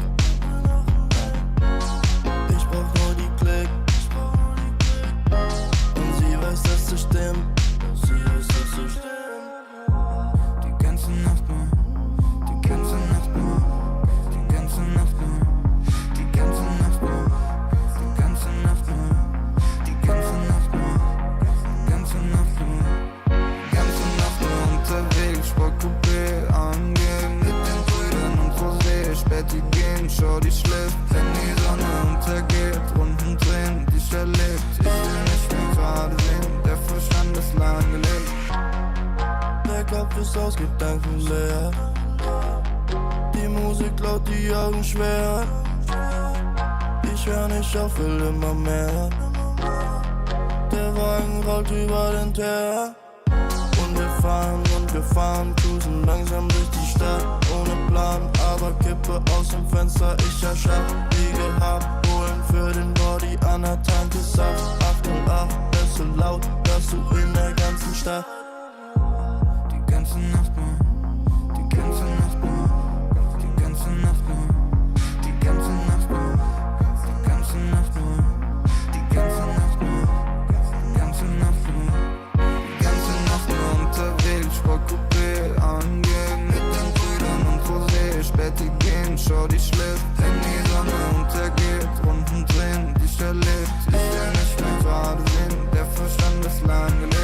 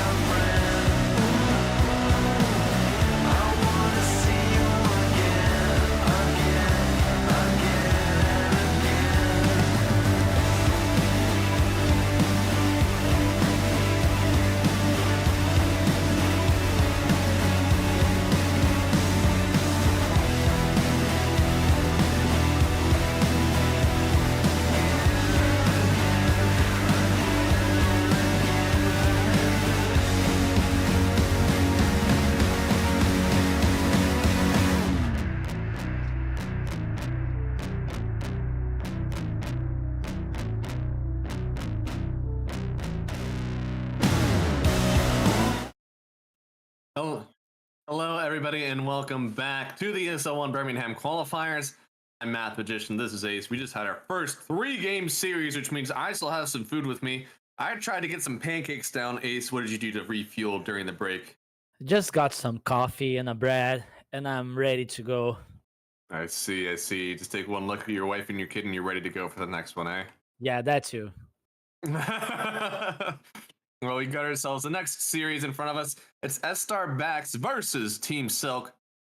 We got a few recognizable names in here. Of course, Parker. Yep. Bounce around a lot. Alone and Frank. I feel like we've seen them team many times together. Many times. Mm-hmm. And then for Team Silk, DCMC is a carry we saw a lot in the SADPC. The rest around, I think, are people that have been bounced back and forth. Kano and Shaka, a little bit recognizable, but Ryu, I think we've seen him before in qualifiers. I only remember because I think it's funny to see the fighting game name in there, Ryu. But otherwise, I can't remember him on many teams.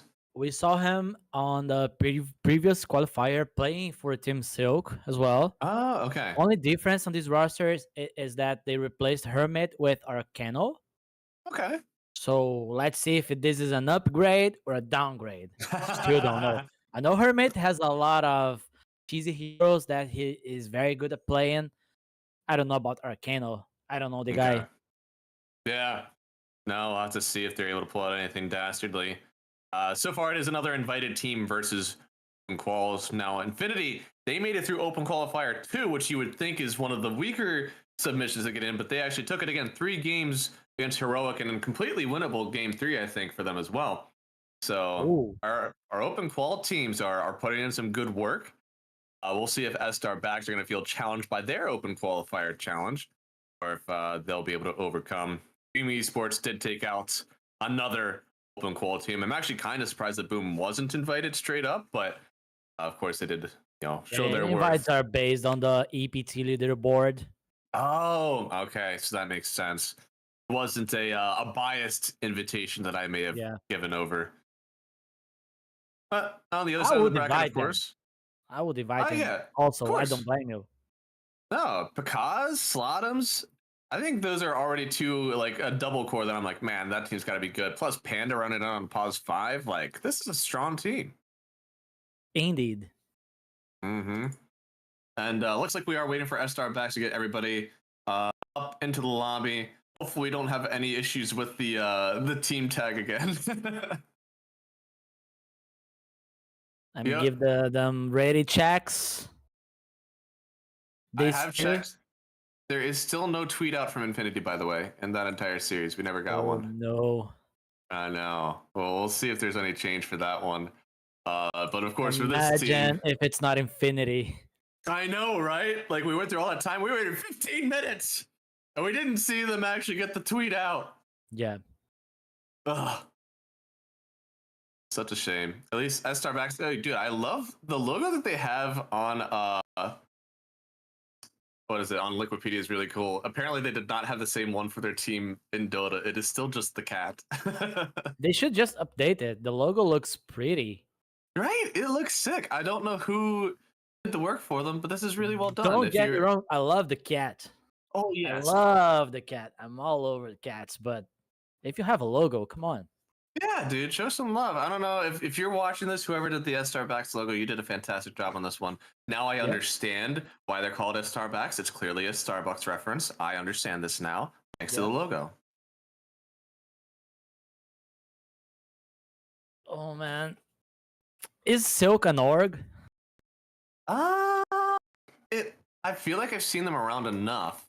It's probably true. It looks like there's no link to them though. They don't have an official org. Just a name.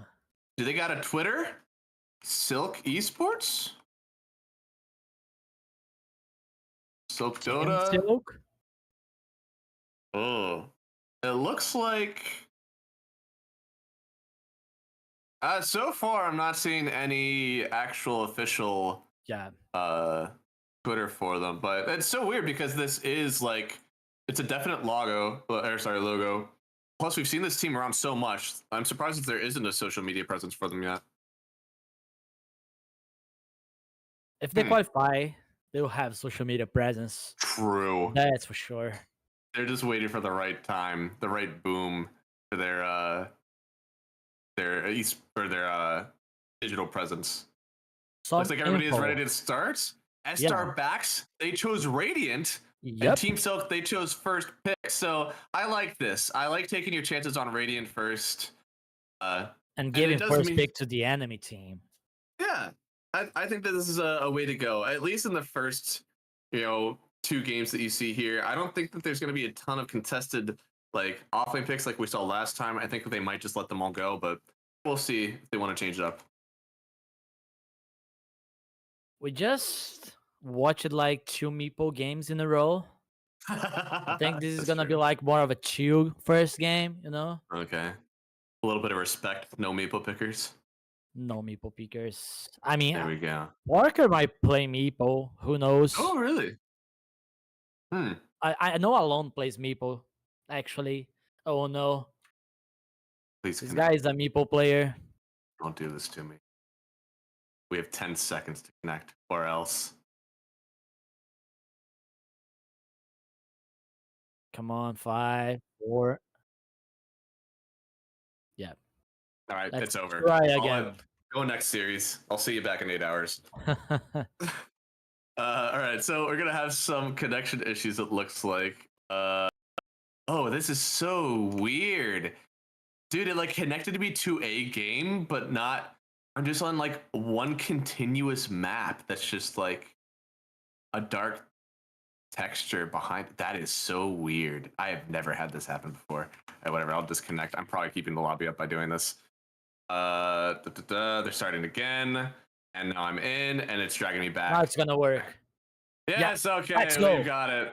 I'm sorry, guys. My detour may have held up the game for a total of 3 seconds, but we're back into it now. Team Silk with elite banners and Starbacks not having their logos updated.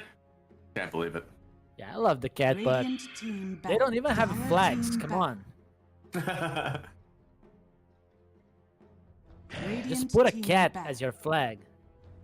At least. At the very least. Anytime that I have a team that I make like this, I just take whatever the logo is for my team logo and I just slap it everywhere until I find something else. Dota, actually, Valve provides flags pack. You can just download it, and there's a lot of different models that you can use to make your team flag. So. Yeah.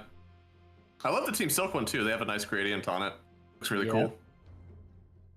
Again, with how official their artwork is, I'm incredibly surprised that they do not have anything on social media yet. 5 seconds remaining. They need to qualify first. True. Rite of passage. I'll see what they want to take up here. We did have a Doom ban out. Seems that there's still a Timber Saw in pool, if you want to pick it up for Team Silk. And the Centaur. Yeah, but I mean, the Timber, I feel like that hero has just not even gotten through for anybody. So I would be incredibly surprised if that hero actually made it the whole way in. Ban the Centaur and pick the Timber then. Yeah. Do it. That's what I would want. Dire team pick. Oh, Parker, TA, you need to respect this. Dragon Knight. A little bit confused here, I'm not gonna lie, but I'm going you back have to the my Timber, pancakes. you have the Centaur, Right. you have Nature's Prophet, Lion, Enchantress.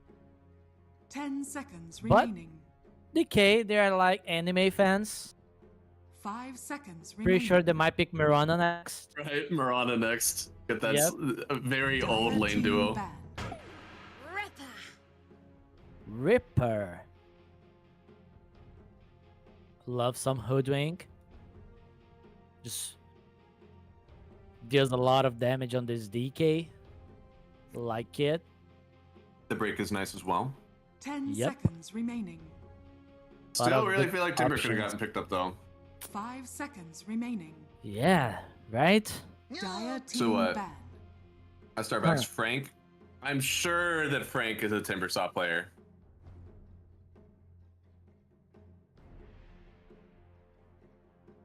That's why they're banning the Timber now.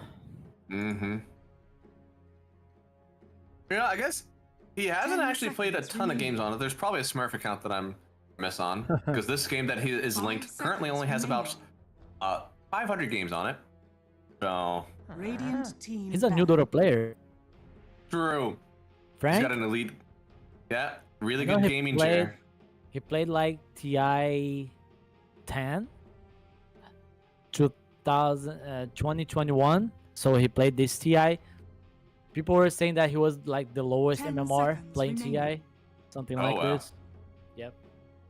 Well, okay, 5 yeah. seconds So this remaining. this account had games in January 2017, and it played for basically the whole year, winning a lot of games. Probably boosted up to some amount of MMR, and then I'm sure it got sold just much later. So I think I see what happened with this account. So you can just pick the Hoodwink Duo here. 10 seconds. There's some remaining. good options available. You have the Centaur, 5 have the seconds Mars. You can pick the Primal Beast Mm. if you want to. Have some good lockdown, a lot of I think the max damage. The only thing with the Primal is that it's kind of anti-synergy with the Hoodwink. You could accidentally like break the trees, and that would be really hard. That happens a lot. Dire team pick. Ooh. They're not revealing anything then. I love this pickup. Dragon Knights have really wanted to use their Dragon form, get the Aghanim Scepter, and Shadow Demon just gets those illusions for himself. I love this pick. And it also defends yourselves from a 10 potential Windrunner seconds carry. remaining. And you can protect 5 the seconds the remaining. hero that DK just jumped on and used the stun. True. Great save. Kind of takes out a Faceless Void maybe as well. Dire team pick. Lion just to kill the illusions, to balance things.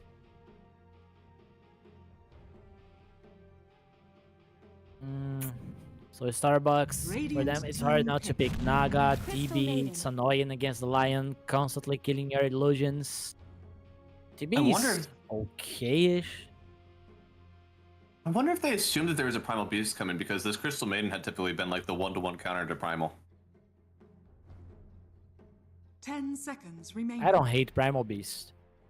There's this issue on the laning you 5 mentioned with the seconds Hoodwink, remaining. but this is still fine.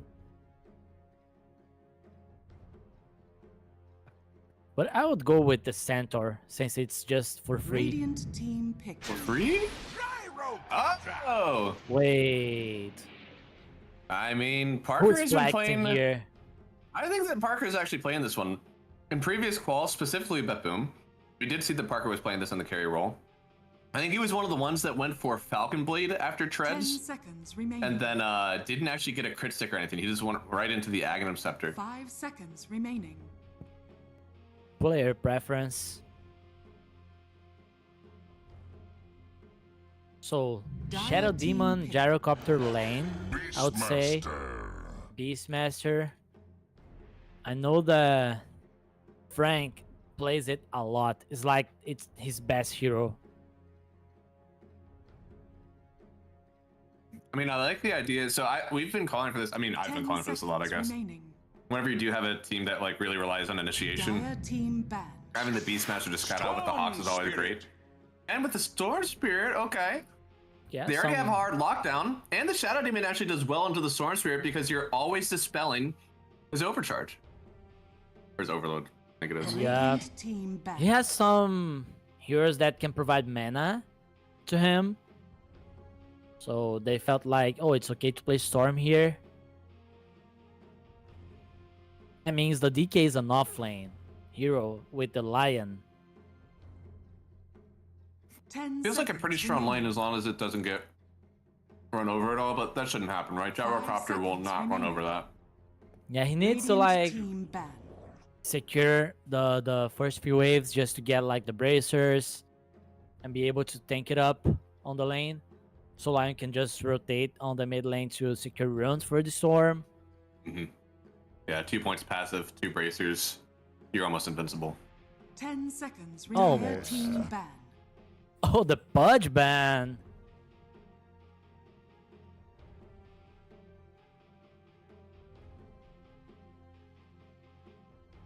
That's not a respect ban. I don't know what it is. It feels like a respect ban against the CMC. Yeah. 10 seconds remaining. I guess it could do okay. It doesn't necessarily 5 close the gap to the seconds gyrocopter, remaining. but if you do blink on top, it could be nice. Yeah, I'm pretty sure there are more options. Mm-hmm. Lina is still available. Yeah. Be a good hero against the Beastmaster on the lane and against the gyrocopter on a carry matchup. Mm-hmm. Yeah, it's weird because versus the Beastmaster, you love illusion heroes, but versus the gyrocopter, you hate illusion heroes. So kind of goes a little bit back and forth with those. How do you think about Spectre? Because Spectre is a nice counter to the gyrocopter, but there's also Hoodwink Shadow Demon. Is it good enough to just pick 1-to-1 into that? Or is it too I don't hard? think you pick Spectre. Yeah. If this Shadow Demon gets Aghanims at some point, your game is just very bad. Mm-hmm. They can still pick Naga, I think. Yeah, Gyro can Naga's play very against the good. Naga, but you secure your lane. You have Naga, Crystal Maiden, very strong against the Beastmaster. So if you're ahead of Naga, you don't really mind the gyrocopter. You just keep connecting with your team when you have your second item. You go like Manta, Orchid, something like this. Yeah, I mean, it could be a really nice Orchid game. The only thing is, you can't really just send your illusions at the Shadow Demon. He'll just make his own and then protect himself. Like, I guess you're able to send them at 5 seconds him, but remaining. I don't know. Is it enough? Faceless Void still available.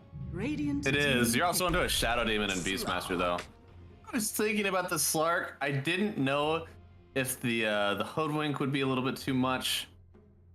You have that like huge AoE, or not AoE, I guess, ground target damage. Plus, you still have the counter pick here in the mid lane. 10 seconds remaining. I don't know if you can So play buff in that- this. This would be the Invoker, but the Invoker is 5 banned. seconds remaining. Yeah. You need like a hero with good AoE presence. I would say that would make Another it world. easier to play against the Slark. Yeah. Another world, the answer is Leshrac, but I just don't think that hero is really alive right now. Yep. Oh Pango. boy. Is Pango? Yeah, Pango can be picked. Against the Storm, it's tricky, but they need some team fight here. They don't have like random lockdowns. Pango can help defending towers. I don't know if you can Kunkka. Now select your A heroes. Radiant Warden? Okay, Alon's gonna play the Arc. We actually saw what team was it that played like Sven safe lane and Arc mid. I think it was Nigma. Ooh. Okay. Yeah, Smil playing Arc Warden. So how does this work now? You're a little bit more control. Do you want to see him go for like Gluttony or Hex on the Arc Warden instead of going for your normal damage items? I think you go normal damage items and you can include the Hex there. You get the Hex Okay. at some point. You don't get a lot of value of the Hex against this Lorik. It's not that easy to find him. He can always go for the Lincolns if he wants to. But I like Slark against the Arc Warden. I like Storm against the Arc Warden too.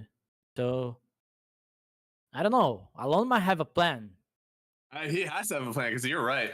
Storm So- Spirit is one of the heroes you may pick into an Arc Warden.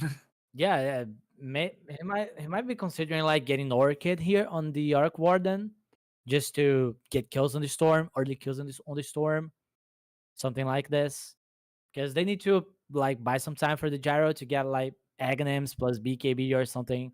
Yeah. Start going on the map with the Beastmaster. So yeah, late BKB game is really important. crazy. Arc, Beastmaster, Gyro, they have great late game presence, but this Arc scales very well here too. Yeah, no, I mean Arc, if he's able to get like Hurricane Pike, it'll be Hurricane really Parker. good. Hurricane Parker. I could get himself out of some sticky situations. I think as we look at like the early game timings, though, it's all on the side of Team Silk. So I wonder maybe if we're gonna see a little bit of running over from them, trying to get the Sark involved early. Dragon Knight to take some towers out. I think there's a real world where you just get out-pushed on Starbacks, and you really find yourself in a sticky situation with a bunch of farming heroes.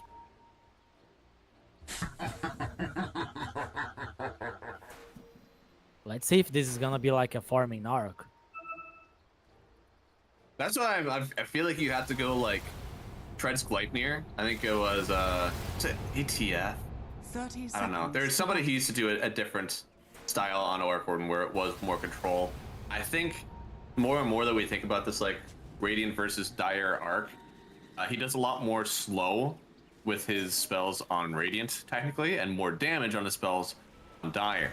So seeing that he has Radiant Arc Warden, I wonder if he does go for the more controls oriented. Even maybe like an Ag Interceptor, honestly. Just throw those spark rates down.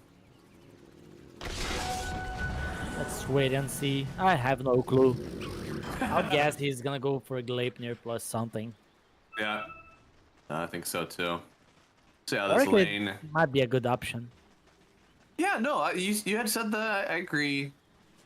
I definitely agree versus the Storm Spirit because he doesn't want to get a spell too early. He's gonna want to. I think in this game, Witchblade is pretty decent versus the Hoodwink and the Shadow Demon. Those could both be kills for you.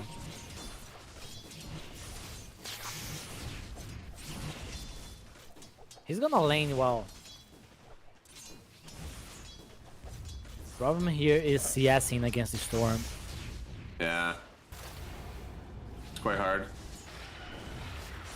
Nice. Ooh.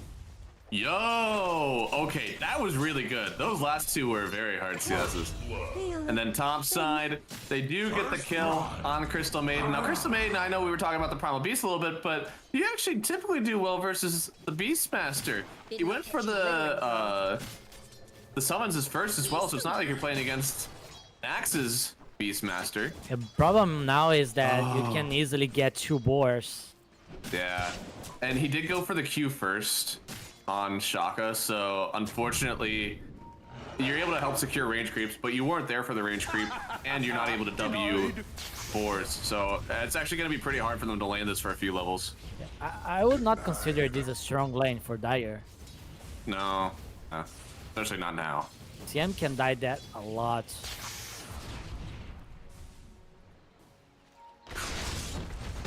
Playing a dangerous game on Storm. Speaking of dangerous games, Stinger gonna get locked up for a second here. Breathe fire down plus the stun. Now they are trying to get a 1-for-1 trade on this one. Destroyer running away. Meanwhile, Arcano, neither are actually able to finish off the kill. Nice trade though. Oh, hey, yo. This is unfair. This is unfair. Oh my goodness. This is with runes too. They're gonna get both of the water runes. Storm won't get either of them. Alone is actually gonna try to drag the creep wave around, I think, so that he can grab himself the room. Yes. Yeah. To get the rune, so Storm might just get for himself. Yeah. Get off a volley of spells and then just go ahead and use it. Alone's farming pretty well too. He's done a fantastic job. He's definitely played this lane before. I wonder if that was part of the reason why he wanted to play this one. Yeah, probably. Is he getting... I don't know if he gets in bottle on the mid lane Arc Warden or not. Okay, he is going for it. Destroyer. Does Merc down by all of those stacks. Shadow Demon has become like kind of a sly laner. A lot of people are building up these poison stacks, doing a good job of combining it with the banishment to build up the 4th and 5th one. Radiant's middle tower If you're is not under fast attack. enough with the antidote, the poison's just gonna kill you. Dire's courier has been killed. Oh, really well done.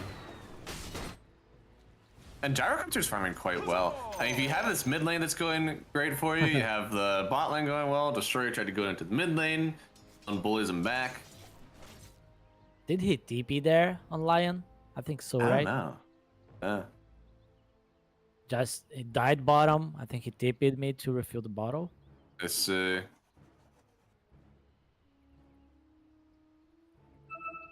Yep. Man, what's happening on this top side? I mean, the offlaners aren't getting the greatest farm right now for either side. But Devil did get a nice kill up here, so he's probably a little better off. Oh, he's a lot better off. He is the top net worth in the game right now. Didn't expect that. Yeah, it's not easy for Zlark to just go on the wave and farm Oh, against but, two boars. yeah, shouldn't Crystal Maiden be able to like help clear the boards though? If she uses the spells on the boars, I think they turn on the CM. Oh no, Parker, bit of danger here. Does have a big Lotus, it looks like, plus the stick. Or maybe it's just the stick actually. He may have gotten force fed a Lotus. Either way, still well done to get him out of those trees. A-okay. DK will have double bracers soon. He's not farming a lot for now. But he will come back. Yeah. Oh, what is this? The balls as well? This guy is suffering. Look. Yeah. Dude, he's got raindrops as well. 1.8 seconds to deal 175 damage. He has 7 stick charges, but it doesn't matter, and has the raindrops in a few seconds. Oh my god. My lord. I almost had it, yeah. Thankfully One more Star Spirit. auto attack and he would die.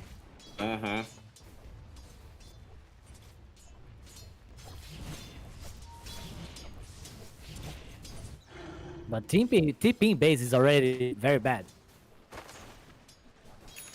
Oh yeah, no, I mean, you're gonna miss so much CS. There's already 27 on the Arc Warden. Oh, what? Michael. I missed the bushwhack. I don't even know if there's anywhere to hit the bushwhack. Yeah, I don't know. Was this a miss? Interesting decision there, but it looks like they're gonna try to go on the DK. 5 stacks of the poison on him already. He could stack more for just a flat damage, but it doesn't exponentially gain anymore. In fact, with the level 1 Tormentor, you can put 83 stacks of poison on it and kill it in one shot. Jared do not want to get Rocket Barrage just to kill the DK. Definitely could. Yeah, well, he's going for the what is it called, the Dragonlance. So since he's not going for the Falcon Blade, he won't have a ton of extra mana to use. So he's just gonna keep putting stats into himself instead of getting for any, any rocket barrage or anything like that. Looks like we hit a really early level 6 on the Arc Warden. They get the kill on Storm Spirit in the mid lane.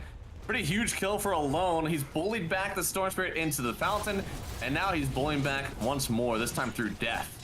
At least he have TP on Storm now. Radiant structures And well, are fortified. Hey, they're gonna fort the wave here. Fort available for Dire if they want to, but so many of these spark rates are already down for you. How did he get there? Oh. Dude, how many? He spammed out so many of these spark rates during the Tempest double. My lord. So little time. They're trying to hold out. It looks like they'll use the illusions well. Hold for the wave. Destroyer's gonna try to start clearing some of them. Meanwhile, Shaka goes down, but that's supported in another lane. He'll keep going. DCMC. DCMC, baby. It felt like there was no way out. Yeah, I guess so.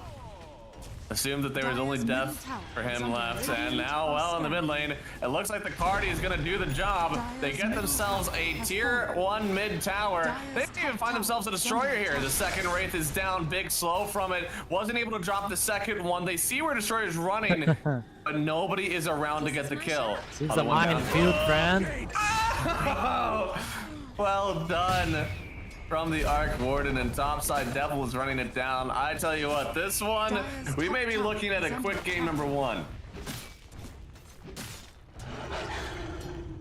Yeah, with the Beastmaster just destroying the lane. Look at how much gold he has already.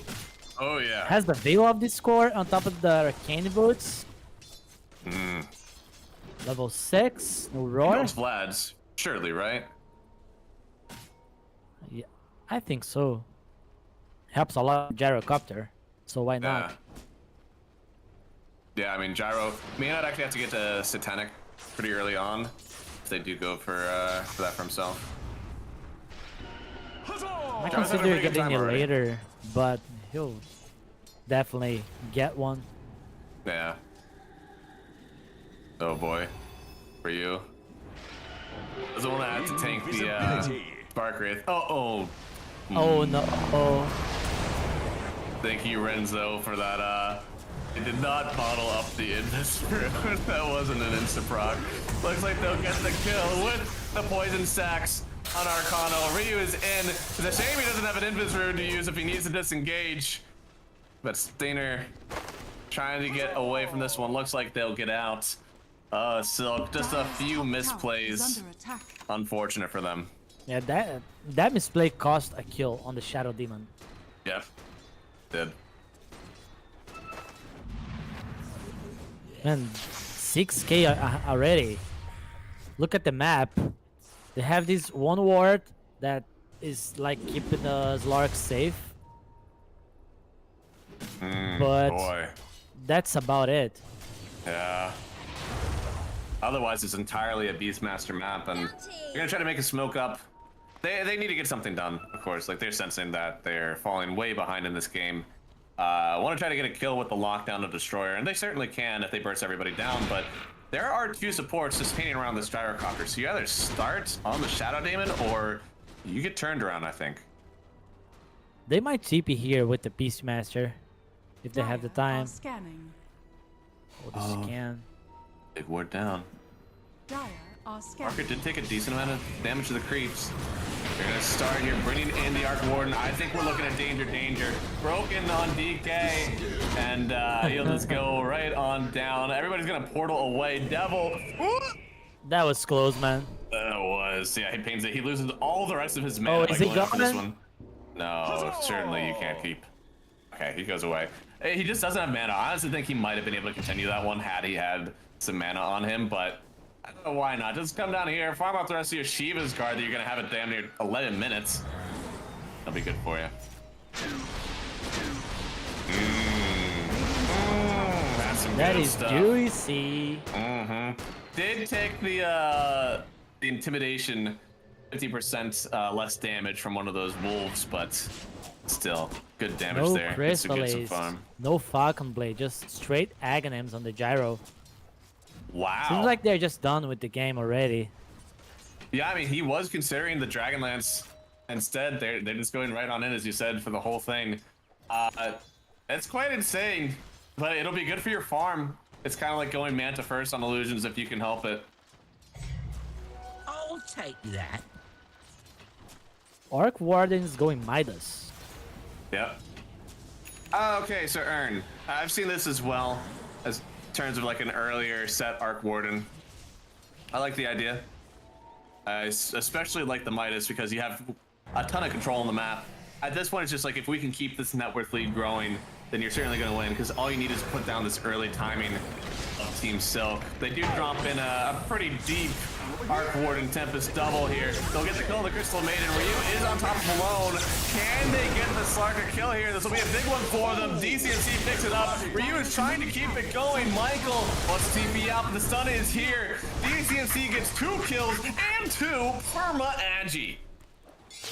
Yeah, the lack of respect also. Just 3 heroes there versus 5. Your Beastmaster was farming the triangle. No respect. At least your Beastmaster there. And yeah, as we're showing here, the Midas on the Slark as well. Definitely a chance for him to turn it around, but still, how do we get everybody else in the game? How am I getting my DK to get some kills? How am I getting my Storm Spirit? I don't know. Yeah, the Storm Spirit, you can just forget about him for now. But the Slark is doing just fine. Looking for me? Oh no. No! So sad, man. Parker, I believe that is his Aghanim Scepter coming on Courier. It is. Stupendous. Yeah. Very strong gyrocopter. I mean, just This'll come in hit up the handy. crit stick now? Yeah, why not? That's definitely the move. He didn't get a Cult Bracelet. It's actually a pretty good item on Gyrocopter. Because you do end up tanking a lot of creeps as you're farming. He's fine for now. Beastmaster strolling through the jungle. We'll see who he's able to find. On to high ground. Looks like it could be Arcano. Jim Park's gonna start farming a wave here, and they are scared straight, man. They don't want to show at this tower at all. They sense that the party is coming over.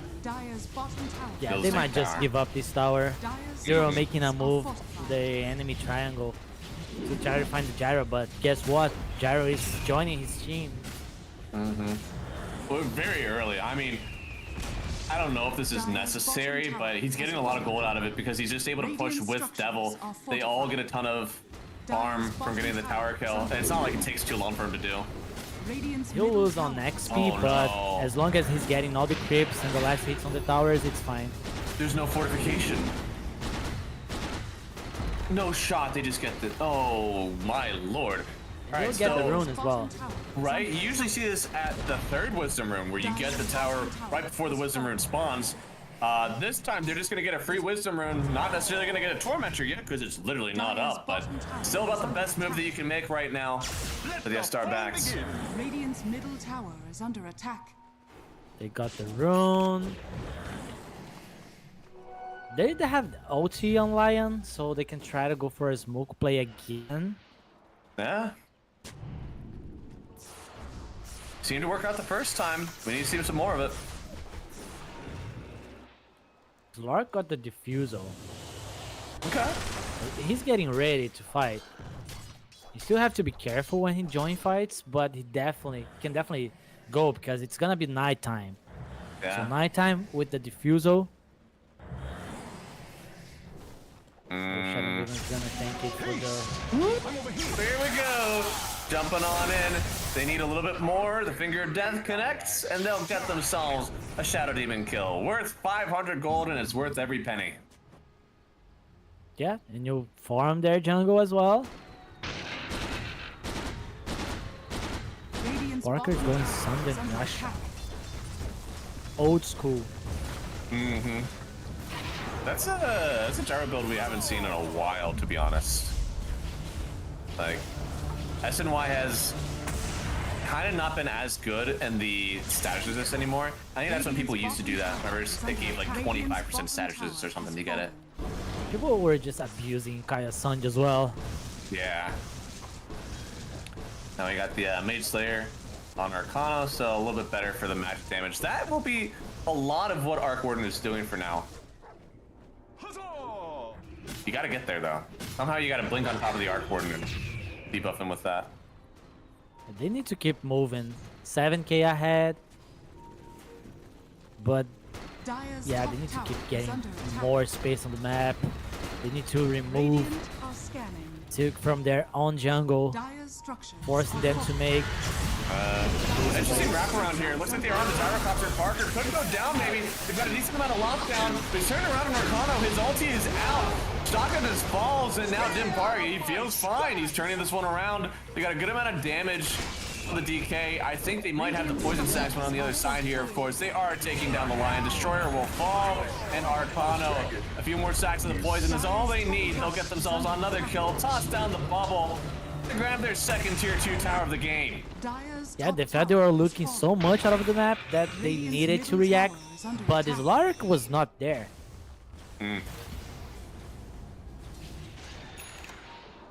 They really need this Lark to get involved if you want to fight.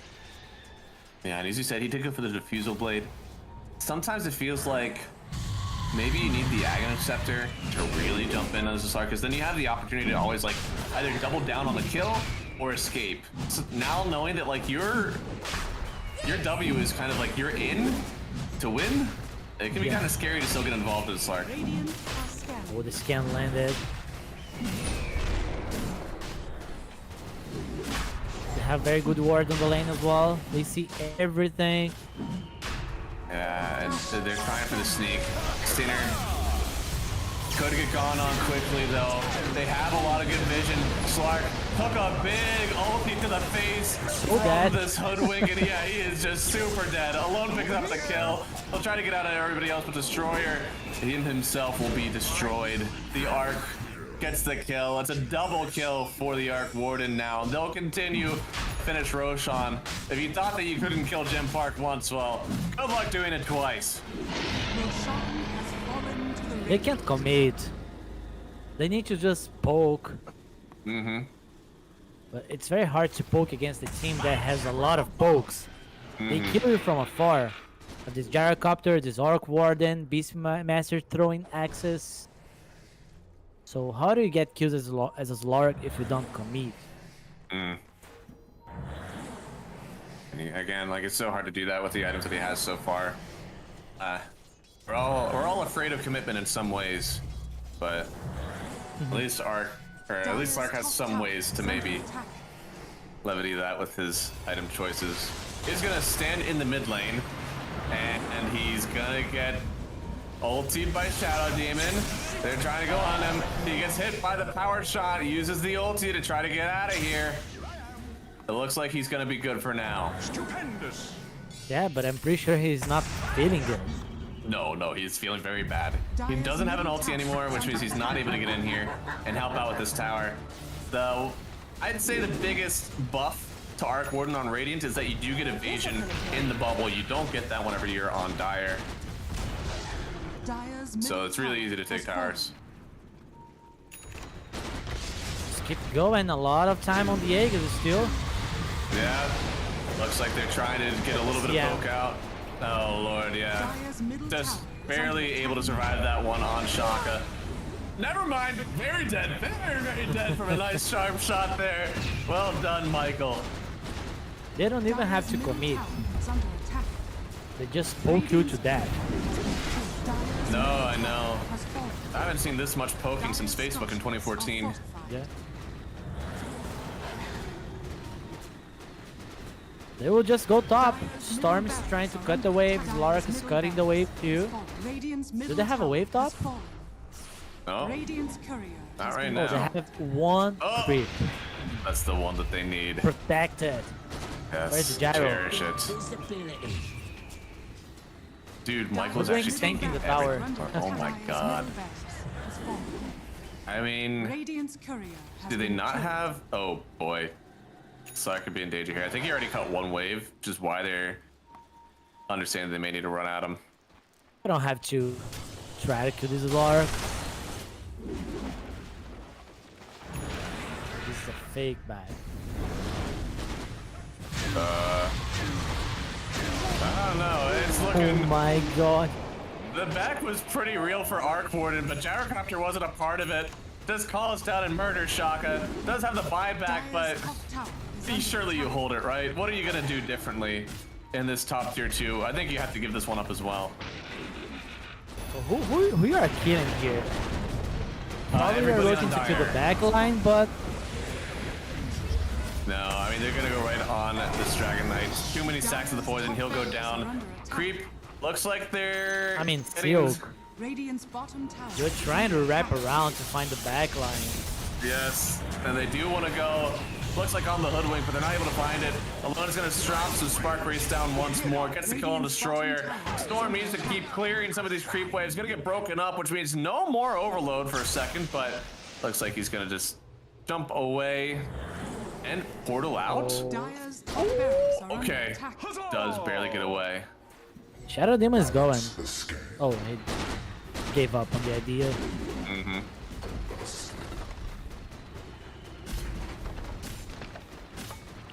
Yeah, 15k, 22 minutes. Another axe down. 22 minutes. Do they consider going? I feel like you can't go for N just You yet. don't click Still- back. You still have Aegis.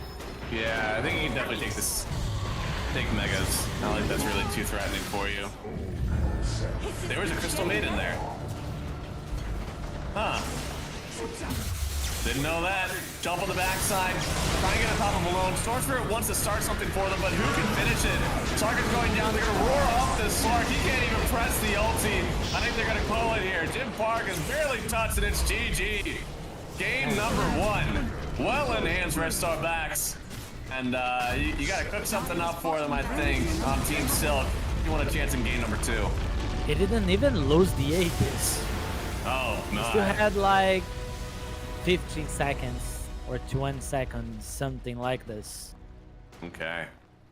Yeah, this was just very easy for Starbacks. Very, very easy. No, I mean, it didn't look like they were ever faltering at all. I feel like the laning stage wasn't too bad for them overall, but then it just broke out at like 6 minutes. The rune rotations were really good. Arc Warden was starting to take over the mid lane, and everybody felt pressured on Team Silk to kind of collapse middle and help them out. But then the side lanes just took over as well. It looks like Parker really popped out this game. 1 kill. Very well done. You didn't have to do a lot. No, it was all everything alone. from the mid lane. I mean, Yeah. Frank also with the Beastmaster, they won top.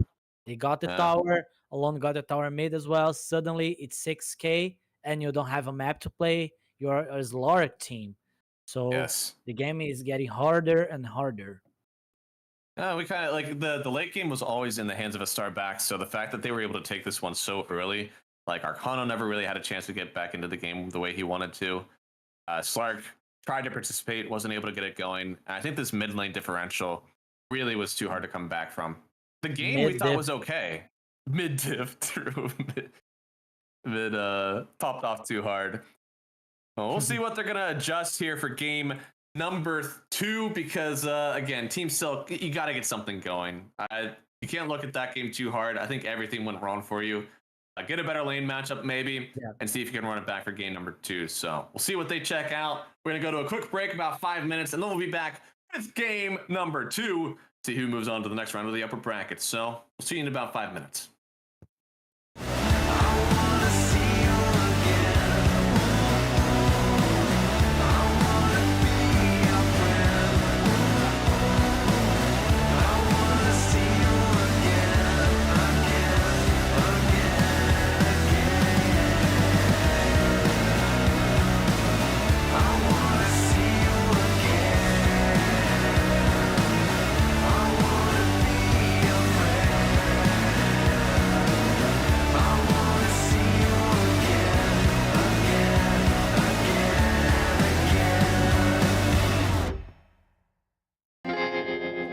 Voices in my head, they say I'm lost, but I found myself in the dark.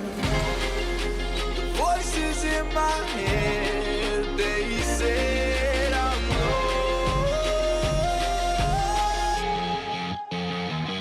Blow me like a C4, give me what I want. Mad Max with you while I'm rolling up a blunt. They ask me where the body's at, I told them check the trunk. She asked me who the man is, I told her I'm the one. I told her I'm the one. You can figure where I'm from. I told her I'm the one. You can't make it where I'm from. Couple warrants and a gun to my name, low-key. Wood grain gripping and I keep it on me. Whole lot of new faces, I'm the real OG. Keep talking shh, and I'll put you on a white tee. The voices in my head, they said I'm lost. Blow me like a C4, give me what I want. Mad Max with you while I'm rolling up a blunt. They asked me where the body's at, I told them check the trunk. She asked me who the man is, I told her I'm the one. I told her I'm the one. You can figure where I'm from. I told her I'm the one. You can't make it where I'm from.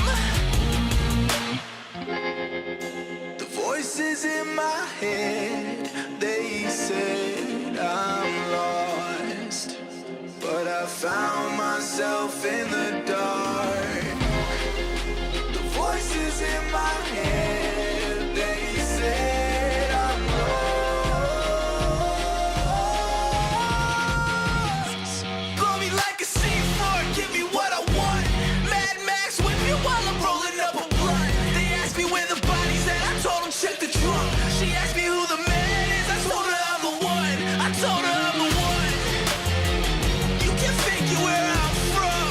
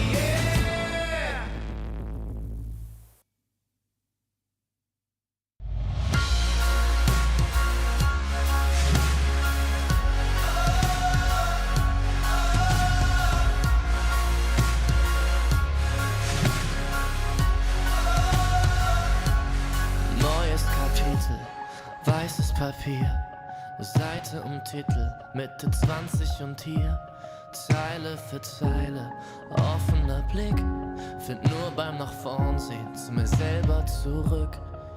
Und auch wenn's irgendwie nur eine Plattitüde ist, der Augenblick zerfällt, hält man ihn fest. Und wenn ich's richtig sehe und verstanden hab, dann sagt er selbst, wenn man ihn ziehen lässt, ich geh einfach nur los, irgendwo hin, auf jeden Weg. Hello everybody, welcome back. It's game number 2 here of our closed quals for SA Team Silk versus Starbacks, and we had a little bit more of a one-sided one than what we were expecting. But the Starbacks just ran this lobby down in game number 1. Alone with this Orc Ward in mid, last pick just destroying the game. We just had a 3-game series, now quick 1 game, 22 minutes. Let's see if Silk can come back after this. That's a hard one to come back from. I mean, you just got diffed in 2 different lanes. It's really hard whenever you get like just ran over different spots, and you picked that safe lane matchup too. I know they didn't pick the mid matchup, but they picked the safe lane matchup and just got absolutely trounced. So you got to try to make some adjustments in that one. Give yourself a fighting chance after the lane stage. Not sure how they do it though. 10 seconds remaining. So no respect bans, at least for now. 5 seconds remaining. They have first pick on Silk, so you're probably looking to get a better hero than DK on offlane. Dire team pick. Right? XD. I mean, yeah. Nope. No, they're not. Oh, man. That's so good. It's almost like, I wish that we were able to set something up like that. Like, we didn't even know this DK was coming. That would have been an awesome setup for like a bit. Like, oh, I'm sure they're going to get something. There's a D. But no, we really thought that something else was coming, and they just went for the DK anyways. That's great. 5 seconds remaining. Shout out to the anime enjoyers on the chat. We're on up next, I promise. Let's keep going. So, was the Hoodwink the first pick on Starbacks? I speak for the yes, I think that was true. And they go for the Nature's Prophet instead this time. And to make it even faster. Right? I'm worried. This Nature's is going to be everywhere on the map. They already had I don't know if it was a rough time. I think the offlane went just fine. They did kind of get ran down, but that was whenever they threw like every hero into the DK's lane. So until then, it wasn't, a worst thing from happening. I mean, at the 10 minutes mark, Jaro was 1.5k ahead of the DK. I mean, 10 minutes mark is like half of the game, so it's hard to take that into consideration, but that's just the fact. I don't know. I feel like in a previous patch, Spirit Breaker was the counter to this hero. It was pretty easy to play into, but now that hero is not near as good at clearing waves.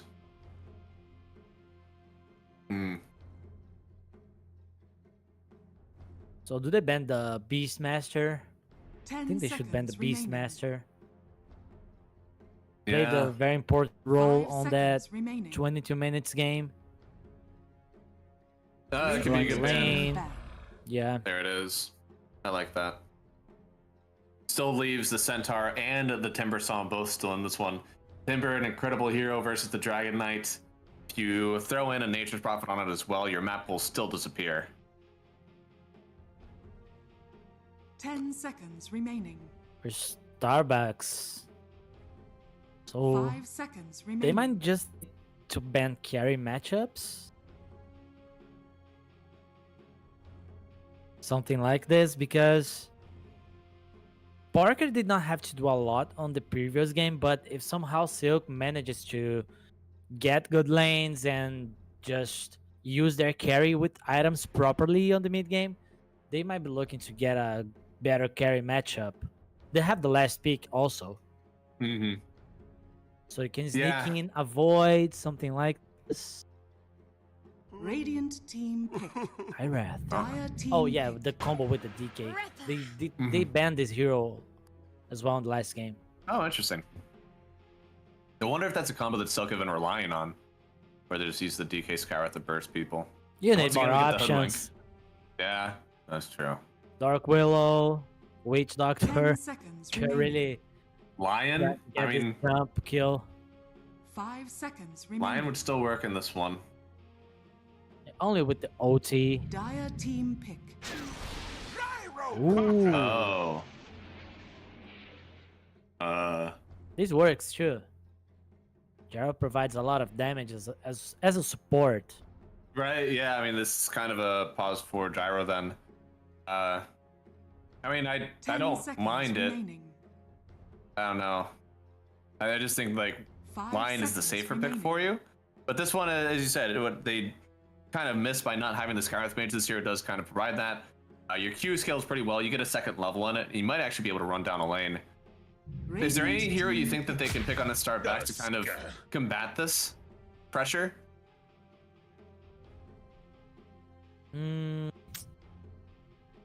Assuming that they have the supports duo with Nature's Prophet Hoodwink, I would say something like 10 Centaur, seconds just to remaining. be able to disengage against this hero when he has OT. 5 seconds Of course, their remaining. shards makes it not great as a Centaur, Yeah.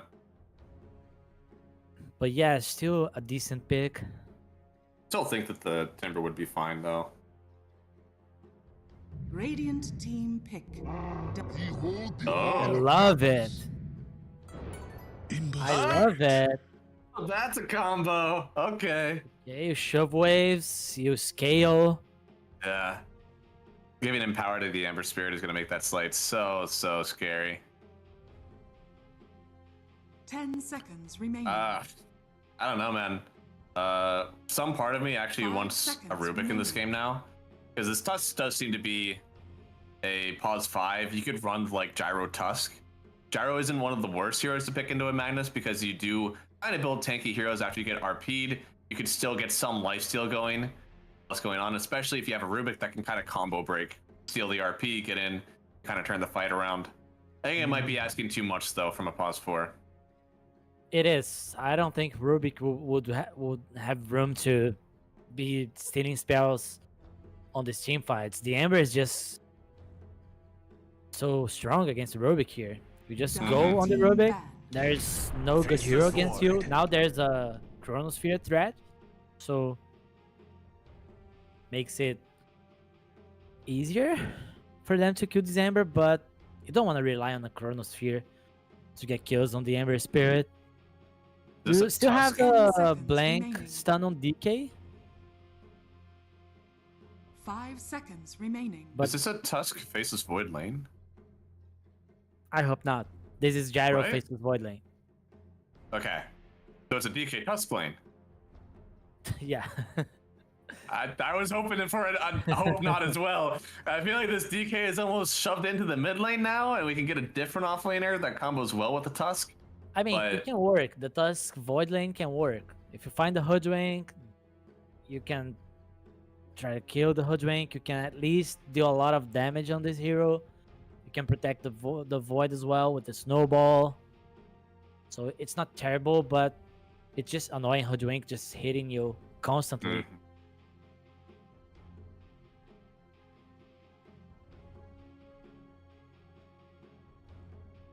So they have this Faceless Void here. Do they ban the Wraith King just in case? I don't think they have to.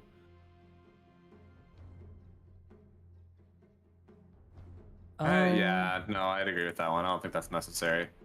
Radiant That hero team just banned. has really fallen off the map. Oh, so they think the carry is already there. Ugh. Like Mass carry, Nature's Yeah. Prophet carry, something like this. Amber carry? Ooh. I think Ember is already too good of a mid laner. But I can see the other two. 10 seconds remaining. Oh, I think they did it in the past. It was like 5 Alone seconds playing remaining. Amber carry on the safe lane, and Parker playing Puck on the mid lane. Okay. Not saying this is the case now, but that happened in the past.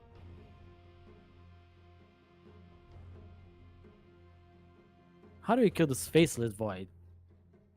Just RP him? But there's the Tusk. The Tusk save is so good here. Yeah. It would have to be like RP sharpshooter, but that's incredibly hard. Team ban. Bengal ban, so nice. Amber and Magnus could suffer with the mana burn. Mm-hmm.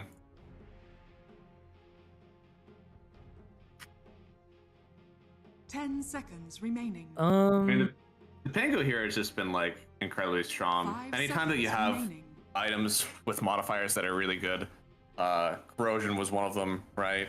Now it's Maid Slayer and Diffusal Blade. Like, Pango is always just going to be a successful hero.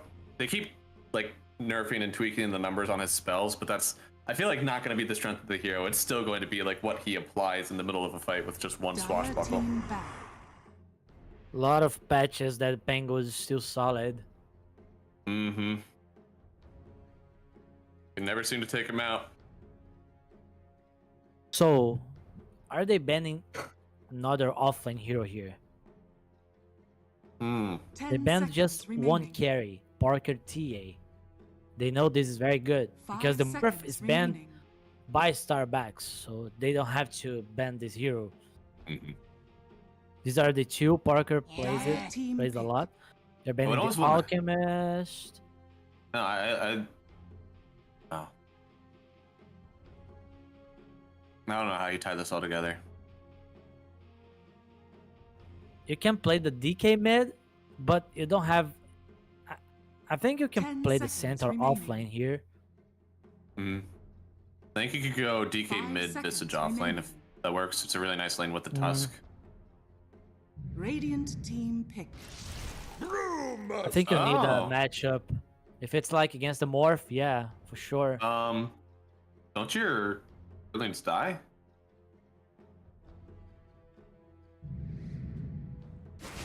Huskar. No, not again! Not another Huskar game. Oh god. Gym Park playing the Huskar, so they will. Oh damn. They will. Is it playing mid Huskar? That's a good question. I feel like Huskar has been known to float into some carry roles whenever you have a favorable matchup. I think the only thing that we know is that there's going to be an offlane Magnus with the 4 Hoodwink, which is going to be a strong lane in its own right. Plus having the pause 5 on Nature's Prophet that can go make stuff happen all around the map. I think the only thing that I don't like about this composition is that I want the Nature's Prophet to be able to go in and help the Huskar and kind of give him those numbers. Right now, you're not really getting that unless you lane the Hoodwink with the Huskar and then put the Natures in the offlane, but I don't think they're going to do that. I still think this might be Huskar mid. They would swap in and put the Ember Spirit into the safe lane. Yeah, because they've done this in the past, not with the Huskar, but Parker playing Puck. Because if you're playing like the Ember against the DK, you know that you're not winning that lane. And alone, he just stomped one lane. So I think he might want to do this again. Yeah. I mean, if you have the opportunity... I mean, not him now, but the Huskar. Yeah. If you have the opportunity to just dump through the lanes, why not? And that's got to be incredibly hard for Brewmaster to play. It's got to be up there with like anti-mage and like worst matchups to play against. I still favor Starbacks here. A lot of potential with this Magnus, this scale against this Faceless Void. It's nice. It's hard to hold the game for the Faceless Void with these heroes. We have DK Brewmaster, heroes that want to play fast. Brewmaster with ulti, he wants to fight every time. But if he doesn't have Primal Split, it's hard for Silk to go on fights because even though I have the Chronosphere, Faceless Void, he needs a lot of items to deal damage, and you lack damage on the Chrono with this lineup. Yeah, it's all Gyrocopter, right? Like Shaka is playing the pause 5 on the Gyrocopter, so it's gonna have to get a lot of points in those skills. Depending on where the hero is inside of the Chrono, you can even damage him with the Rocket Barrage. Yep. I was just thinking that too. That takes a lot more skill on top of the Chronosphere. You don't have to think about that with the, you know, a Skywrath Mage or a Lion or Lane or stuff like that. Gyrocopter, you gotta be incredibly careful now. Would they guess right?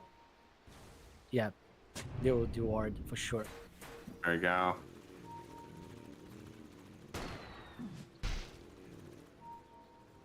Oh, easy D ward. They might just walk into danger though on the backside. They don't know if anybody's up here just yet.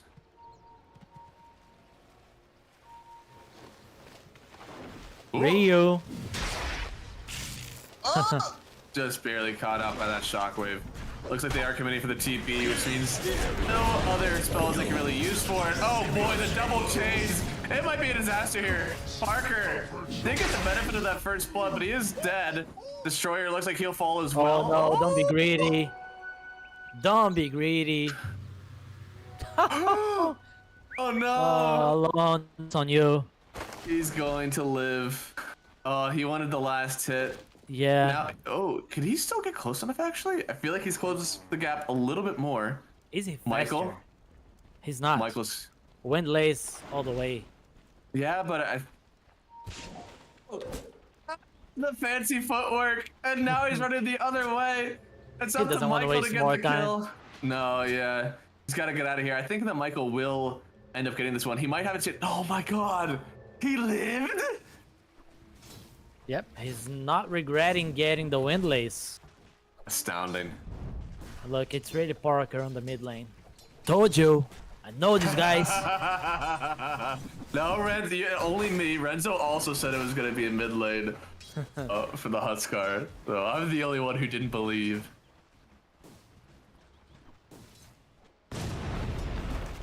Oh, Rio. I'm so sorry. This is definitely a rough one for him. Sorry that you're going through this, man. No, oh no. He does have 4 CS. Not the worst in the world, but that last deny kind of hurts. I think one of them was from the... Was it from a ward? So he got 1 ward CS, but then he missed the range creep. Yeah, this top lane, the Magnets should be just fine farming. Hoodwink can just right-click the Faceless Void. I don't think they can kill the CMC unless he makes a mistake. They can kill Shaka, for sure. They just have to poke him down on the Hoodwink first.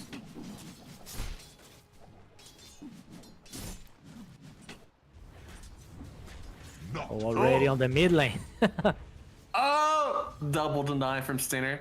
Now going in for the runes. No, there is no bottle neither this year as it seems, but they, oh boy, going all in top. Blood grenade used here. Devil gonna go down, but the TP in from the Nature's Prophet. DCFC is stuck, but he gets time walked out perfectly fine. Stinger not able to get the kill on him, so well done from DCFC honestly to get the kill and get out of there.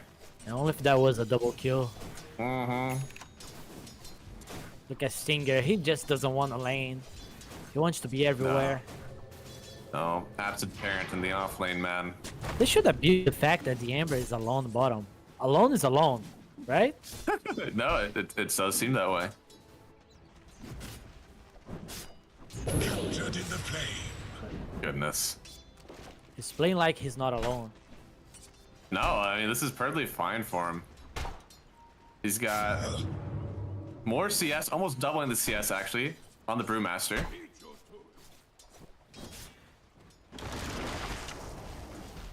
To make it look like Amber Spirit's an OP carry. Right.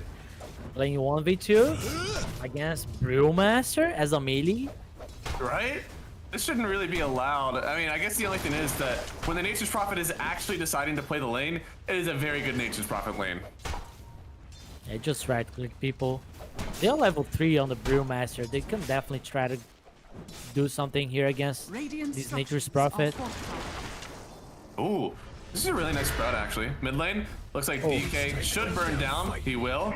And then Destroyer goes down after the sprout bottom. So they get 2 kills across the map here on a Starbacks, finally giving themselves a lead in the kills. Who got the TP cancelled? Was it the Gyro? Trying to help the DK mid? Maybe. Oh, it was the Tusk. Tusk.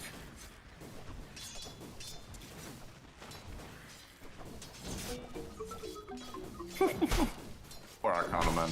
Damn, like nice on the Husker. Oh no! Oh goodness, that's so much XP gone to the lane. This DK is usually like your, like, it's fine hero. You know, you just sack in the mid lane. He doesn't lose many matchups, but this is definitely one that he's going to just get bullied out of. Parker doing a really good job of kind of sectioning everything off. I mean, you are first pick in DK. Yeah. This is what happens. Oh. 13 denies. He's not even getting boots first on the Husker. Yeah, I He's mean, stomping the lane. I guess he doesn't need it. Feels strong for sure. Doesn't he have Violet Blade? No shot. Oh, a little bit more damage. Certainly going to fall down. Wasn't able to get locked into the snowball with Destroyer. Does end up using the blood grenade as well, so he'll get the return kill on Stinger, but still did lose his mid laner. Devil tried to body block up here, stop the gyrocopter grenade on top. Well, actually, drag both of them under tower range. Now DCMC is going to turn onto Michael, but he doesn't have the damage. They'll turn for Shaka, get the kill, and now DCMC trying to get some CS, but look at that. They don't even care about the creep wave. Yeah, they're going to go right after him. Does drag him out of the lock that Michael had him in, so a little bit of mistiming on the spell casting there.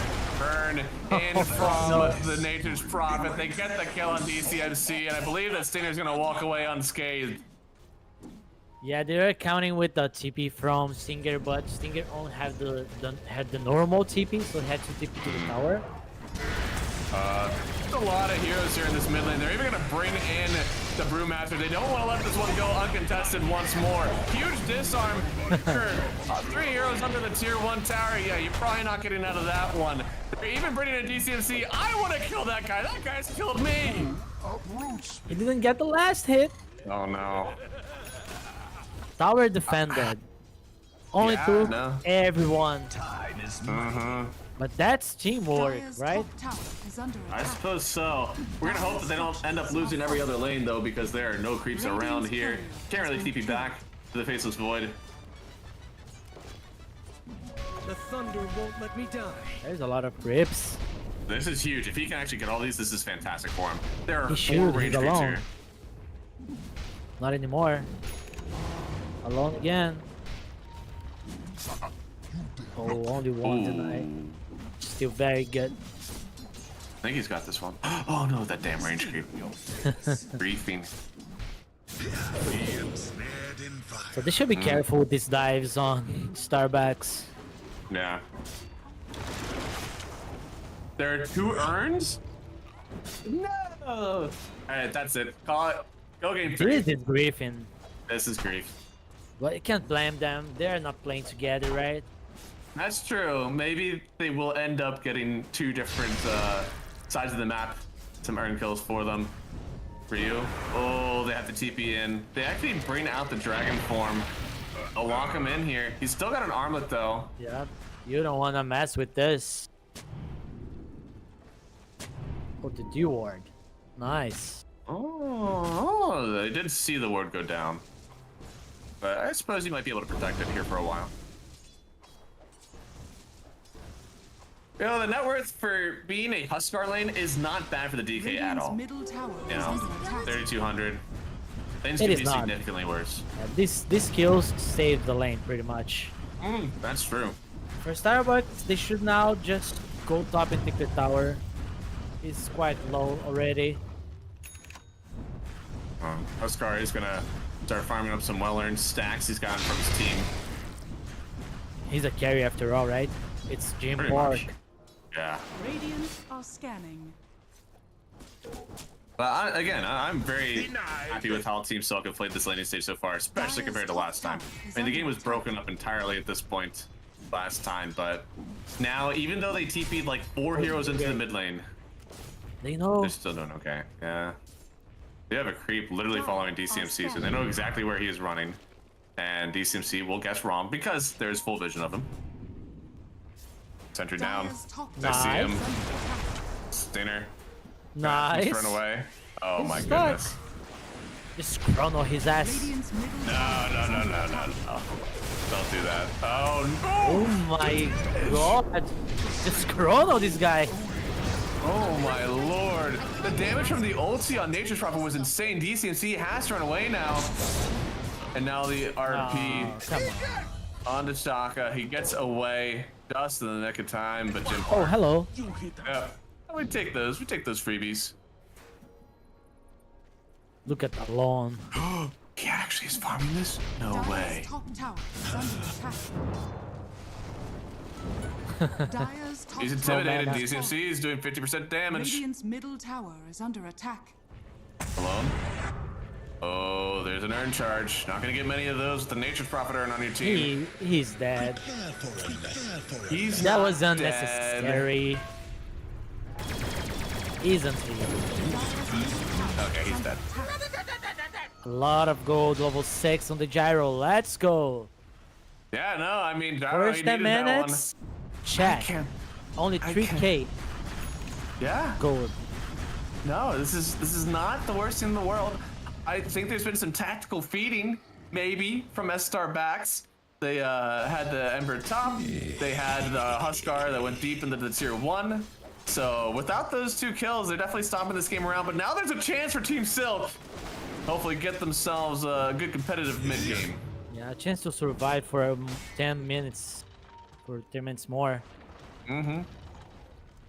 He still have the double earn. He's going Vassal on Ember Spirit. And he's going for Nature's Prophet also has the gold for the Vassal. Is he buying the item? Oh, no. Okay, Oh, he's okay. switching over to an Orchid. That's fine. So I'm pretty sure if you backpack your urn, you still get the charges. So you literally just have to make sure you're like far enough away when the kill happens that it goes to the embers instead. You can sell the item also. I'm pretty sure that works. That is just a terrible I play. Lose think you so don't get much gold. charges. He's got to keep the urn stats. You don't want to get rid of that. Oh, Ruby's going for a Radiance. Oh, man. Yeah, it's been free farming here for quite some time. Yeah, but a nice RP coming in with the call down. Never mind. He'll get a few kills, but Arcano just instantly falls. It's a killing spree for the Magnus. Well played on the RP, not giving a chance for this Brewmaster to get his Brewlings off. Yeah, this is so close to the Radiance, he should never be there. And putting himself in danger. Just finish the item. Doesn't even have boots, so... Is this even a good item purchase? I mean, you're playing against an Ember. I'm sure that the Ember is getting a Mage Slayer. Is he? Maybe he's not. Maybe he's gonna go Deso or something, and I'm gonna be completely wrong. Never. Okay, I hate this game. Oh my god. This is fine. This is fine. We're idiots. Maybe there was a pact made in the lobby that I didn't see. Nobody buy the Mage Slayer item. Okay, magic damage is allowed this game. DK has his Mage Layers. Oh, okay, never mind. Ryu is not taking such packs. Michael looks like he will get away just barely.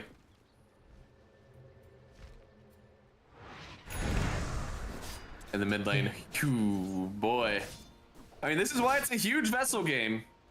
Both the Faceless Void and even a little bit of the DK relying on that region. Faceless Void. So close to the Radiance, he'll finish it after the tower. No. I mean, with no Mage Slayer on the board, this is an awesome pickup for Arcana. He's going to be amping his stacks with his passive because of the magic damage that he gives out. Refreshing all those beautiful perks that he gets. Can he dodge it? Ooh, I don't know. He does have the Flame Blade. In fact, he's turning around. He's gonna get brewed up.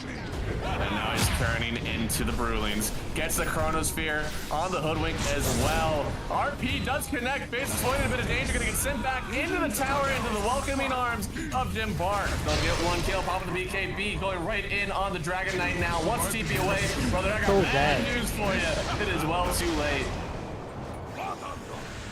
Mark is going to try to turn on Arcano here, it looks like. Does have the Radiance for that extra miss chance. Getting rooted up, and now can't do that anymore. He is donezo. Alright, they were needing these skills because Silk, they were starting to like the game. They got the Radiance, they got the tower kill. They just lost so much. And it should have been a good fight for Team Silk. Had the Radiance, so they're getting that extra Brood Up multiplier, but they just did not take the fight correctly. They also got RP'd in the midst of their Chronosphere. It started off again great, but this plummeted so hard. The Devil came out of nowhere with the Magnus. That was a perfect RP. That seemed like just a freebie on the Hoodwink with the Chrono. And already going in for the Roshan. He'll have to travel. I don't think he's keeping Roshan here for a while. Destroyer. Oh, does actually run away. Still goes down. Now the Roshan is coming on top, and he's gonna have to follow it all around on Parker. Is he really going Radiance? On Ember? Come on, Alone. Yeah. Well, unfortunate. Isn't he just memeing? I think so. I would have to think so. Mage Slayer is way too good in this game.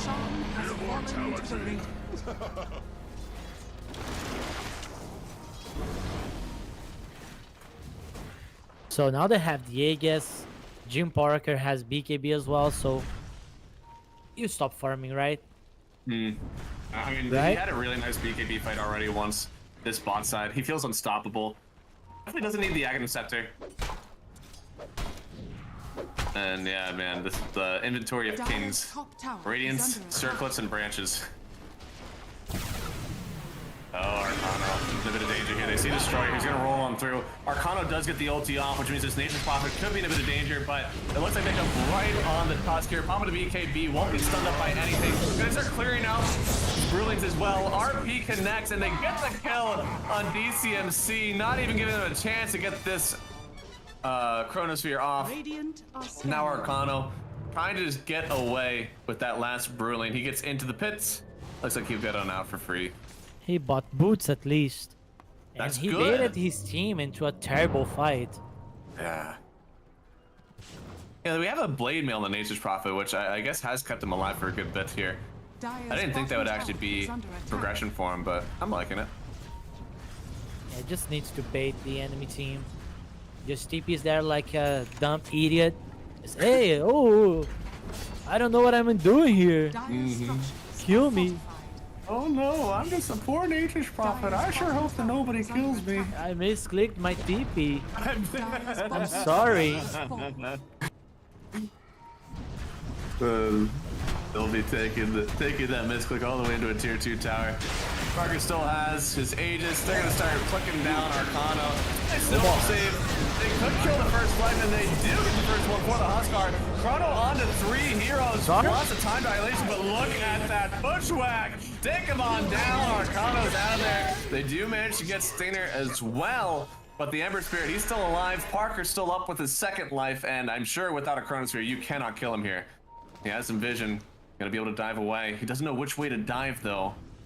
Oh, no. Oh, no, now they know. Yeah. Still miss. Jump in. DCMC, yeah, no, complete whiff on it. Still will get the kill, though. Damage for sure. Michael somehow gets the last click. I actually don't know how he did that. They got the kill on the Ember Spirit. We'll be able to say that that was okay, but your Void is dying in the end. Even though you're getting money, you're not scaling. Nope. Nope. Oh, they wanna one-shot before. They punch him up into the sky, pop into BKB, turn around, and taunting this Brewmaster. There's the toggle. Good toggle, but this is actually going to be the ulti out. Jim Park, can he toggle this one around? It's very hard to with Radiance in the mix. RP, oh no, dude, he's got a hand right on DCMC, turning around, they get the kill. Arcano coming out of the ulti. They weren't able to clear this Huskar, and this is just a disastrous fight again. With the RP, he wasn't able to sit Parker down. I think they may have had that kill had he not been sent into the sky. I just don't know why they did that. And it wasn't like just Eel Scepter, it was Blue Panda Tornado, so it was there for a long time. I wonder if he was just expecting the RP, so he was like spam clicking it for the Magnus and just missed. I guess we'll never know. I don't think we will, no. 12,000 net worth lead. We may not get to see another one here for the game, because we've got a fickle Huskar here, starting to almost double up some of the other cores on Team Silk. This is still a game Faceless Void can carry, but it takes a lot of mistakes on Starbacks side.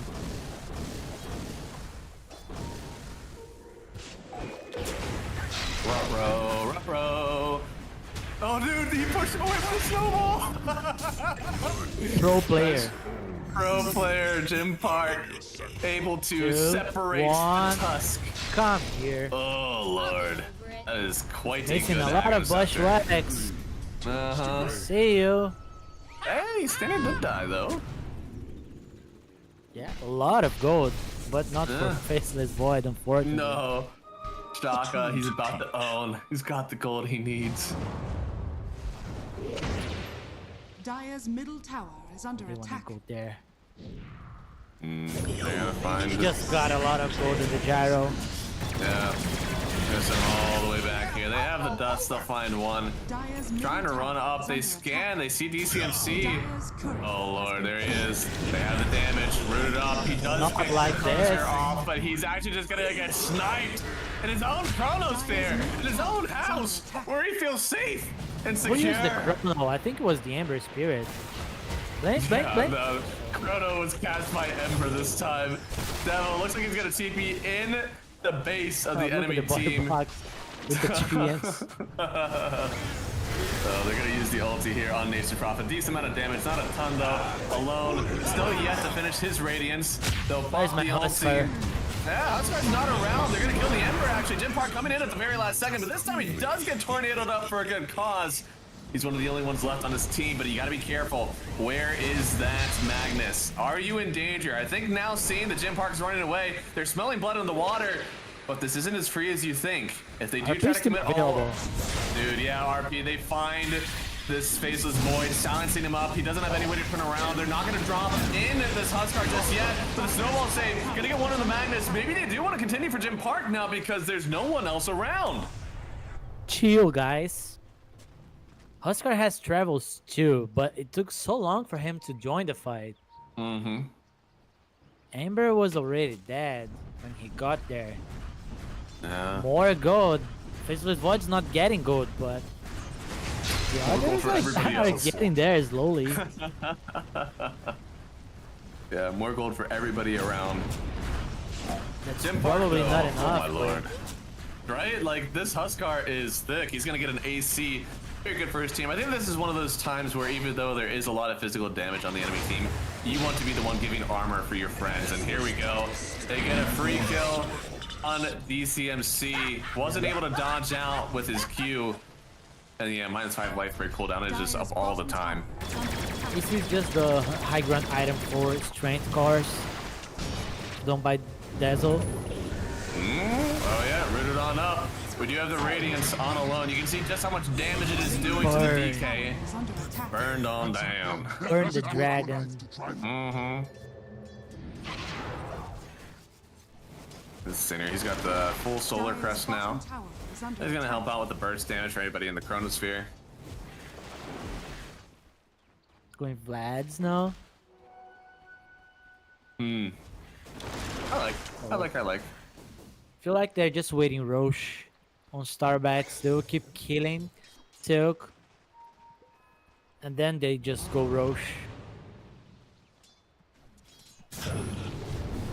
Ooh.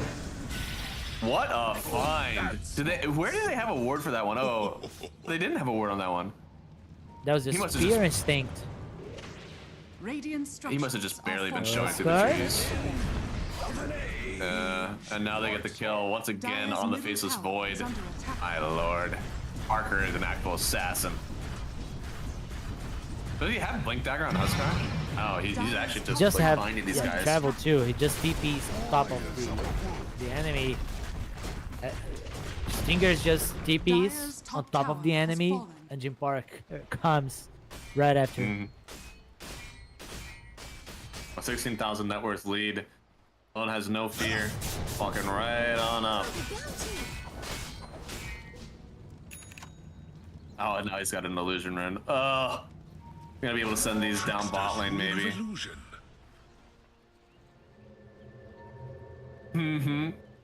This is the Ember Spirit that looks like an Alk. Even going for the Manta style. Oscar, yeah, Oscar GPM. Dude, he is looking like an alchemist too. Which my matriarch will prize. He's definitely farming fast. Now he just had to get these Aegis and go high ground. Yeah. They do know that Roshan is being taken. I'm sure the Team Silk are able to fight it. Roshan banner. Oh. What an underwhelming item. This is the second time they've had to go follow Roshan through the portal because they started like 30 seconds before he moves up.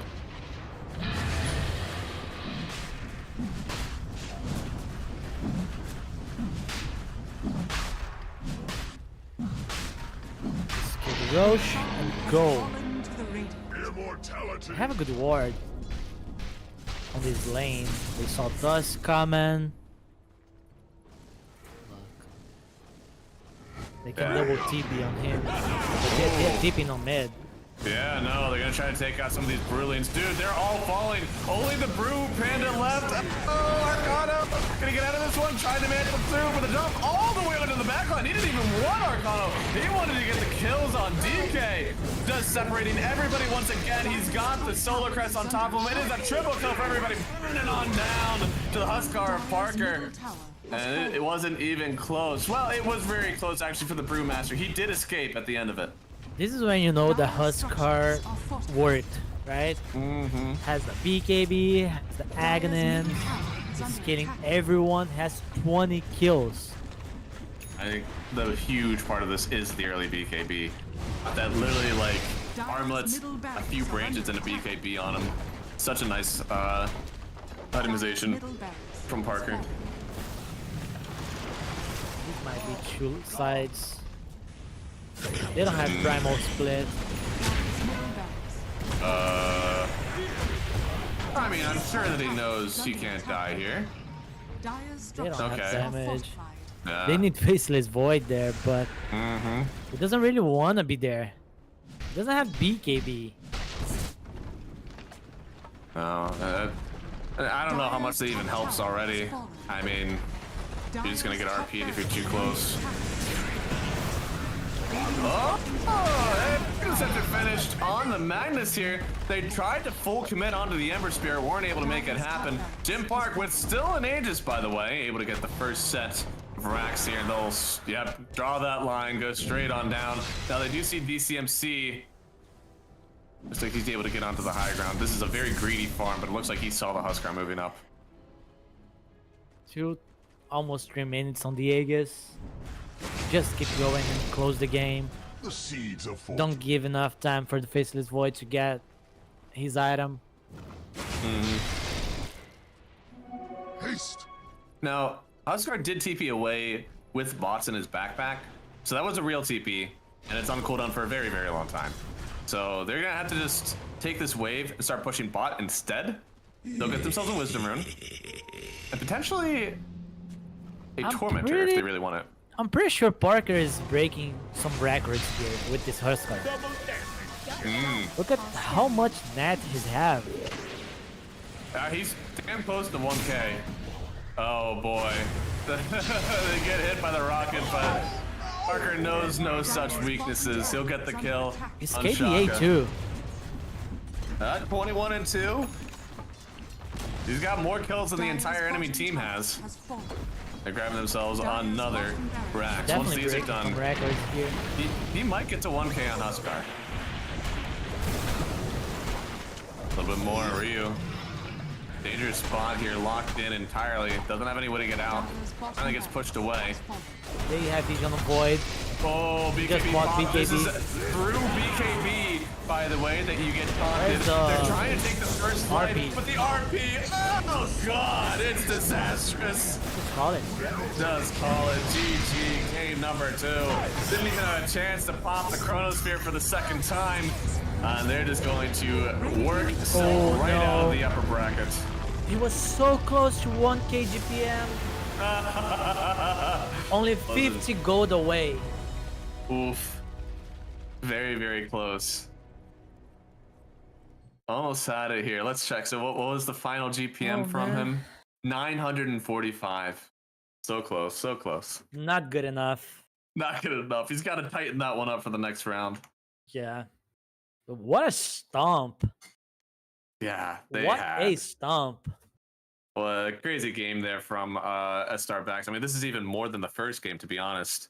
Just always had control. Huge Huskar pick. For whatever reason, you know, I say we're seeing a whole lot more Huskar than we had in our NA quals, which is really nice to see that we get some more heroes involved in this one. But our Starbacks, I mean, they just put the foot on the gas. They eliminate, I shouldn't say eliminate. They take Silk out of the upper bracket. They're going to drop into the lower brackets. They'll play either Beast Coast or South Team, which is currently happening on ESL_TV. If you want to check out how that one is going. And then next up, I believe to end out our day today, we're going to be watching either Infinity and WD. I'll have to check the TV schedule, but hey, what did you think about this series? You think that Starbacks have what it takes to take it the whole way? They definitely have the players to do that. I don't know, because the other teams, they're just playing together for a long time. They have more chemistry going, but seeing Alone and Parker just swapping lanes like this just brings some attention to this team, because they have a lot of potential there already. But if you're able to do that, and Alone's being able to play on a side lane with the support, that means that they're working well together as well. So this team might surprise some of the top dogs.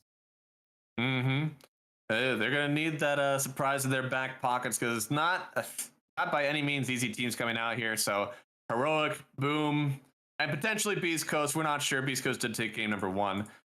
But very well done. I mean, whenever you're a team that's trying to make a push into the closed quals, these are the kind of performances that you need to have in the first round, right? Total stomps, no sign of weaknesses, because that's what other teams are showing in their first round too. You got to be able to compete with that. Yeah, of course. So we'll see if they're able to keep it up or not. Guys, that was our second series of the day. We get a little bit of a longer break this time. We'll have about 2 hours, and then we'll be watching Infinity and White Dragons, which means that Ace and I are very happy because we get to see FCR. Well, hopefully, I mean, unbiased. Yeah, at least once today. Yeah, let's go. Yeah, right. We get to see once. Yeah, no, it'll be exciting to watch those games. So take a break, stretch your legs, get some food, and we'll see you back in about 2 hours for our last best of 3 on the night. So again, stick around. I'll have some more Dota 2 in a while. Klein oder groß, wartet ein Sinn und wir haben's erlebt. Nein, ich hab noch nicht genug. Wart mal wieder auf die Flut. Schwimm oder schweb, Leben ist Leben, Leben ist Leben. Solange sich alles bewegt, solange sich alles bewegt. Lieber neue Gedanken, hör auf leisen Sohn, statt ewig im Gestern mit den alten Parolen. Nun ist die Währung, der Weg ist das Ziel, kostet die Welt dann vielleicht gar nicht so viel. Und auch wenn manches davon sicher Plattitüden sind, man fühlt genau, wenn es stimmt.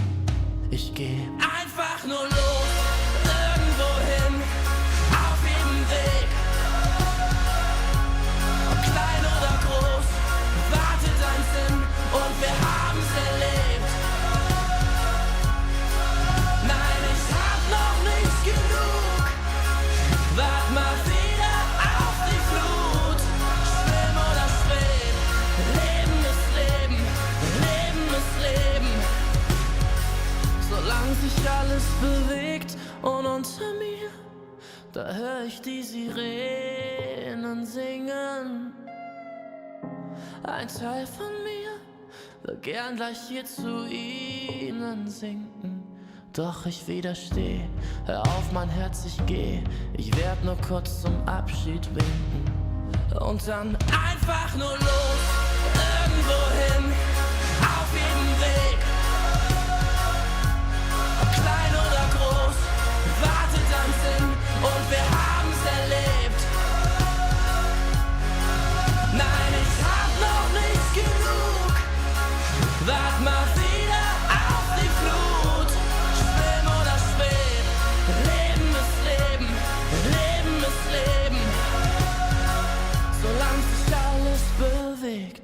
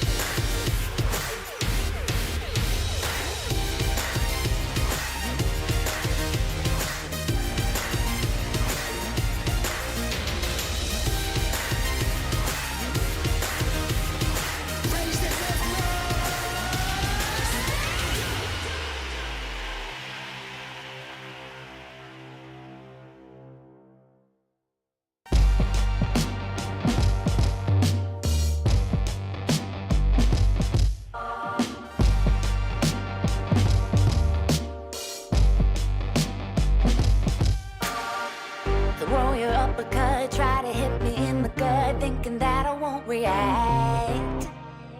You whispering my name, thinking I won't be the same. Turn fiction into fact. See what you didn't know, bruises that I'll never show, slipping on your every jab. So tighten up your fist, step into the ring with this. I hope your mama's got your back. First round, you thought you would've knocked me down. Fifth round, bleeding out the side of your mouth. Final round, pulling the sound of my name in the crowd. You did a buzz. Oh, oh, oh, oh. You did a buzz. Oh, oh, oh, oh, oh. Just 'cause I took a break, you're making a huge mistake, thinking you can take the throne. Look at you trembling, step into the lion's den. Bet you wish you stayed at home. Begging for mercy underneath your breath when I ain't even sweating yet. My legend's written in the stone, yeah. You're crying, danger in defeat is now your only friend. Even your mama's got